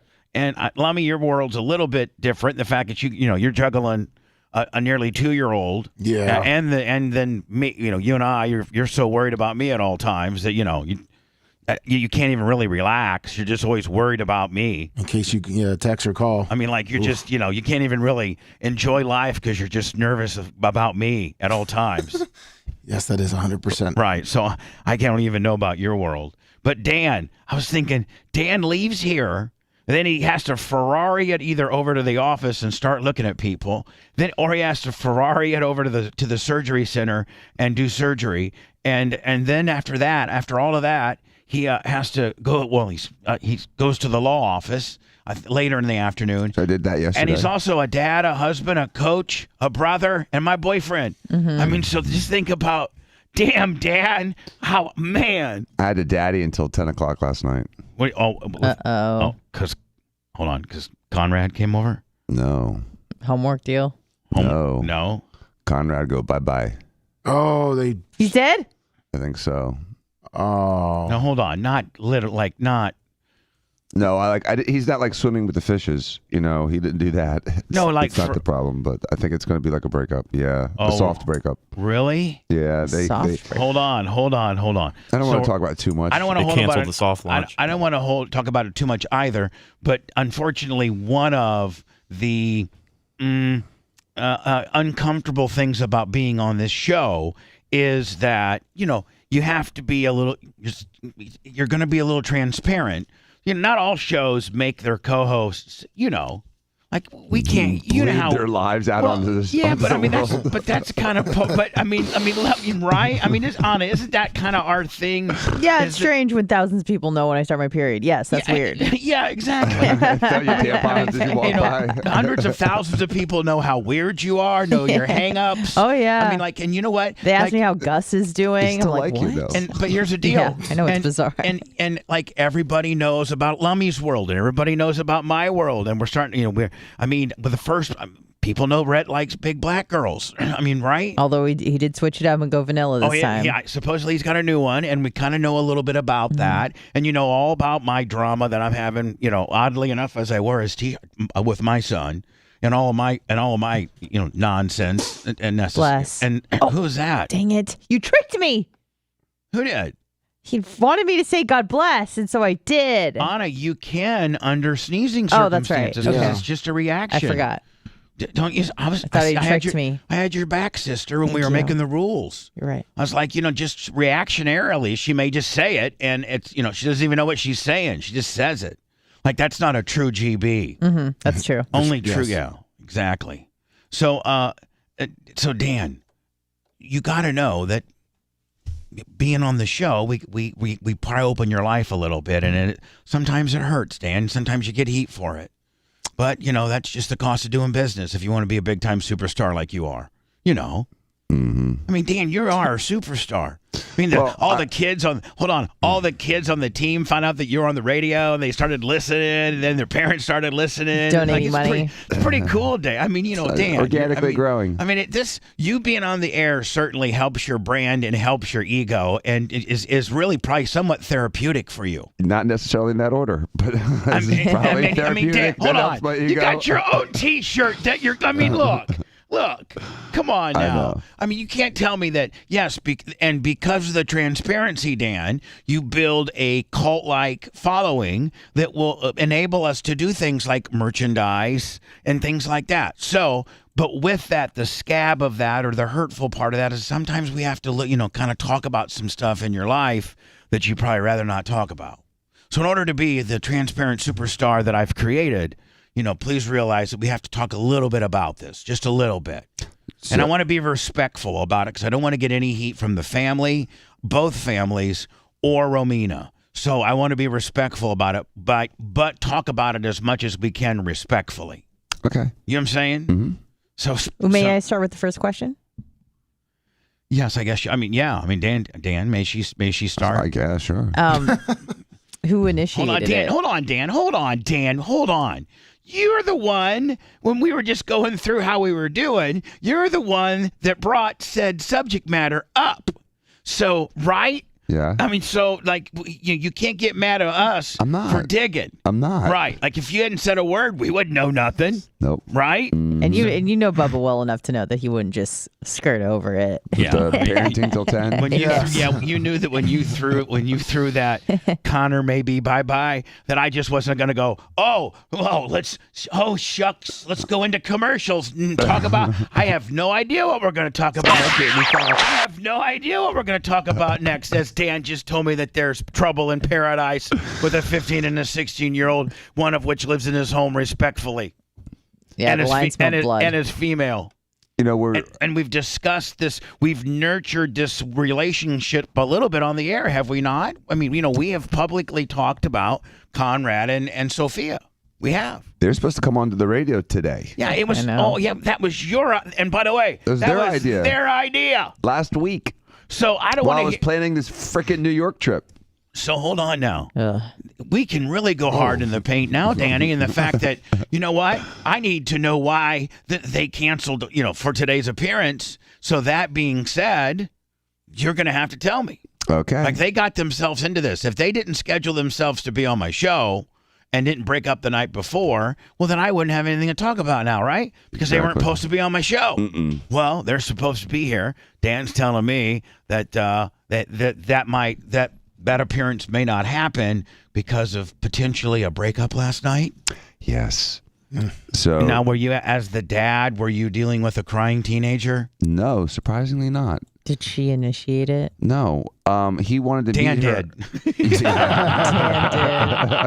Dan put Conrad, Sophia himself, and Romina and the parents all on a group text and just said, I want to let you know it's Dr. Dan here, and I'm calling this relationship off. It's over. Don't you two talk to each other at all, or Sophia, you get in trouble. I picked him up and had a drive with him and made him an offer he couldn't refuse. Oh, no, hold on. No, I didn't do that. Kidding. So what happened was he dispatched Sophia to Clearwater Beach. Right. Exactly. Like, are you kidding me? Hold on. So Romina. Hold on. Oh, yeah, there's some stuff we got to unpack there. Thank you. Hold on. I was just in the middle of drinking. That was a not Monster. clear at all. So Dan, we got to backfill a little bit. All right, okay. One, and let me just ask the questions here. Is he currently vacationing or hanging out in Clearwater Beach? His mom had to do something in that general vicinity yesterday. Right. And so he calls Sophia and says, come on over to Clearwater Beach with us? No, I want to talk to you. And they planned on talking like at sunset on Clearwater Beach, which is weird. Oh, hold on. I want to talk to you. So I want to talk to you means that there's been problems with brewing. Mm-hmm. I mean, right? Mm-hmm. So why does he have to? If you're going to break up with me, or I'm going to break up with you, why do I got to go to Clearwater Beach to do it? Yeah, that's like 45 minutes to an hour. It was a 52-minute drive for Romina. Can I hold on, Danny. Can I ask? Is that a question that you may have potentially asked? Well, when Romina tells you, when you find out, takes a second. I don't want to. We're done. Or just wait till you get back in town. Yeah. Bye. So. By the way, two families, altering vacations because of these two kids. Right. By the way, you guys had plans to maybe join his family for like a Yankees game on Saturday or Sunday. Well, that's gonna be awkward. Right. Anyways, go on. Families are getting in, so you two kids are dating, and the families are, starting to kind of like each other and hang out, and for your two's little puppy love relationship, we'll commingle a little bit to make it, a little cooler. For the whole deal. And boom, this break. Now, so did he break up with her? Well, he's got a really busy summer. He's going to be out of town a lot. He's doing some camps, like for a crew. He's going up to Annapolis. She's going to be out of town for a little bit. They're both really, kind of doing different things. And they say they want to be friends. And there's no angst. There's no anger. There's no fight. It's just sort of, he was just trying to be he was so nice in his relationship. He's nice in a breakup. They still are talking about going to New York. She still wants to be friends with him. I had a couple of metaphors. I talked about, tearing off a Band-Aid fast versus slowly. I talked about how sometimes when I've broken up with girls, I just kind of want one more date with them, just to sort of let the. Yeah, well, Dan, shut up. That's why you can. But she's a little Dan. She's a little Dan. Dan, she wasn't like the way you were at Gainesville and circa 90, whatever the hell, running through sorority bitches, and then you go out with them one more time because. But I'm just saying, like, that's her and her 15-year-old little puppy love breakup is not the same as you and your University of Florida experience, right? No, absolutely not. And. I also told her that, she's going to run through guys. She's going to break up with dozens of guys. Yeah. She's going to tell dozens of guys no, that no one marries the first girl that they meet unless they live in rural Alabama. Yeah, but what do you think I've been telling my son the entire time? He should have. I mean, for real. He should have gone back to the other one. Well, just should be, he should be don't be tied down on one girl when you're 21 years old, trying to be a pro racer. You just need to worry about yourself and go city to city and look for some crickets. Because they are there chirping away. Yeah. Johnny Lockdown when you're 21 years old. Stop, man. Are you an idiot? Are you an idiot? So did For Romina real. just have to wait? there? Unless you're rural Alabama, then you're right. Then you marry your high school sweetheart. Other than that, man, Right. Move there's on. a lot of trying on to do. Right? Yeah, you gotta go to the fitting room. You gotta try on that blouse. You just don't and wear those one shirt all jeans. your life, No. right? Hell no. I'm A not lot of Target. different things. So Good selection there. But you know, at the end of the day, listen, if I was to be kind of to throw maybe Conrad a little bit of a bone, as mad as everybody is at him right now, in the fact that rather than to break up text electronically like 99% of, maybe doing it face to face is a more manly, admirable thing. Like that's more like that's way more like being a gentleman. Mm-hmm. And the fact that, hey, listen, you know what? I wanted to do it face to face and not just over some, smartphone, electronically, just be words. I wanted you to see me, and I wanted to tell you, as a man, face to face, that I think we should probably just be friends, take the summer off a little bit. You're traveling, I'm traveling, and we, maybe we got it all wrong. That's the coolest guy in the whole room right there. He is super nice. I mean, he was super nice during the whole, relationship. They were always going to like nice places and doing nice things and not like sneaking around and like, the back of the gymnasium or behind the bleachers. Right. And so, he's the separation is as sweet as the bond. Right. So it's hard to get upset. I'm not sure if I'm going to go to New York now. I'm going to let Sophia make the decision today and then, adjust my plans accordingly. Now, you were supposed to go, the whole entire family to New York? Yeah, Friday to Sunday. Really? Mm-hmm. This upcoming weekend? Hold on, Danny. You know it's how like much, in 3 days. How much it's going to cost? Whew, God, I can't imagine the cost. Oh. I can't. Anna, can you imagine? Oh, I can certainly imagine hold it. on. And do you fly first class or do you guys fly No, you there's got no. There 5-star four. accommodations downtown Manhattan? Like, where were you staying? We were going to stay, and we still may stay at the the Hyatt Axis, I think it's called. It's right in Times Square. Right in Times Square. Yeah. Mm. It wasn't super expensive. Well, Miami rooms are way more expensive. Hold on. It's not expensive for you. Yeah, but- it's not expensive. What, $800 a night? No, like 4. Yeah, but with one room? Yeah. You're I'm gonna pile in like we're Korean. Oh, okay, whatever. You're not either. You have 2 adjoining The willies. hell I would. No, Bubba. We're talking about a situation where she and he may be there. So I'm gonna have separate rooms. So that's theoretically, who knows? No, under my thumb. All right. Under my thumb. Saying, man, you and Romina having your own room and the kids having their own room would be far more comfortable for me than to be all 4 piled in like some Jamaicans getting smuggled across the border. Yeah. It's just 2 nights, and I got a big room. And right, so, sure. For New York, it's like 150 square feet. Yeah. So hold on. Now, if you cancel, do you get some of that money back? Or I didn't lock in the hotel room for her, but the flights I got to deal with. So JetBlue, I don't know how cool they are about refunds. They'll give you probably a voucher. Great. Use I that got a lot. so many vouchers that I don't use. Dan's got so many vouchers from canceled flights that he can't even I can't find them. Hold on, I bet you they're expired. Yeah. I guarantee you because you only have 1 year to use them. I know. It's You such only BS. have, So I the last time guarantee you. Spirit dumped me, I got that. That Got a flight. voucher? I didn't get nothing from that. I wasn't able to use it. American Airlines, I just had to cancel a flight to Miami from a couple weeks ago. I can't even find that thing. I have no idea how, All right, how you to know what access hell's it. going on. And then I got this now JetBlue 4 flights. So, whatever. JetBlue, they used to be 3 years. So, but hold on now. So, Dan, so at this point, does she get back she goes over there and they have this little discussion. And Romina's just like waiting. Is Romina just waiting in the car? Well, she is waiting. Driving around. She's waiting. I mean, let's trying not, to find a parking not spot. think that she's got a 72 Pinto. She's got a 2024 Cadillac $156,000 Escalade. Yeah, but she's got like parking garage-ophobia. Well, yeah, but it's also Clearwater Beach. It's a little busy right now. Yeah, I mean, so he dumps her off Especially on Pier during 6. sunset. He do Pier 60. It's Pier 60. And then, It hold is on. Pier 60. And then Romina's just supposed to drive around until, like she's at the cellular lot at the airport? I said go to the hotel, go to one of the hotels, and exactly. So go to one of the hotels, park your car, Jesus. have a glass of wine, and see if you can spy on them. Oh, okay. So right? That's how, the way I how, answered it. how- I mean, is that what you would do? that's Right. fair. I mean, I thought that was how long does the ordeal last? 75 minutes. What? I know. An hour and 15 So minutes. she circled breakup? Clearwater Beach for an hour and a half? I think she finally dumped the car someplace and then got out and was looking at him. So, that wasn't the important After 15 detail minutes, of the man, message. after 15 minutes, I am walking my fat ass out to the middle of the beach and saying, load up, buddy, or whatever, if it's my son or my daughter.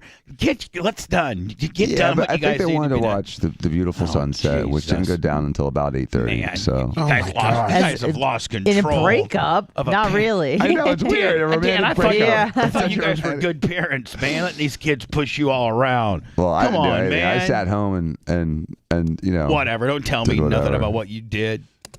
So shined the light on 75 my deal. minutes of poor Through the Romina bastard acting trip. like she's an Uber on Mandalay Avenue. And so Well, hold on. It took her an hour to get there. Then she had to drive around for 75 minutes and then drive an hour back. About 45 minutes home. Yeah. He should have given you some gas money. So what time did she finally get home? Sophia and Romina. 9:40. You and little Danny hanging out or what? Yeah. Okay. So 9:40. Mm-hmm. And there's who do you have?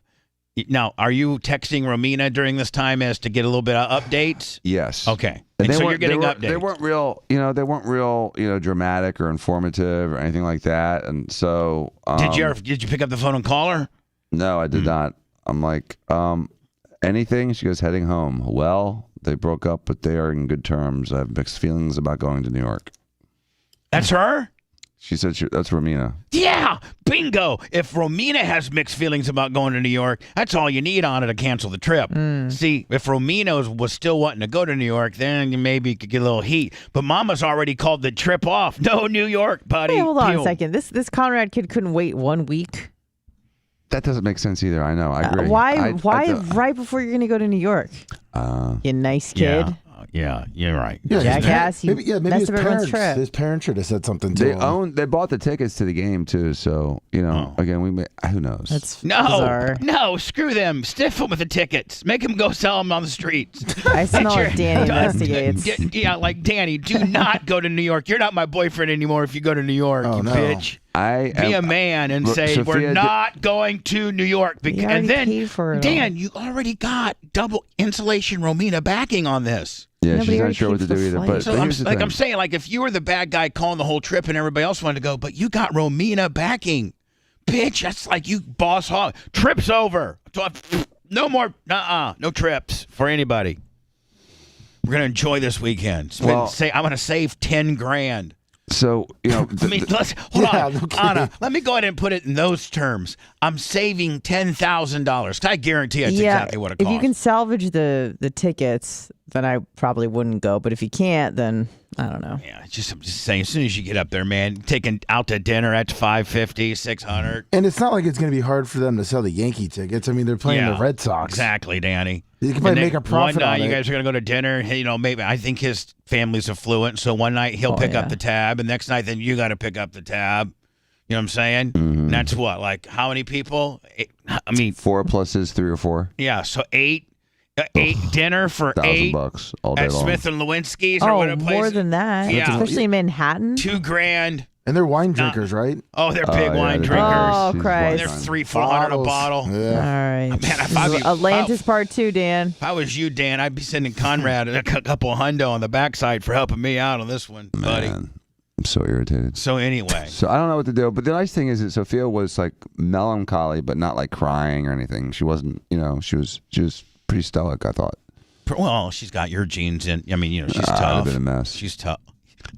That's true. I've seen some of that. I'd have been all over my plate. I'd have been all over myself. Dan. I'd have been inconsolable. Dan and his breakup. My first girlfriend. You listen. You know what, man? I'm not trying to My tell on you, 99th girlfriend. but I have seen you break up. I have before Romina. I watched you date about 3 or 4 different chicks before. I know. I always have before tough times on Romina. the breakup.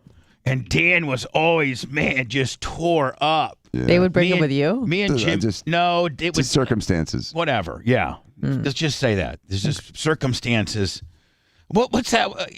When people get divorced, irrevocable differences or whatever. Irreconcilable differences. There it goes. Can we say that, Dan? Can we say that? Irreconcilable differences. And man, all of us, me, Steve, Jay, and Jimmy, we all had to gather the wagons around to try to keep Dan from not jumping off the bridge and just being an absolute basket Were there case. tears, Bubba? I'm not gonna say that about it. I'm not gonna call him. I get upset though. I get really depressed over breakups. Yeah. So So I understand. So I totally understand. She's melancholy, but she's not like hysterical. And it's her first boyfriend. It was 2.5 months. I think she still thinks there's like some hope. Yeah. Which is and maybe futile. I just can't believe, man. Like how I don't want you to get mad at me or nothing, but like if he broke up with her, thinking, man, dude, there's not a lot much about like that's pretty damn good. Like that's a pretty hot chick you got there. Yeah, I think he comes from a pretty damn good family. I don't know if you're gonna get better than this, my man. Yeah, but he wasn't. I don't think he was getting any nookie. So you can go find some nookie in Hillsborough High. Whoa. Anna, will you please validate that I did not say that? No, you did not. And that in any one shape, type, or form have I ever insinuated we were going in that direction? No. No. Damn. Why would you assume that? He dated a senior or a 17-year-old already before. So, 17-year-olds are giving Cheeto fingers to the world. So I see. And so 15-year-olds aren't. And It's a Sophia, difference. Sophia's been taught quite well. Like there's some girls from Pasco at 15 that are kicked it out wide. You know what I'm saying, right? Mm-hmm. But I mean, there's not ones on South Bay Shore. Right. You hope not. You dated a senior before her? A 17-year-old. Yeah. When he was 15 or 14? Yeah, at 15. Oh, you know what? That's Dan? kind of a pimp. Listen, I as shocking as what you said, that's true though. That's the deal. That's what's going on. Probably what it is. Yeah. I know. If I was in that and position, nobody wants to talk about it. Like nobody wants, but that's what's going on, and that's which is fine with me. That's what I was getting ready. Which I was getting ready to say. My daughter was too good. No, hold on. What I was getting ready to say is tissues. like it's almost a testament to Sophia in how strong she is, and how strong-willed she is, and how properly raised she is, and how she's actually listening to her parents. Because you as parents can say, "Listen, I don't want you being sexually active. I don't want you doing it. I mean, promise me you won't." Like blah blah blah, and then they get in the heat of the moment, man, and it's tough for all human beings to shut it down. Right? Especially when you're going through puberty, you're just all these receptors are firing, and he's taught, he's goading you into maybe, come on now, if you really like me, you'll really, all the right, every mind lie game. coming off his Right, tongue. because we're dudes, right? Because we're guys and we know what we say. We would say something like, you know what, you don't really love me unless you would do this for me. I thought we loved each other. Yeah, just some absolute bull crap It's like nonsense. Paradise by the dashboard lights. We're Exactly. just telling you exactly what you want to hear. Forever. Yeah. That's all we're saying. Like we're just telling. All we have such a raging heart on that it takes over. It literally takes over your incomplete brain. Yeah. Yeah, you become an animal. You no longer are a human with civility and culture. You're like you're in the jungle. You become a lion. And you just say I was things. listening to a podcast and this guy described like the male sex drive when they're adolescents and in their 20s like this. Like you're driving and there's like a 3-year-old and every 2 minutes it's like, are we there yet? Can we have sex yet? Can we have sex yet? Are we there yet? Are we there yet? Like every 3 minutes. Right. It's all you have on your mind. Yeah. And like when you're 14, 15 and your receptors are really firing, man, you're masturbating literally 12 times a day. Maybe not. Let me 12. Jesus. Skin off of it. Let me 12. Come on, dude. No wonder it's so I was small. bored in summer. Yeah, It stopped growing. It's like an old pencil. I mean, you took 2 inches off your penis just in teenage masturbation. Yeah, it's like an old My pencil. Lord, you would be 7 inches had you not masturbated so much, buddy. Yeah, that's probably true. We'll whittle it down. So, like when you're 14, 15, you're masturbating at least 4 to 6 times a day. When you're taking that morning shower, you get one, and then I'm not going to go ahead and go through my get one routine at 14 years old. Please, it might be a little problem. It's aggressive. So anyway, but that guy's going through this, and he's dated older girls, and he's more experienced, or probably got some. And Sophia's like, that ain't happening. Maybe just some kissing and stuff. That's it. And he's just going crazy. Right, Dan? Thinking, using every one of his little games he thinks he can, because he's smooth ass Conrad, so he got some game, right? Mm-hmm. Well, Taking her to nicer dinners than I'm taking Romina. Sophia Vazikowski, who's her goalie, Lummy? Oh, Vasilevsky? Yeah, nothing's getting by her, buddy.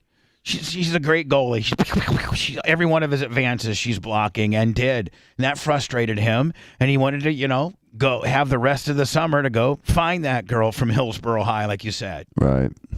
And so the best thing that could have happened. For real.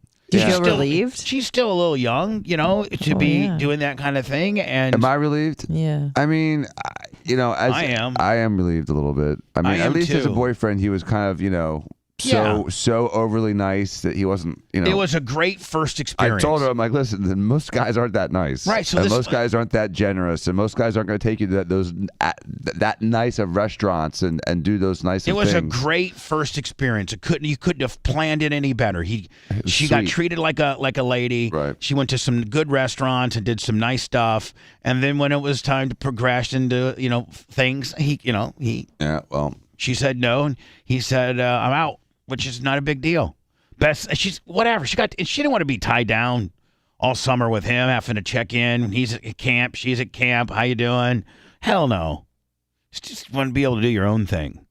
So anyway, Dan, are you okay? Is the family I'm okay? fine. Is Romina okay? She's okay. No, she's the New York caper. Everyone was, just disappointed that we felt badly. I was really worried for Sophia. What did little Danny say?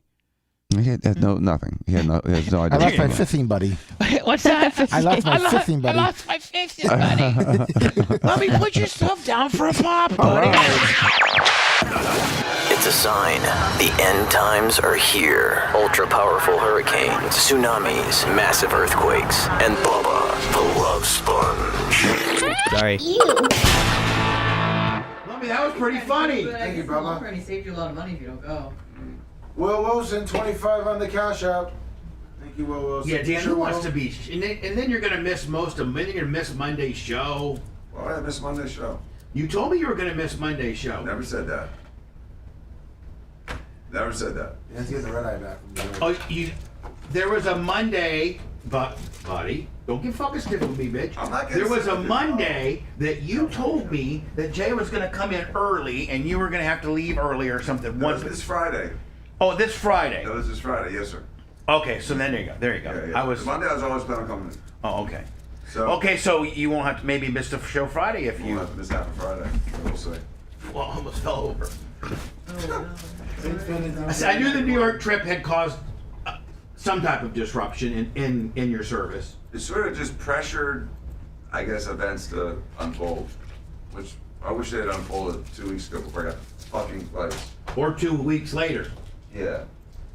Jesus Christ. Yeah. What's wrong? I keep dropping my protein bar. Got butterfingers. He's mad. He wants to throw something. Just hit Lummy, Dan. Yeah, you can hit me.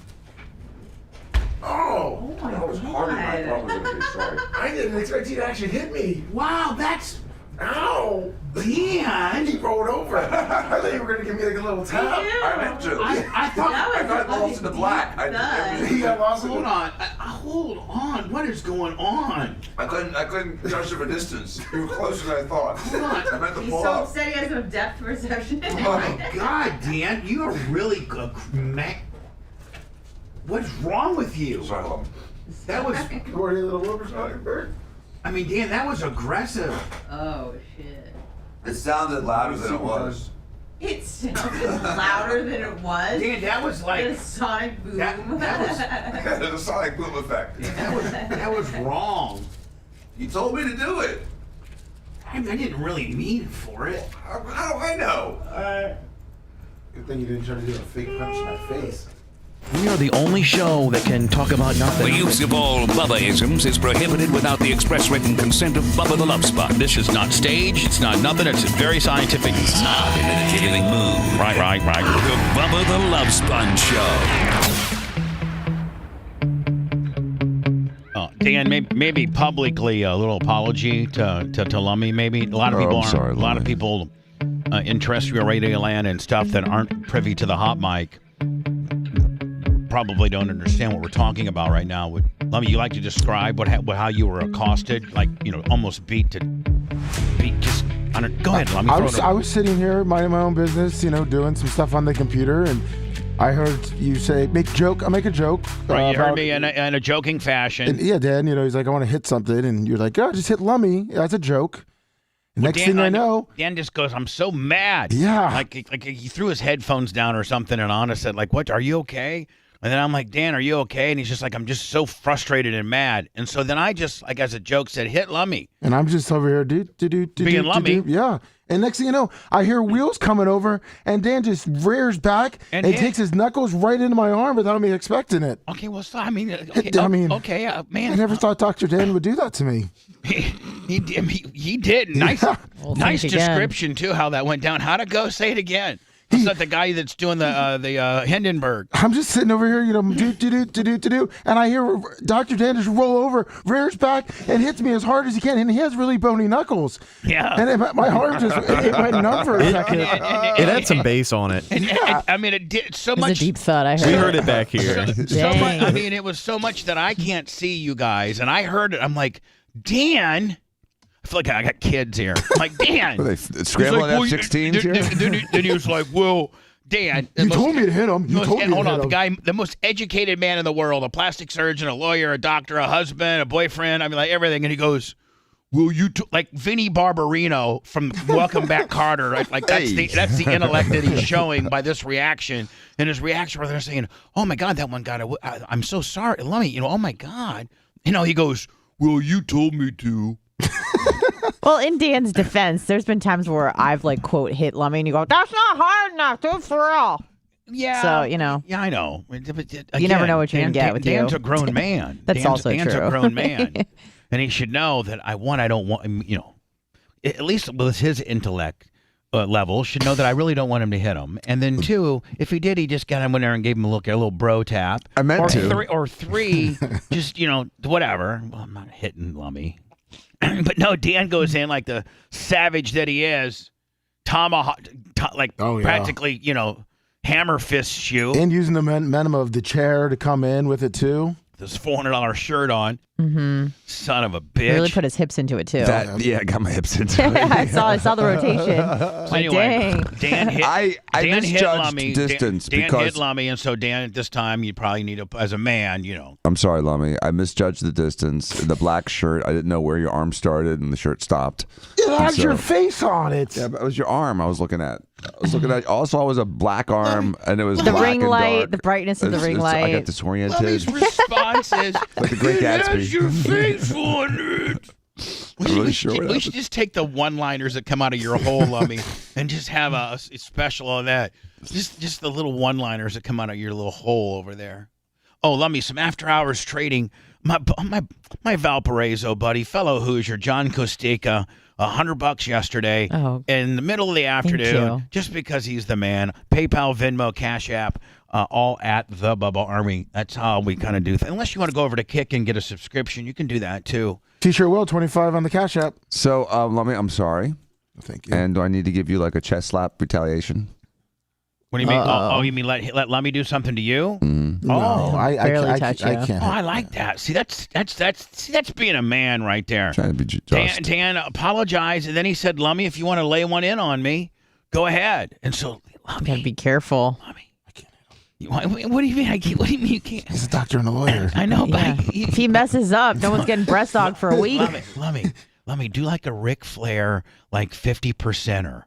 Do you want me to you? Spud it, right? That's no. You don't want to spud him. Don't spud him. No, but give him like give him like a Ric Flair, like a Ric Flair upper right, chest slap. Have him stick his chest out there and just give him like a kind of a Paul White, half speed Willie. You mean backhand or front hand? Just poof, like not backhand because that's harder to judge. Yeah, just a straight front chop. Okay, a freight and maybe cup your hand. My bare chest. Hold on. Yeah, let me get my camera out. Bare chest? I mean, sure. Doing this. I think Is it a handprint deal? I think you deserve a handprint, and a handprint's hard, but it's not gonna kill you. And let me don't be a pussy and not leave a hand because he said leave a hand, kid. Oh, he's so tan. Yeah, well, that should make it. He's tan Dan. That should even make it easier for you to lay a nice print in there because he's not white. He's got very much a contrasting color here. So we got you got to my put him in God. his chair so we can see it. Is that what it is? Gotta, like, get back in the chair? Look at your monitors, Lummy. Okay, hold on a second. So we got the most. I got a little delay. Okay, Lummy, don't. I do want to watch this as this is happening live here. Hold on here. Now, Lummy, Lum. I'd first kind of gauge it. Like I just kind of would gauge it. Don't lay one in. Just kind of like you know how golfers do a practice swing. Oh, Jesus. Yeah, hold on. Let me no. Yeah, like right there. But let me right. Oh, God. Now, Dan. Oh, Dan, he's pretending to punch his penis. You need to put your hands on. No, let me not yet. You need to keep your hands on the armrests and keep your chin up and just take it like a man. Okay. Okay, Lummy. And at your leisure, Lummy. Hold on, let me stop. If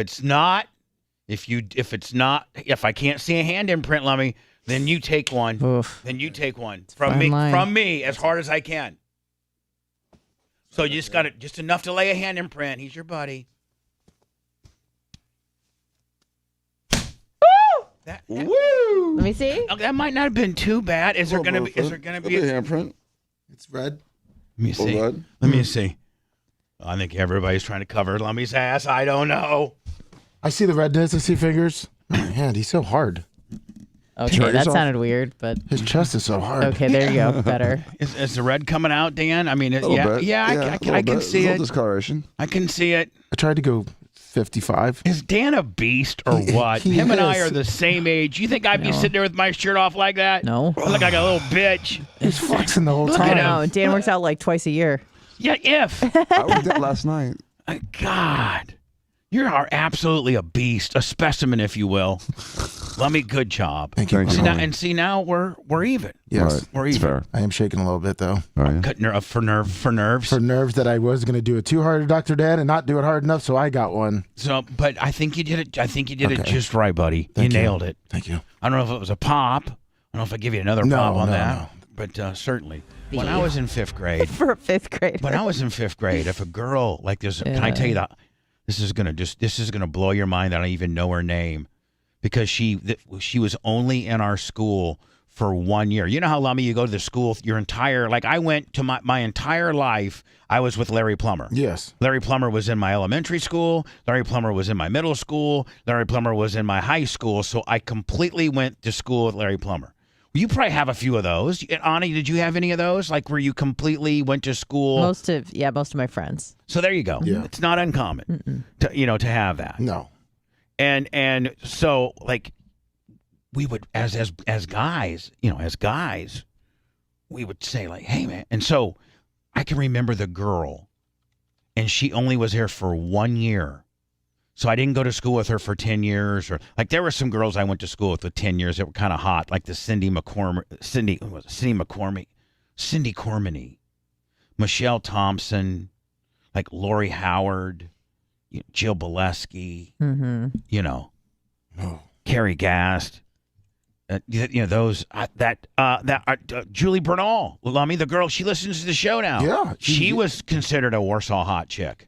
Yeah, like Michelle Sabo, Dana Holler, Jen Brown. Look, those are all the Jim hot, Brown. Jennifer Brown. Oh. So anyway, there was this girl in my fifth grade year, and her name was Danielle Forselli.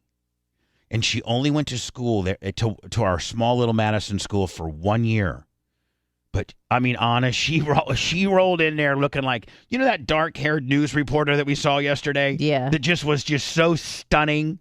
Mm-hmm. So, here, how you first day of school and you know everybody. Like you may see one or two new kids who parents moved in, to the district, but there's like, 95% of everybody that you saw last year's in.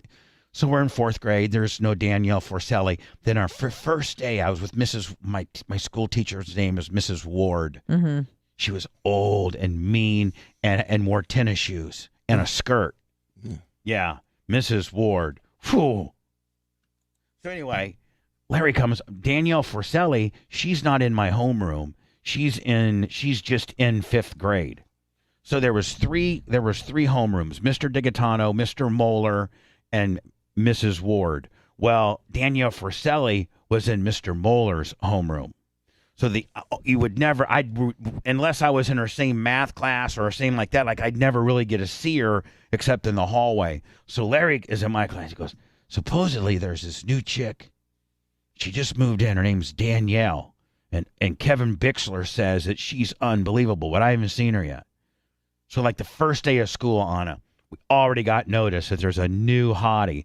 And she had these big jugs, and she had dark hair, and she was skinny, and had a super nice ass. And was how old are you at this point? 5th grade. Oh. 10, right? 10, nice 11? ass in 5th grade. I mean, oh, yeah, man. You're like, man, look at that. Man, look at those tees. And so you're saying in 5th grade, you might have been one of those, look at those tee girls? I don't think you understand. Me and Larry go, hey, man, did you see Anna Hummel's tees? No. I don't think you understand. I didn't look like a woman when I was 11. You said you had big boobs and in 5th grade. Have you ever seen an awkwardly large-chested child? That's what it feels like when you're starting to go through puberty. It's not like all of a sudden, boom, you look like Sofia Vergara with a nice ass and huge tees. You're kind of fat still. You got pudginess. Man, not Danielle. Braces. Not Danielle Forcelli. Heavy. She rolled in there, looked like a dark-haired Farrah Fawcett. Big boobs, but refused to wear a bra. That was me because I was in denial. Bubba, we had it good because we had chapel on Wednesdays, so all the girls had to wear a little Catholic schoolgirl skirts. But here's the thing, man. None of the teachers cared about those girls. They're all sizing you boys up. Yeah.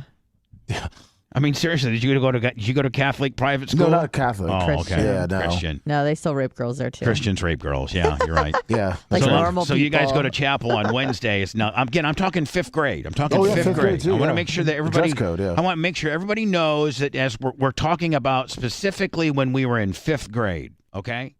So, Lummy, you're in 5th grade. Oh, yeah. I mean, are you talking to your Larry Plummer about hey man, did you see Michelle Thompson's tees today? Yeah, they had to wear the button down, but a lot of girls and then always. And then the guys would be like, "Hey, Larry, do you think she stuffs?"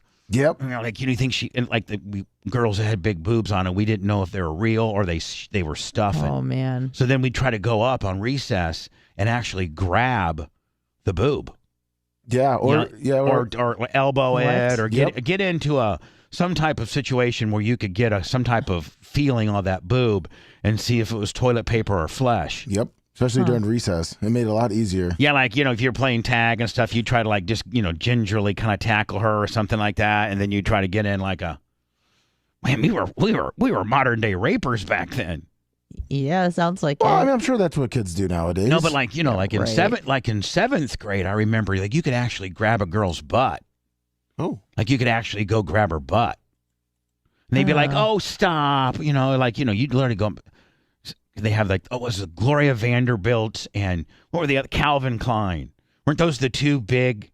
I'm talking about in the 80s here. Yeah. And the girls had like there were two different types of jeans to wear, either Calvin Klein or Gloria Vanderbilt, I think.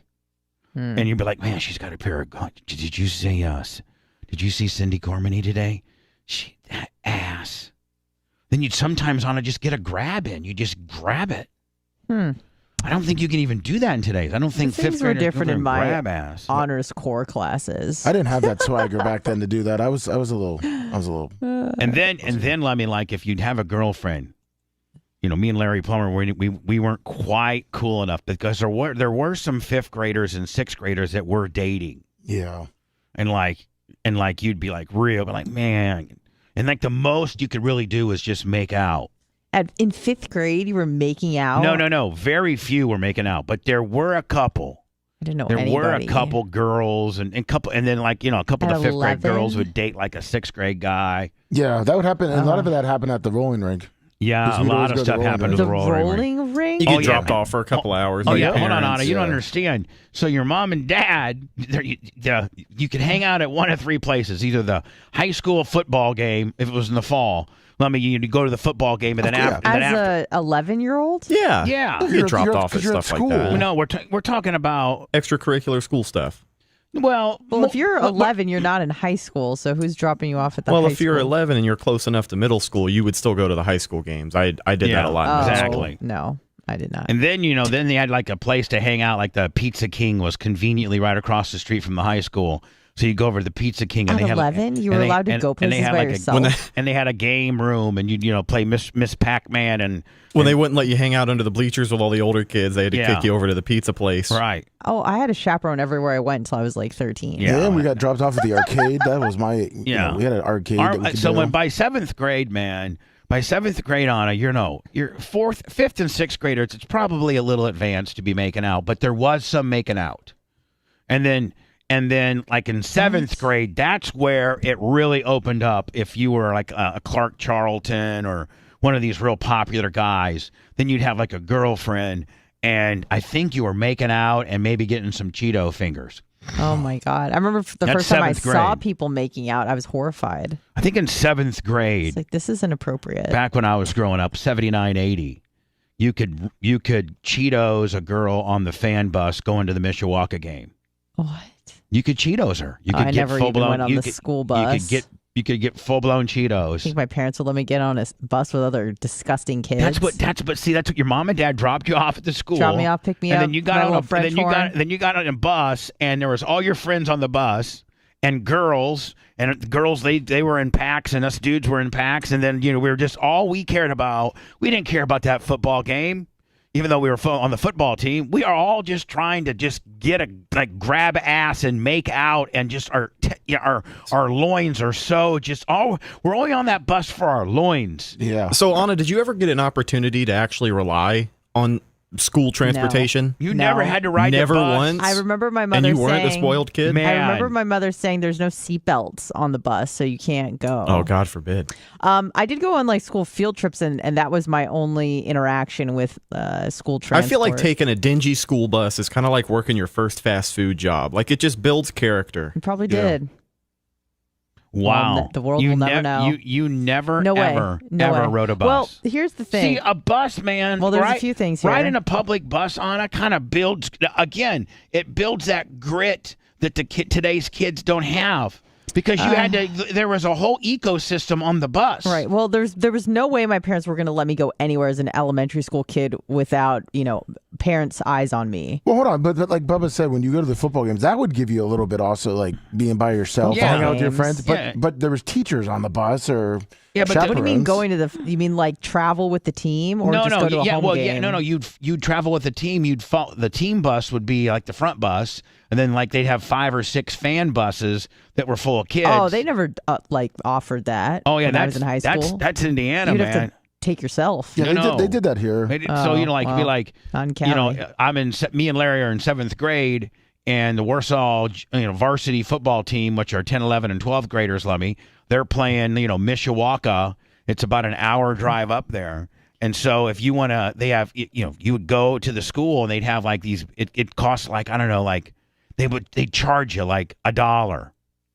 I guess it was probably for fuel or whatever, but they would charge like $1. Yeah. No, it was like $5, but that included the game ticket too, because you had to buy a ticket. They give you a little wristband deal. Yeah, something like that. Mm-hmm. And then you'd just be on the bus and you'd pack up in little groups of your friends and talk. And, we didn't have there was no phones. There was no, handheld games. You would just hang out and talk. I'm sure that was a lot of and fun. And try to get ass.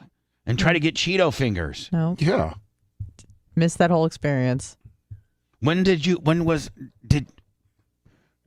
you know girls that were offering Cheeto fingers? And like when it was rare because you have to understand like the type of kids that I was in classes with were not like your standard run of the mill. Like it was packed full of Jews and Asians, so it was a little bit different. But there was one girl. You're saying us white guys are different there were than white the Jews kids in my and the school, Asians? but we were like nerds, so we weren't really sexually experienced for our age. See, I think that you might be dancing more towards my side. But there were some sluts, and I remember a girl telling me, like, she was 15, she was telling me, like, not to have anal sex.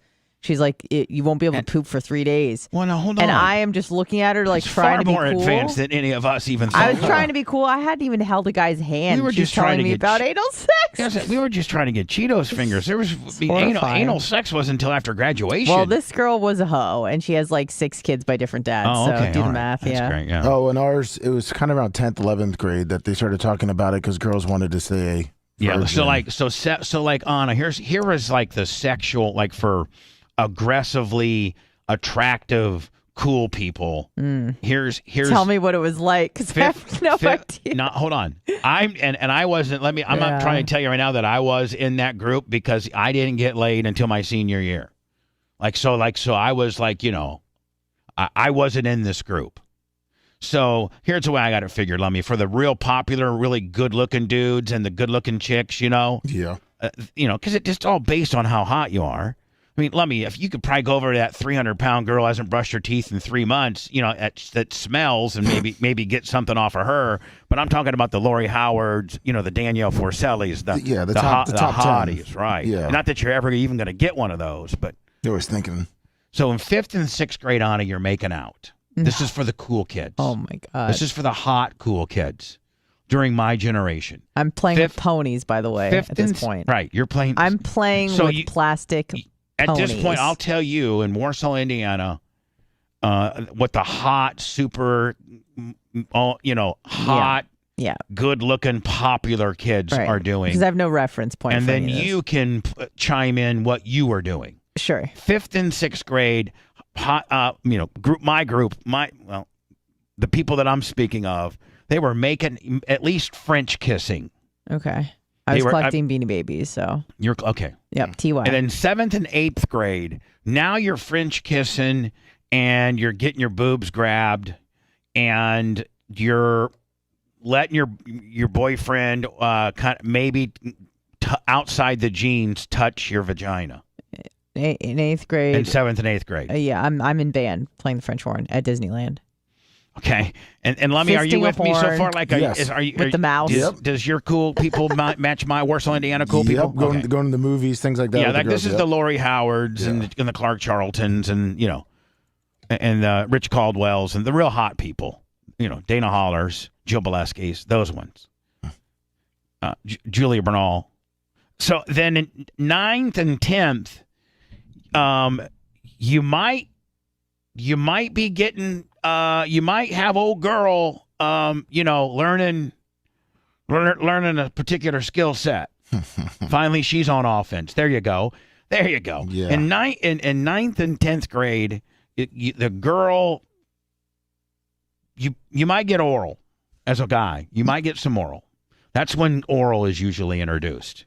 Sounds right? 9 and 10. What were you doing on at 9 and 10? A lot of math homework. Right. Yeah. And then 11 and 12 is all about that's when you're intercoursing.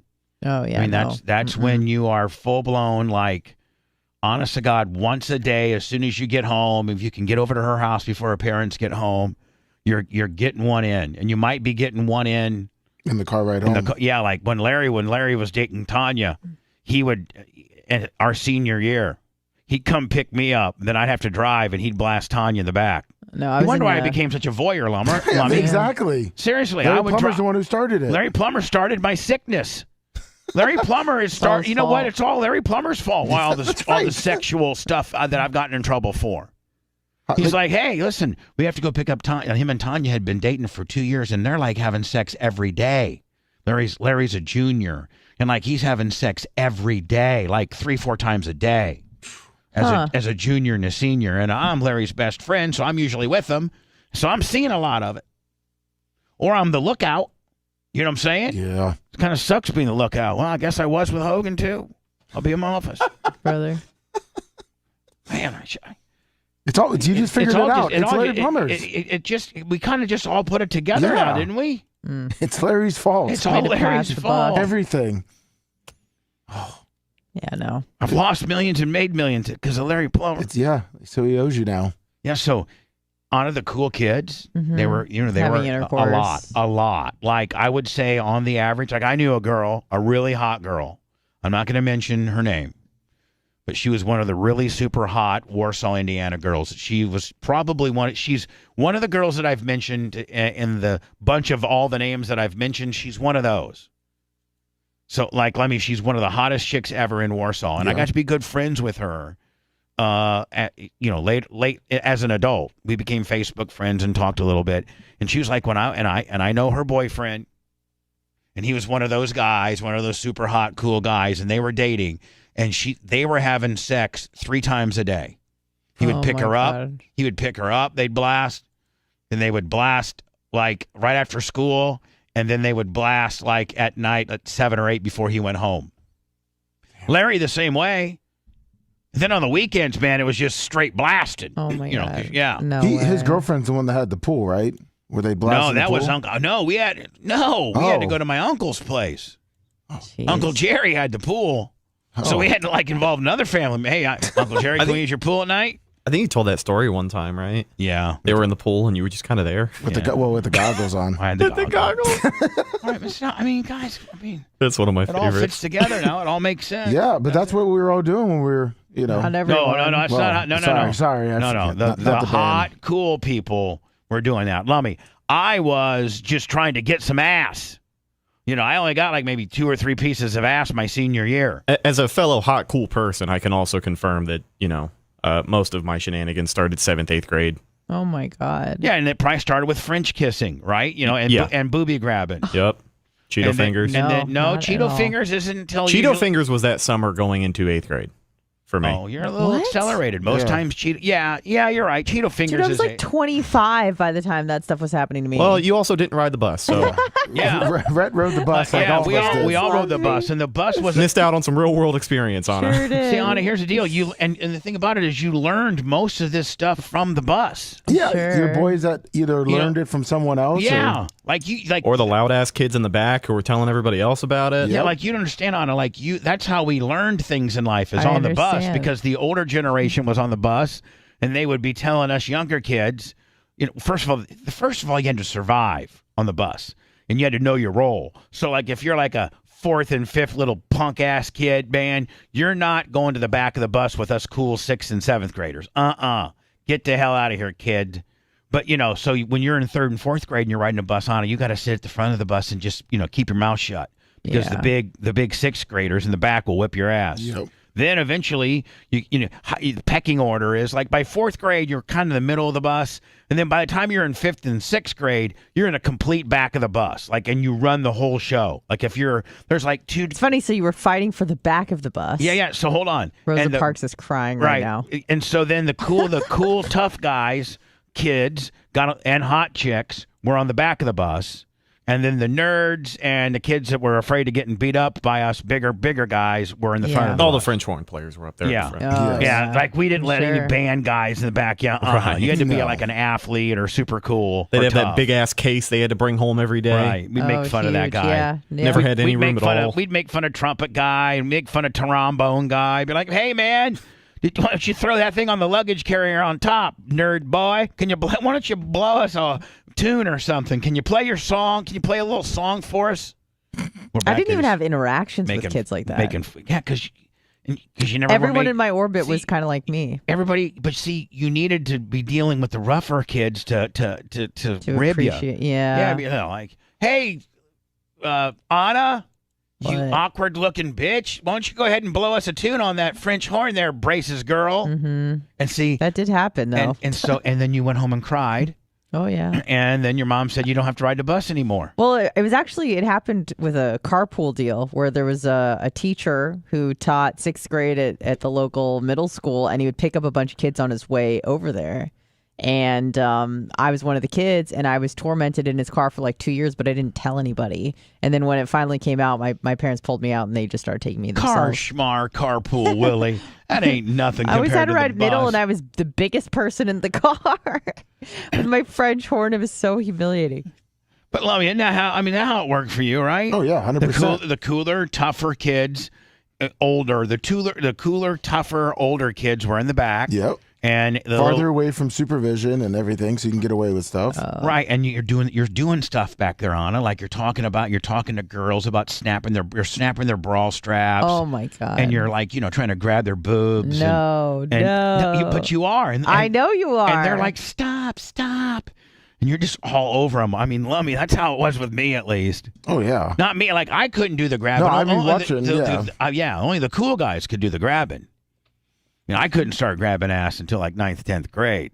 And that had to be like on, the younger girls. Yeah, exactly. 7th and 8th. 9th. Yeah. When I was a 9th grader, man, I was trying to pick up 8th graders. Actually, that's how my first girl was 8th, and she was in 7th grade. And you were in what, 12th? No, I was in 8th. Why bother with broadcasting excellence when you can have broadcasting decadence instead? The Bubba the Love Sponge Show. Trying to stay on the radio and stay relevant. Make me some money digitally, kid. Hello? Hey, SpongeBob, what's up? Who's this? I'm just trying to take care of some business here. I've been hearing about all this stuff this morning, and you know who this is, don't you? You've been doing good, SpongeBob. It's fine. Sounds like is it Hootie? Is this Hootie?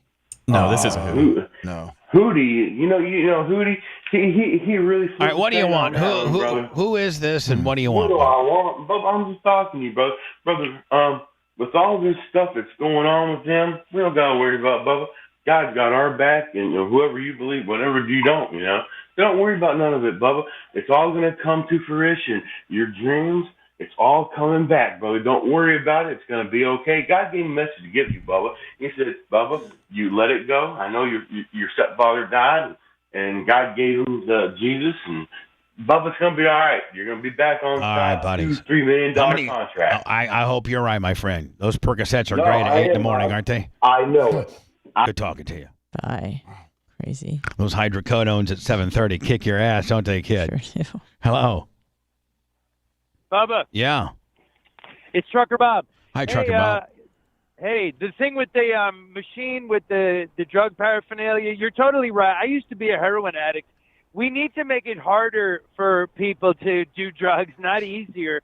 And part of that report, they were talking about how people were getting all the stuff out of the machine and they were selling the various components for crack money. Right. And that's what will happen. Yeah, I wouldn't put it past those model neighborhoods to not break into the machine and clear it out. You don't even have to break in. Everything's free. Yeah. So the minute the person, the guy fills it up, he walks away. The crackheads are right there. They get all the stuff out right on the spot. Or hold on, or some bad guy with a gun has a crew, and he has his boys waiting. As soon as that guy who filled it, leaves, they're strapped, and they get the boxes, and they go get everything out of there, and then they leave, and the crackheads ain't gonna do nothing to those guys because they're strapped. Probably true. Let me ask this guy a question. We need to make it harder. Yeah. How did you kick the needle? This is the guy that used to cook wasn't it? I got clean through the Salvation Army. What was the impetus? Rehab. Like you're doing heroin on the streets, and then what is step one? What happened? What's the catalyst? Well, and hold on, and how long ago? This was February 8th, 2016. I entered the Salvation Army in Orlando. I used to be on TV in Orlando, believe it or not. Okay, that's great. I want to go back to your heroin use. All right, so how did you? Why did you walk in to get help? What happened? I'm trying to answer. All right, go ahead. So I was facing actual homelessness. I had used up every couch, every person's spare bedroom. I had burned every conceivable bridge, and I was literally going to be sleeping that night on this sidewalk. And I met a guy in a heroin dealer's apartment, and he mentioned the Salvation Army. He said, they will give you a bed, they'll give you a job to do, and they'll get you off drugs. So hold on, buddy. Huh. So you're you're how old at this point? I'm 49 at this point. Okay, so you're 49 years old, and you just what was your? Again, I love your story, and I'd like to hear it all. And the fact that what was your first hit of crack that got you addicted? It was heroin, I think. I mean, of heroin. I'm sorry. Yeah, I mean, my first drug use was when I was 14 smoking pot. But the first time I got onto heroin through prescription doing pad. pain pills. Yeah. I got an injury. A doctor gave me a prescription for, oxys, and I used that up. I was able to convince him to give me another prescription, and then I was addicted. I was buying them on the street. And then I made the decision that every single pill addict makes, which is I could spend $30 per pill, or I could spend $10 for a bag of heroin that gets me 5 times higher. So it's just it's an economic decision. Right? And so 80 to 90% of people that OD from heroin or narcotics on the street, it started with a prescription pad. Right. It started with pain pills. It started with an injury, and the doctor prescribed some pain pills, and it escalated. Right. Now, how old? Yep. So, how old were you? When you first hurt got an injury and started the pain pill regimen. Well, that was in my 30s. I mean, so this one I was. So like you went like decades. you were a pill chaser for 10 years. At least. Yeah. So and that's living life where like you're a heroin addict. Yeah. So how many years of pill chasing did you go before you're like, screw it, I'm going to go right to the heroin? Oh, it was years, 8-10 years of pill chasing, and then it just finally got my tolerance was so high. And I was spending so much on pills. And now keep in mind, I was also smoking meth. I was smoking crack. I mean, I was doing a lot of other drugs. And he had a TT99 regimen and a morning regimen, it sounds like. I had an all-day regimen. No, but hold on now. Were you like through your 20s and 30s, were you successful? Like, were you a regular dude? Like, or have you always been a screw-up? I used to work at Channel 9 in Orlando. I was the traffic reporter on the Channel 9 morning show. Oh, okay. You're on a regular television station, was a regular personality, the traffic guy on camera. Yes. And how long did you do that for? For 10 years. All right, for 10 years. And did that pay enough to make a living? Depends on what you call a living. It didn't pay very much, but I got arrested for possession of crack. That was on the front page of the Orlando Sentinel. No, is that now? But hold on, is that why you are still a TV personality? I am not. No. I got out of that business. Go ahead. I mean, were you ever on crack and doing drugs while you're on TV? Every single day. So every day you're on TV, while they're looking up and seeing this guy, this cool dude, all dressed up, maybe. They don't know that literally, as soon as he gets in his car and to go home, he's going to fire up a crack pipe. Well, I had it kind of worked out to where I would only smoke crack on Friday, Saturday, and then Sunday I would kind of sleep, and I would kind of get myself. And then after a while, that starts creeping into where you maybe do it on Thursday, and then before you know it, you're it's doing every it every day. Now, did any of your coworkers, or were you perfectly, you could function while being on crack? That's what I was going to ask. I wasn't really on crack at work. It was more after, but I was certainly had come down. Happy hour a couple crack. of Xannies, a little quarter bar of Xanny. Right. So none of your coworkers knew about it? So nobody, would you say that nobody at work really knew? When you were super excited about traffic all of a sudden?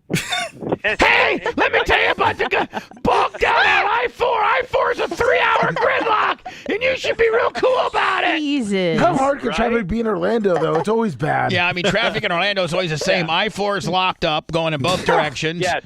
The John Young Parkway, 408 is horrible. John Young Parkway sucks, and getting out to the airport sucks. Correct. You can be so high and do that. Yeah, I mean, a monkey on crack can do it and did. So anyway, you absolutely. So you get off TV, and at that point, your ego probably like, man, I'm off TV now. I'm not. That was because there's a little bit of celebrity with that. I'm sure a couple people at Applebee's recognized you here and there. Absolutely. You may I had a minor celebrity. You might have even got some ass off the deal. Susie Homemaker. When I was a single man, I got ass all the time from it. From being the traffic guy on Channel 9. So then you go to heroin, and how long are you on heroin? Well, it started with the pills, and keep in mind a lot of this, the exact time periods kind of bleed together, and it's hard to remember exactly the amount of time, but it was years. Did you ever have sex to get drugs? Yeah, did you ever do sexual stuff for drugs? Did I ever do sexual stuff to get drugs? No, I never did that. Like, was I a prostitute to get drugs? Yeah, I mean, that's the question. Yeah. No. I mean, there's why is that such an outrageous question to ask? You're an addict on the street. No, but hold on. I mean, it's not outrageous. It's not outrageous. I mean, there's been instances where a guy will have to go, hey, listen, you got to, SMD in order to get this crack rock. Right. Well, that's a long-forming stereotype a lot of these addicts are trying to beat, is that they have to do Thanks, favors. Johnny Voice of Reason over there with the ginger kicker. No, Appreciate there's a lot of addicts. There's a lot of addicts doing very bad things to get drugs. no doubt. All right, so here you are, and are you at the point? Are you not? You're not even probably smoking heroin or snorting it. You're probably mainlining it, like right to the vein. Well, I started off snorting heroin, and then I went to shooting heroin. Yeah. No. How and what's the difference as far as how it affects your body, the snorting versus the shooting up? Well, I mean, I hate to make it sound like it's great, but it's pretty freaking great. Anyone who's done it knows. Obviously, it's good, but it's also the devil. I mean, it's I don't even have any desire to try it because I'm so I'm cool with what the little popsicle stand of recreational drugs that I do is nothing maybe a little weed with a gummy kicker, maybe a little pill here and there. Maybe some mushrooms, but I mean, what about pain pills? But you know about pain pills. But I don't take them. I have I have usually 10 to 15 Percocets that have been prescribed to me that I always have on Keep deck for special occasions. No, that I use specifically on it if I have a kidney stone attack. Oh, okay. So if I have a kidney stone, which happens about once every 2 years, and if I take like 2 or 3 of them, I can usually get through it and I can pass it. But I mean, I got enough willpower. Like if most addicts had 15 Percocets in their, they couldn't get to them. You can't hold on to that, I can literally save. I can have 15 Percocets in my medicine drawer and not touch them until I need them. That's a flex. Yeah, I mean, that's good. Yeah, that's good. I have no. I like the way they. I mean, I like the way they make me feel. I could see where if I wanted to take them, I could. But I have that willpower at least. To not. I don't need to get any higher than I already get, and the way I get high isn't that big of a deal. But I mean, I would never touch the needle. Never. Yeah, you can't be doing that. Never. I would. I kind of want to try. Obviously, I'm curious. Now, when you say that it's unbelievable, because obviously people sell their kids for this stuff. It's got to be good. Yeah. I mean, if you say it's if you say it now, and isn't the first time always like the most always chasing that high? You never get that high again. Yeah, the first time you inject heroin, you throw up, which you would think people wouldn't want to do that, but yeah, it's never quite that good. You're always, and that's true of all drugs. You're always trying to get back to the first feeling, and you can never. Now, has there ever been a guy that had enough willpower to say, you know what, I'm going to try heroin just one time because you just do it on Christmas, and you say, yeah, I'm going to do it one time. Just on your birthday? No, I'm just going to do it one time in my life, just so I can say I did it. Just to see what the hype is about. Yeah, I mean, people are ruining their lives for this stuff. Yeah, I know. It's gotta be good. Yeah, I'm afraid. Me too, but I kind of want to try it. I'm not trying it. No, I mean, I'm not gonna try it. I'm not. Seriously, bitch, I'm not gonna do heroin. Okay, I'm just saying. I'm curious. She's just verbally showing off right now. Yeah, I'm just All right, verbally gotcha. showing off. Yeah, All right. So anyway, you're actually at a heroin dealer's, drug den, and some guy sees how strung out you are, who's a fellow heroin guy, and he's like, hey, I heard down at the YMCA or the Salvation Army or whatever the hell that they have a program that really. So you really took the initiative, and that when you finally make that commitment to walk to that, to go to that Salvation Army and to open up the door and sit with a counselor, that's pretty heroic, because you could have just said, screw it, I'm just going to keep, shooting up until I die. That's pretty bad when your addict friend is like, you need help. I mean, but that's very admirable. And how long have you been clean? Since February 8th, 2016. Oh, okay. So I mean, you are. I mean, 7 years. Wow. Yeah. Nice. They saved my life. They are saving people's lives every day. And if anyone, I mean, not to be all Salvation Army on you, but they really are sent from God. I believe it. And they are saving lives every day. And it's free rehab. I mean, if you're listening to me right now and you need to get off drugs, call the Salvation Army. It's the Adult Rehabilitation Center. They have a guy who's the intake counselor. Just ask for him. They're used to getting calls from drug addicts, and they will save your life, and they will get you off drugs. And it's free, right? For free. Not only that, they will give you money. They give you get a gratuity every Friday. They hand you $7 so you have a couple of dollars in your pocket so you can get a soda out of the soda machine. They give you money. Now, but how can they prove that you're not using? Well, they're going to drug test you. Oh, okay.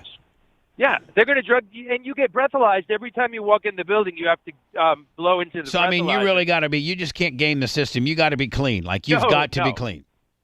When you show up, if you have opiates in your system, first you're going to have to go to detox. So that's the first step, and then because you got to get you have to be able to work. How bad? Now, how bad is they send you to detox, and it's probably not a detox that you can horrible. that you can just walk out of because you're rich. I mean, you're probably locked in there, aren't you? The one in there's one in downtown Orlando that's pretty horrible. I went to one years before when I tried to get clean unsuccessfully. That was like a rich person rehab, and they, monitor your blood pressure and give you Suboxones and kind of help with the effects of withdrawal. But the one that's paid for by, I guess, the city of Orlando is not quite that cushy. Withdrawal sucks. Kicking sucks, but it's something that but what I'm saying is, once you go there, they don't, and like say after 2 days, you're like, I gotta get out of here. They probably don't let you out, do they? Well, you're not locked in. You could leave, but then once you do that, you can't just change your mind and come right back. I think it's like a 30-day turnaround thing, where if you walk out, you can't try again for 30 days. So I was ready to get clean. I wanted to get clean, and if you don't want to get clean, no one can get you clean. You have to want to. That's true. Because you can't lock people in a room and stop them from doing drugs. The second you open the lock, they'll go do drugs again. Right. So you have to want to get clean within yourself. Yeah, and I mean, if you're really not dedicated to doing it, then it's not going to work. Correct.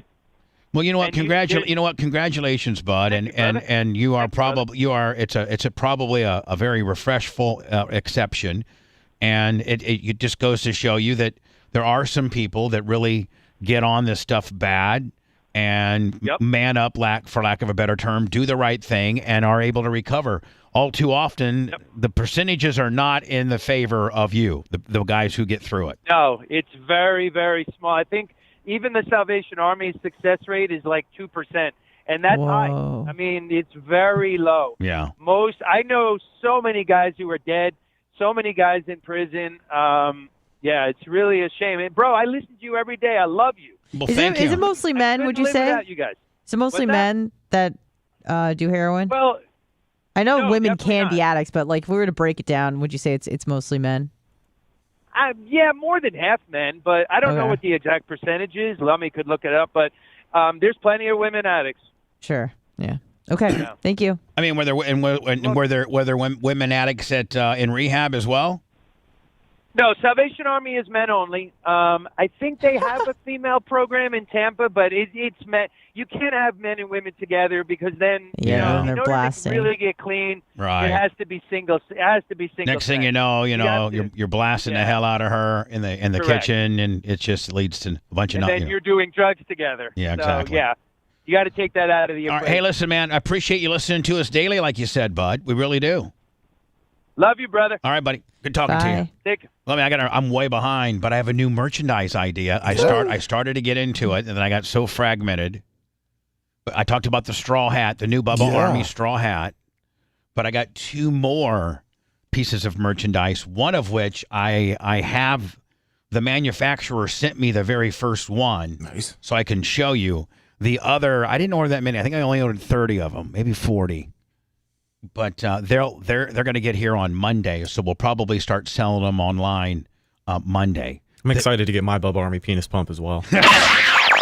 Deliciously disgusting. You're absolutely right. This is the Bubba the Love Sponge Show. Nowhere near the rare air at the top of the heap. I mean, we know what's important. More like the bottom feeders existing on the scraps of society. You just babbling about Bubba the Love Sponge. So every Wednesday about this time, sometimes a little bit sooner, we have the great Alex Stein on. I worship the ground that this man walks on. Current belt holder. He is the current, the current belt, the Bubba Army most coolest and most talented person of the show, championship belt holder.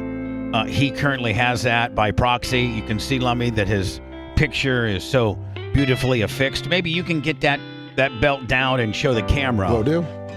Just We put our money where our mouth is. He is the belt holder, and Lummy can show the fine cameras of that. He used to be one-way Stein. Now he's super highway Stein. He's the man that single-handedly got our Twitter back. He did. We've been trying for years. And Alex Stein called a friend of a friend, and they got a direct line into Elion, and then it was just like, it was just a big whodunit. And so as pessimistic over the years as I've been over Mr. One Way, I am now I'm a fanboy. Mm-hmm. I'm indebted to this gentleman. Is he standing by? Yes, he is. Hello, Mr. Stein. How are you, my friend? Hi, Bubba. Pay-per-view, because Alex is scared. He doesn't want to get in trouble since he got a strike on his channel, so I'm talking for him. Don't tell him I'm scared. Really? Well, he's not scared. He just doesn't want to get his channel taken down. But he says that there's no need to thank him and that he's going to relinquish the belt to Lummy. No. He doesn't have those powers to be able to relinquish the belt. Only Bubba does. Yeah. He said that he wants to relinquish it. So he's like a champion who doesn't even want to be a champion? No, I want to be a champion. Just tell him there's a lot of pressure. Oh, well, how fitting. I mean, one-way Stein. I mean, listen now. You're going to keep the belt for as long as I think that you deserve the belt, and you still deserve the belt. Quit being a little pussy-ass martyr, bitch. He said, Bubba, I know this is your crown jewel, but I don't even want it. Yeah. I mean, it's disrespectful you even have that angle, you little martyr bitch. He does want the belt. He does want it. He just can't properly carry it. Well, that's okay. It's he's displayed. We know that he can't physically have it, but he can still have it, virtually and metaphorically, and he is the strap holder. What is he in so much trouble over? Tell him about your strike. He got a strike on YouTube for talking about trans and kids, and it was just a title on a video that got him in trouble, of course. Right, and he's in a lot of trouble, and now is I guess I'm going to have to talk to you through as an interpreter. Is he at trouble with the Blaze, or is this a YouTube thing? Trouble with the Blaze. You might as well just talk to him. Well, no, this is actually more fun, actually, because I'm talking to an attractive woman who I know. Who I'm kind of got the hots for. So now is there problems at the Blaze? No, I wouldn't say so, but now he's just being watched a little bit. Yeah. Oh no. Not too bad though. Not too bad. But How long does his YouTube? How long does his? He said it's another positive thing he's done for the Blaze. What How long is his community standards or bad guy strike last? 2 weeks. It'll be up Sunday, so he'll be able to come back on next week. Yeah. Now, is he gonna, maybe feather? Like, I've been telling him pay-per-view that he needs to feather the gas a little bit, and he's just a little too much. I've been telling him to back it down a notch, and he keeps doubling down, and this is what happens. Papa knows. From that, I only have one speed, full speed, and I have a lot of mental health issues. So. He only has one speed, and that's full speed, and plus, he has a lot of mental health issues. So. Are you still? I mean, are you on the verge of leaving him or anything? Are you guys solid? Yes, we're solid. That I would never leave Alex. Well, I don't know that. I mean, some guy who doesn't have a community. I mean, what if Steven Crowder all of a sudden started talking to you? Yeah, you know what I'm saying? And Alex is off the Blaze. He's suspended from YouTube. He's got great hair. Let's say that Alex loses it all. He gets canceled. He's like he like Alex Joneses himself. He's like completely done. And he has to go back to selling cars. He's got to go back to selling cars and putting peanut butter in the valve train so they can get through. And he's literally like down on his luck and, having to live, borrow money from his dad and stuff. And would you still stay with him or would you, go over and be with a guy that's got his act together? Alex wants me to say no, but that's not the real answer. So, but I'll do it. You mean the real answer is you're out of there. I mean, you got to your man has to have a job and be popular in the media social world, or a hot looking chick like you will be able to find somebody. If Alex loses it all, then you're out of there. Let's just be honest. Love isn't that strong.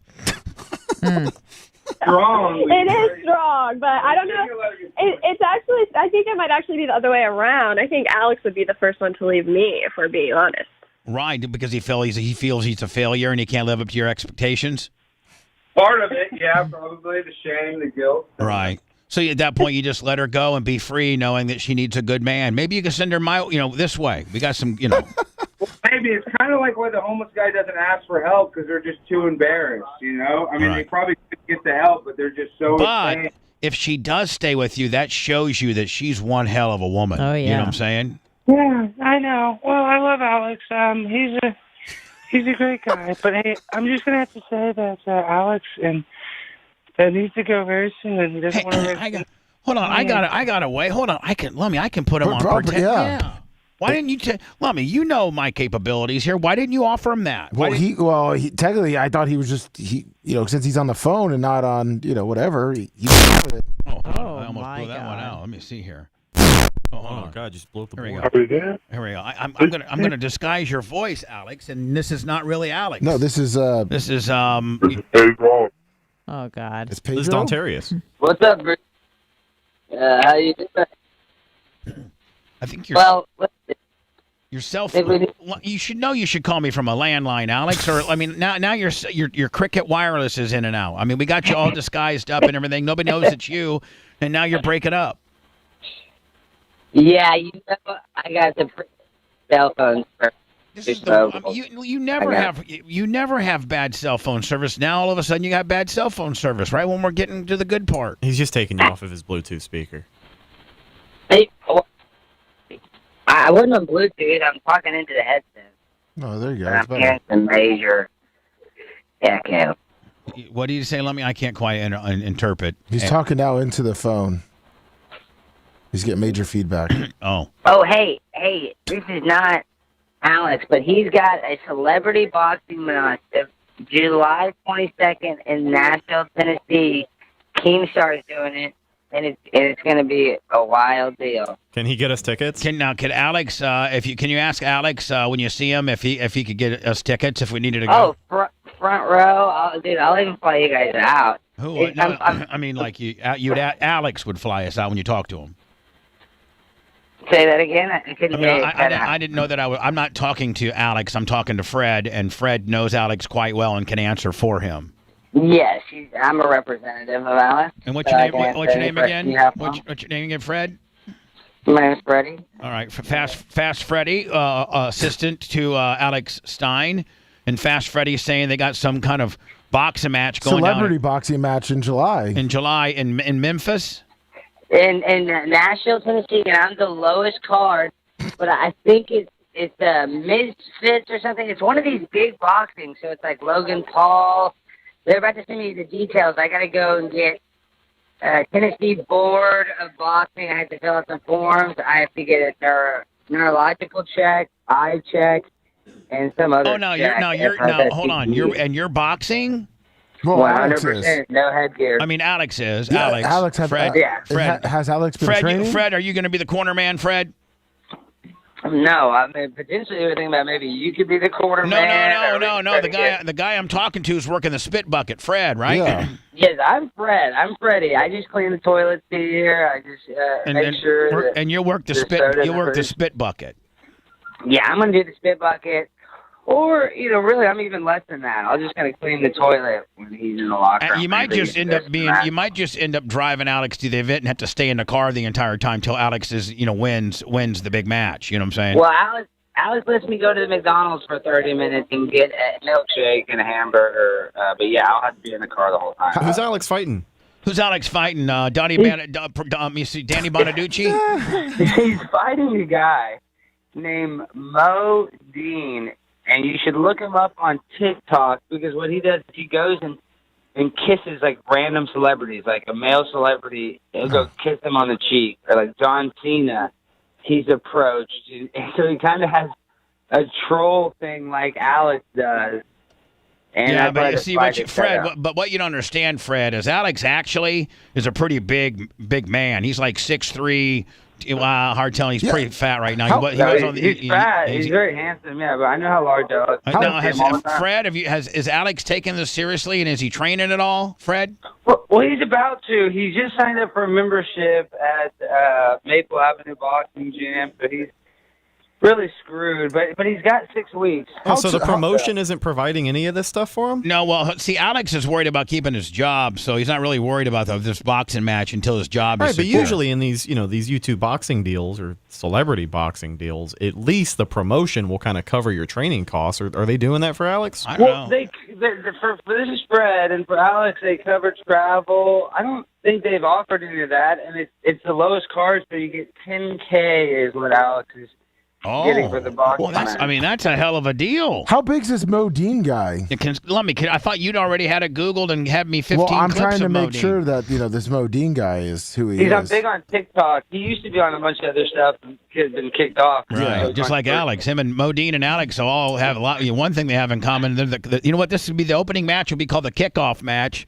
These are two guys that have collectively lost 14 platforms between both of them. Have they announced the fight yet? Or no? The 10 grand is going to be the money they would have lost out if they would have been able to still have their YouTube channel. Yeah, that's very accurate, and Alex agrees with you. But they're about to announce it. Keem should announce it either today or tomorrow. They overnighted the contract. I guess we have to sign that. And once Alex signs that contract, as much as Fred, as much as Alex is on the bottom of the card, who's on the top of the card? Like the Jake Paul deal?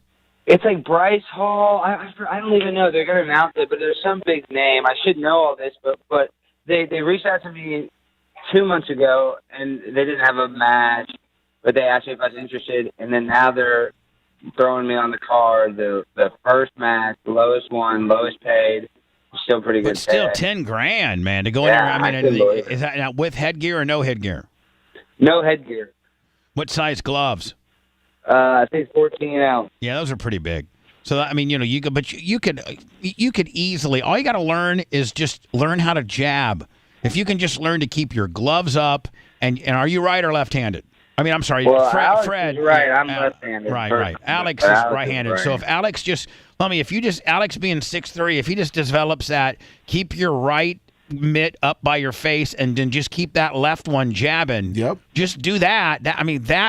You'll win if you just stick to that. Alex has a size advantage for sure. I believe.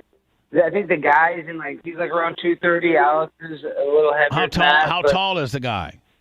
I don't think I think it says online he's 5'11". Yeah, but he didn't have. He wasn't also fourth string tight end for USF back in '89 like Alex was. Yeah, he's not. But he's gonna have. He doesn't know who I am. He probably just sees me saying big, or he sees Alex saying Big Booty Latina, and he doesn't know that he's actually a real killer. I sent you a fight he did in the street. So he's the guy with the This backwards hat. This is Alex is fighting. The guy with the white. Alex gonna get his ass kicked on this deal. This guy's a straight New Yorker. Yeah. Stand by. He's not from New York. He's from the Islamic part of the UK. Body shots. I don't know the language on this. Body shots. Come on. Come on, go! What's messing? Wait. Hey, yo. Hey.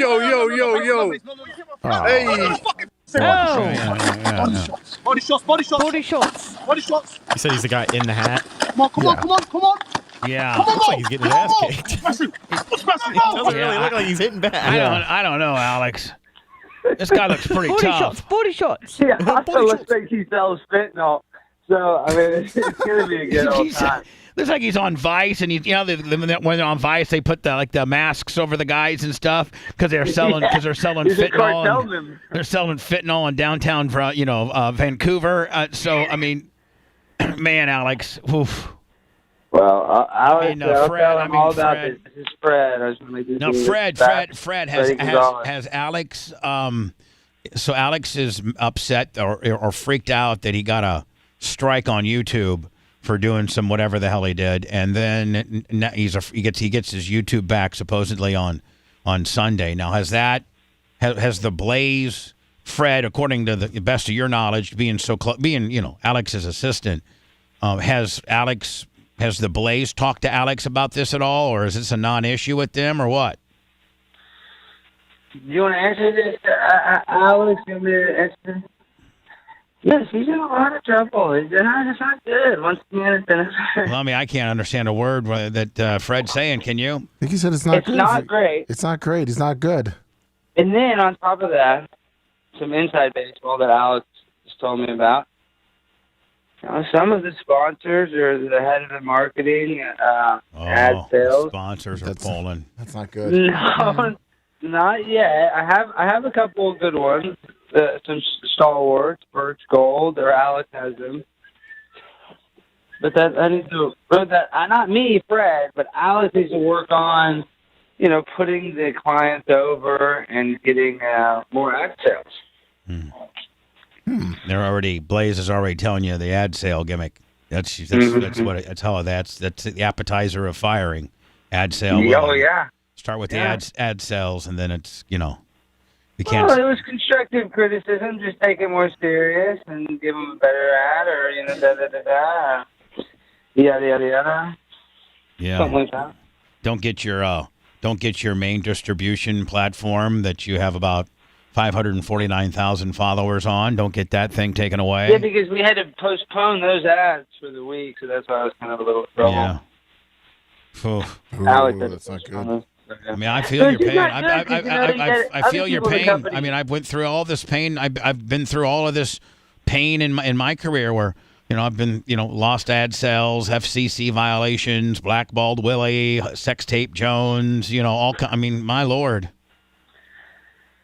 Well, I hope I make some money for my Look at that hot. I want you to do me a favor. I want you to look at that hot blonde with the nicest areolas that are sitting right beside you, and know that when you lose it all, she's gone, kid. She's gone. Didn't Hall & Oates sing a song? She gone. Yeah. Well, I'll relay all this to Alex. He's taking a nap right now. He's in bed. But we have Alex has a lot of stuff on the right. And I'm sure he's really going to be looking forward to talking to you tomorrow. And he wants to properly carry the strap as well. He doesn't want it to be a gimmick, kind of a pity deal. Well, if he still has it by the time the fight comes around. Yeah. Oh, yeah, you can wear it. Wear it. We're not shipping that belt to Nashville, bitches. Well, one of you guys that'd be great exposure. Not leaving this building. I'm sure Alex can figure out air. I mean, Alex, guys, I mean, the only way I would send that belt is if one of you guys went. Well, and you were responsible for getting it back here. I know Fred's got to check in with Alex, but I was hoping Alex could come through because I would make accommodations. Like I would go. You go? Yeah, okay. I got credentials to Creator Clash earlier this year through the show. Like it's like that internet boxing is so stupid, but it's so entertaining. Again, Al. And I'd obviously go root for Alex and get us some great content too. Listen, Anna, Rhett, make sure you let me know all the credentials you're spewing out on behalf of the show, you son of a bitch. No, Bubba, don't worry about that. This is internet boxing. But Rhett, look up who's on the card.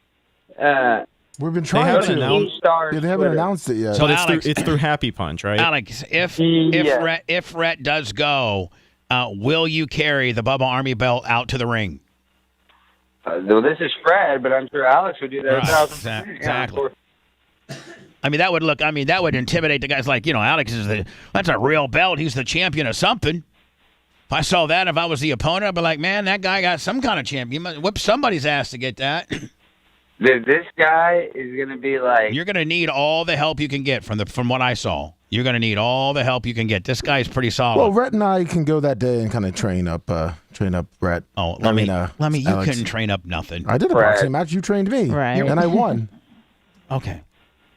I know that your wife, plunges you nightly. I don't know how manly you really are. Sorry. Oh, so Rhett's manlier than I am?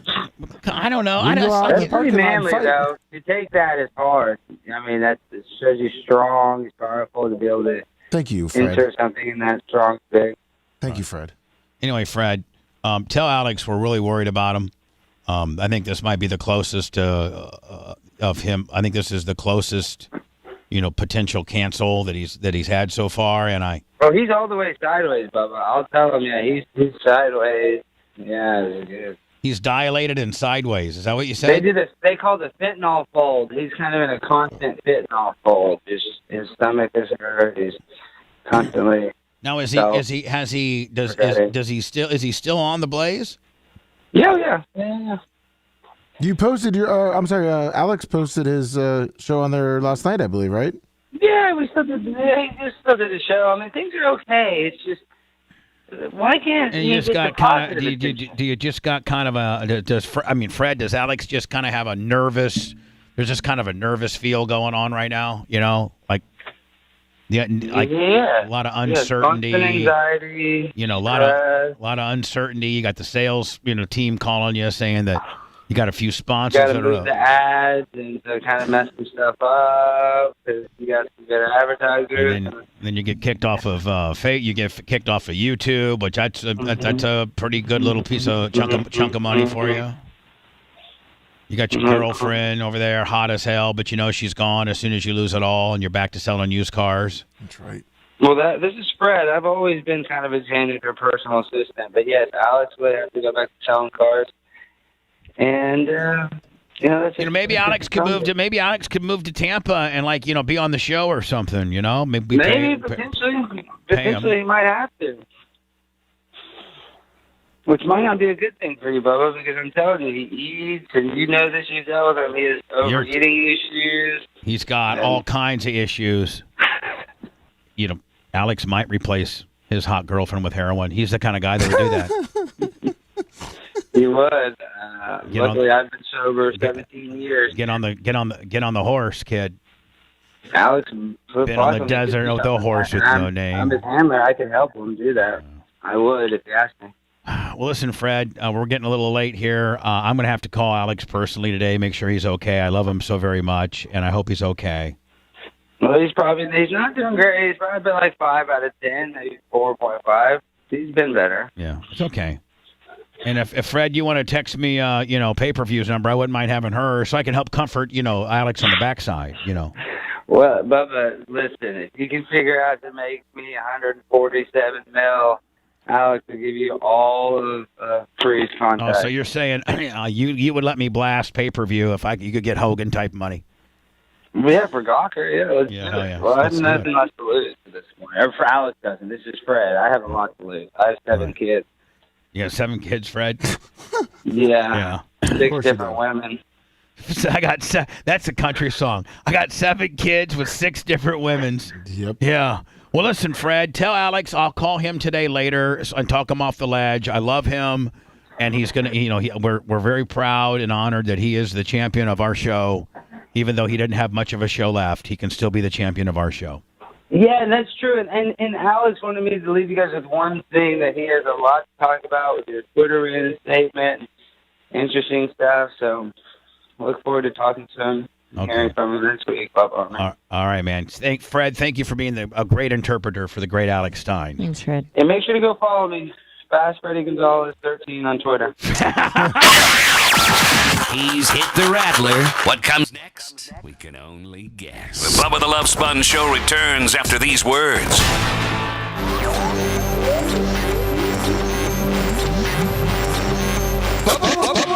All day, every day. I'm an FT. Full tractor effect. You're my savior. I listen to it in the morning and at night. It keeps me awake all night driving that big rig down the road. Bubba the Love Sponge. We love you, brother. The Bubba the Love Sponge show. Man, lot to sled through. Lummy from the hot mic, huh? Oh, yes, a lot. Me and Brian were just really. I mean, we're getting ready. Yeah, he did. He was like pulling for you, and I was negotiating, and we started. And Brian will at least will at least verify that me and Lummy just agreed upon it. Negotiations started at 50-50, and they ended at 90-10. Did they not? I mean, was the final deal 90-10, Lummy? 90-10. Yeah, okay. I'm sorry, Brian. I'm sorry. The defendant even says that the deal in itself before they went into hot mic was 90-10. Yeah, he bid against himself big time. Right. I started him out at 50-50, and he ended himself at 90-10. Don't represent yourself, folks. No, I mean, not against me at least, nonetheless, when I'm trying to pay you, okay? So, Lummy, we did agree, like, if because of this endorsement you're getting ready to do, you turn into a big-time star, and like a lot of the places, like, maybe Redline Oil or K&N or some of the places, obviously Skag Mowers, Miller Lite, Super Beats, Lightstream, Manscaped, Omaha Steaks, all the ones that we endorse, right? Oh, yeah. If all of a sudden they hear this read, because, all the ad companies, when we do reads, we send an air check to them. And so they they're always talking about, hey, the guy Jimmy Jones in Wichita, he does pretty good for us. Anytime we've done stuff with him with Omaha Steaks and stuff, he really does good. Well, I got a reputation amongst a couple of these agencies that we do good endorsements, and that the Bubba Army is very cult-like. And when we promote something, the Bubba Army goes the best they can and goes and researches it, and if it's something they can use, they use it, right?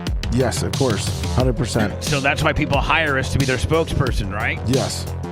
And that's it's actually a pretty decent number of our budget. That's a pretty big number. Yeah. That's like our fourth or third highest revenue piece is our advertising, our spoken word endorsements, right? Yes. I'm getting ready for you to do your very first one on your own. And what I'm trying to say is, what if you nail it? And everybody, Tom Bean's calling me and be like, hey, we want to, Manscaped wants to switch over from Bubba over to Lummy. Next thing you know, Lightstream calls. Hey, Bubba, we really, you did a good job, but that Lummy guy, phew, we heard his Get Super Beats commercial, and whoa, can you give me some information on that guy? How much does he cost? And, all of a sudden, Lummy, nobody wants me anymore. And they want you. Promo code Lummy. And so, what I want to say, Lummy, is I'm good with that. But it's going to be all money collected for said endorsements. Our deal, me and yours deal. Yes. Outside of your paycheck, is I get 90% and you get 10%, and you want the listeners to know that you're perfectly good with that, and we negotiated in good faith. I'm perfectly good with that. And we negotiated. We negotiated in good faith with our lawyers here. Did you know with our one lawyer who was pulling heavily for you and advising you not to take the deal? Yes. And you overrode his decision nonetheless, and said, no, 90-10 is good with me, buddy. Give it back to Papa. Okay. Give me back to Papa. So, okay, and perfecting this lead is going to be a 10 out of 90%. What's that now again? Yeah. I said me perfecting this lead is not going to be good. Okay. Now, Lummy, this is Get Super Beats, okay? They're the great client from Human. The two ends. Slow down, buddy. So this client is Super Beats. Yes. They're fairly new. We just got them a couple months ago. Now we've done really, really well. Like a lot of the Bubba Army have gone out and got these Super Beats. Yes. Dan likes them. Brian likes them. They're even Anna, being the, what are you, vegetarian, the vegan kicker? Yep. Yeah. She likes them. Mm-hmm. Dan eats them. And Lummy, so it looks like they're going to be a good client. They also have some different, the main company is Human, Humann. They make other stuff, like a Neuro deal, they make a lot of different products that we're going to probably start endorsing. But Super Beats is our first one, nonetheless, that we're doing with them. We're still in the Super Beat phase. But Lummy, we're getting ready to get some more business with these great people. Great. Awesome. And so I wanted to give you an opportunity to do an endorsement for these people, knowing that they're one of our best clients right now. Yes. And knowing that, you know what better way to treat a new client, and then to give him an option. Be like, listen, Bubba does your reads, and you guys get a pretty good response. But would you like to? The Bubba Show has informed us that they're now offering Lummy for endorsement purposes. Oh, I mean, that's a pretty big thing. It's a pretty big deal when the network's now offering you as a paid talent to endorse a product. That's huge. That bears a big shoulder of responsibility as he takes a sip of his Miller Lite. As Brian is pimping me out for birthday parties online right now. Yeah. All those trade shows too. Lummy, all of those deals go what? Do you 90-10? Well, hold on, that's all you need to say, Lummy. Everything 90-10 except for your paycheck. Okay. I'll still let you keep that. Oh, thank you, Bubba. I appreciate that. But all other opportunities, that are going to be spoke about on these airwaves are going to be 90-10. Okay, buddy? Yes, sir. And so this is Super Beats. Yes. They're one of our best clients, and we're going to give them an option because we're a really good, we're a good client, and the fact that you now have another alternative. You have Lummy as your potential spokesperson. Oh boy. I'm ready. Yep.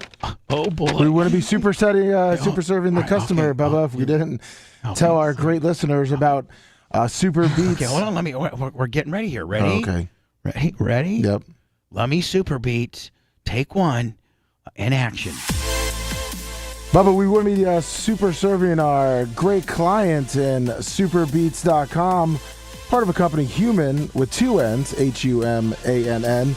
We are going to be doing some other products from them very soon. But currently we have the Super Beats, the heart chews. Brian takes them. Bubba, you take 2 to 4 a day. I take 2 every morning. Dr. Dan loves them. Anna loves them. They're plant-based, non-GMO, no artificial sweetener. Great chew. It helps your heart. It's a heartfelt reason to support your blood pressure. In fact, more than half the U.S. population would benefit from blood pressure support.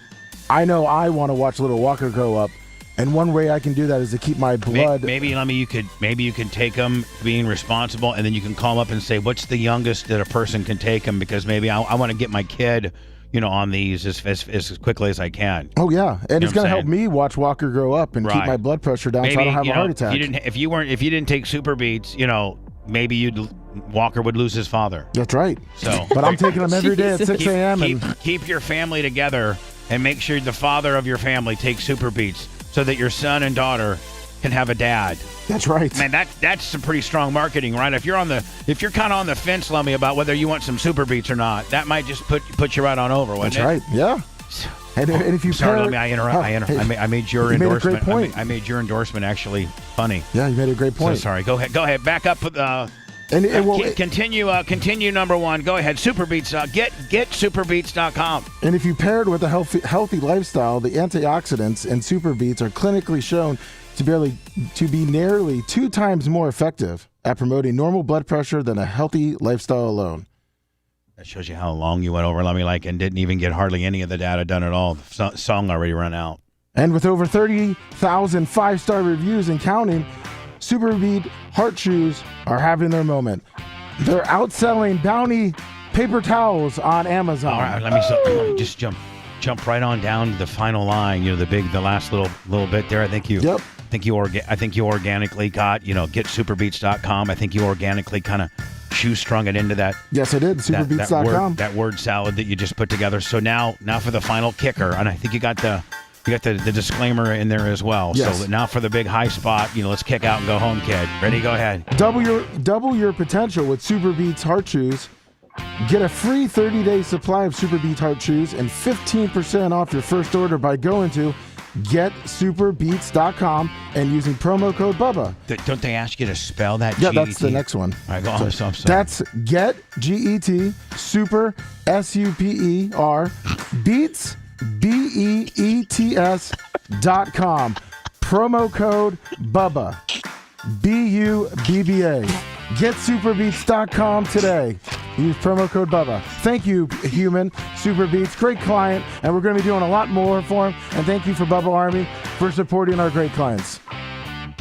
Now over to you, Bubba. I think he did as good as could be expected. Thanks, Brian.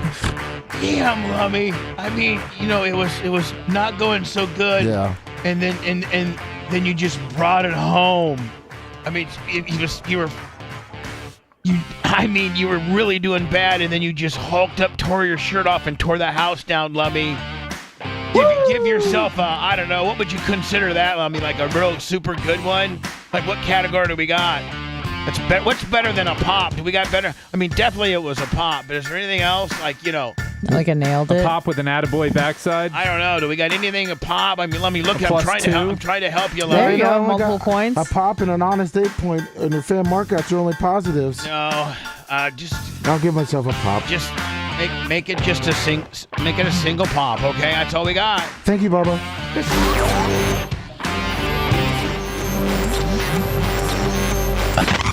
Bubba the Love Sponge. It is. I'm here for the sponge. Mate, it's all about mate. It's got to be Bubba. I laugh so hard. Bubba the Love Sponge. Ow! The Bubba the Love Sponge Show.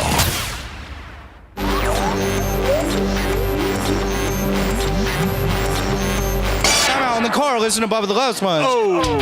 Love you guys. Gotta be Bubba. Wondering who he's going to yell at next. Yeah. People from all facets of life can relate to this show, and that's why I like it. I love it. I can't get enough. Bubba the Love Sponge. Exactly.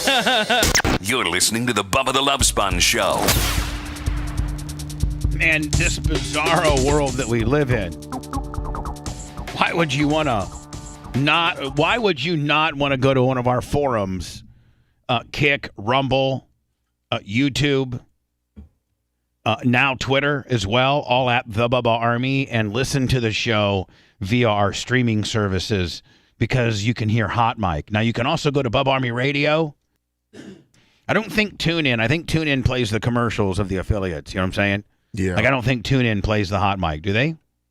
I think they play a little bit of the commercials. It will depends how you listen to it, because some people do listen, tune in through the Bubba Army. Yeah, if you listen to like Florida Man Radio, things like that. So anyway, make a long story short, if you're not listening to our Hot Mic segment, you've got to somehow find a way. However you listen to the show, you're going to have to be able to try to figure out how to listen to the Hot Mics, and those are when we break down the 7 times that we break. And we're gone for 6 minutes and 20 seconds while you're hearing regular commercials on your radio station. If you are listening to us on by the various means that I spoke of earlier that I want to go through again, you can hear what we're talking about in the on air.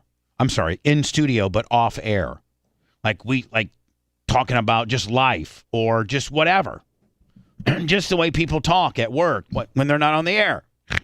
You know, obviously, as you do. There's some things that we can talk about on the air. Then when we turn the mics, it's like showbiz. And then when you turn the mics off, now we can kind of say, hey, Lummy, you know, whatever. Man, the conversations we have, Lummy, we've now negotiated you down to 90-10%. Lummy, first of all, unbeknownst to me, and I can't make this very long, this is going to have to go over to the after show. All of this, Lummy, we're going to open the after show up with. Oh, okay. Yeah, I don't even necessarily know that I'm going to get it. I'll give you I'll give you the tip of what we're talking about right now.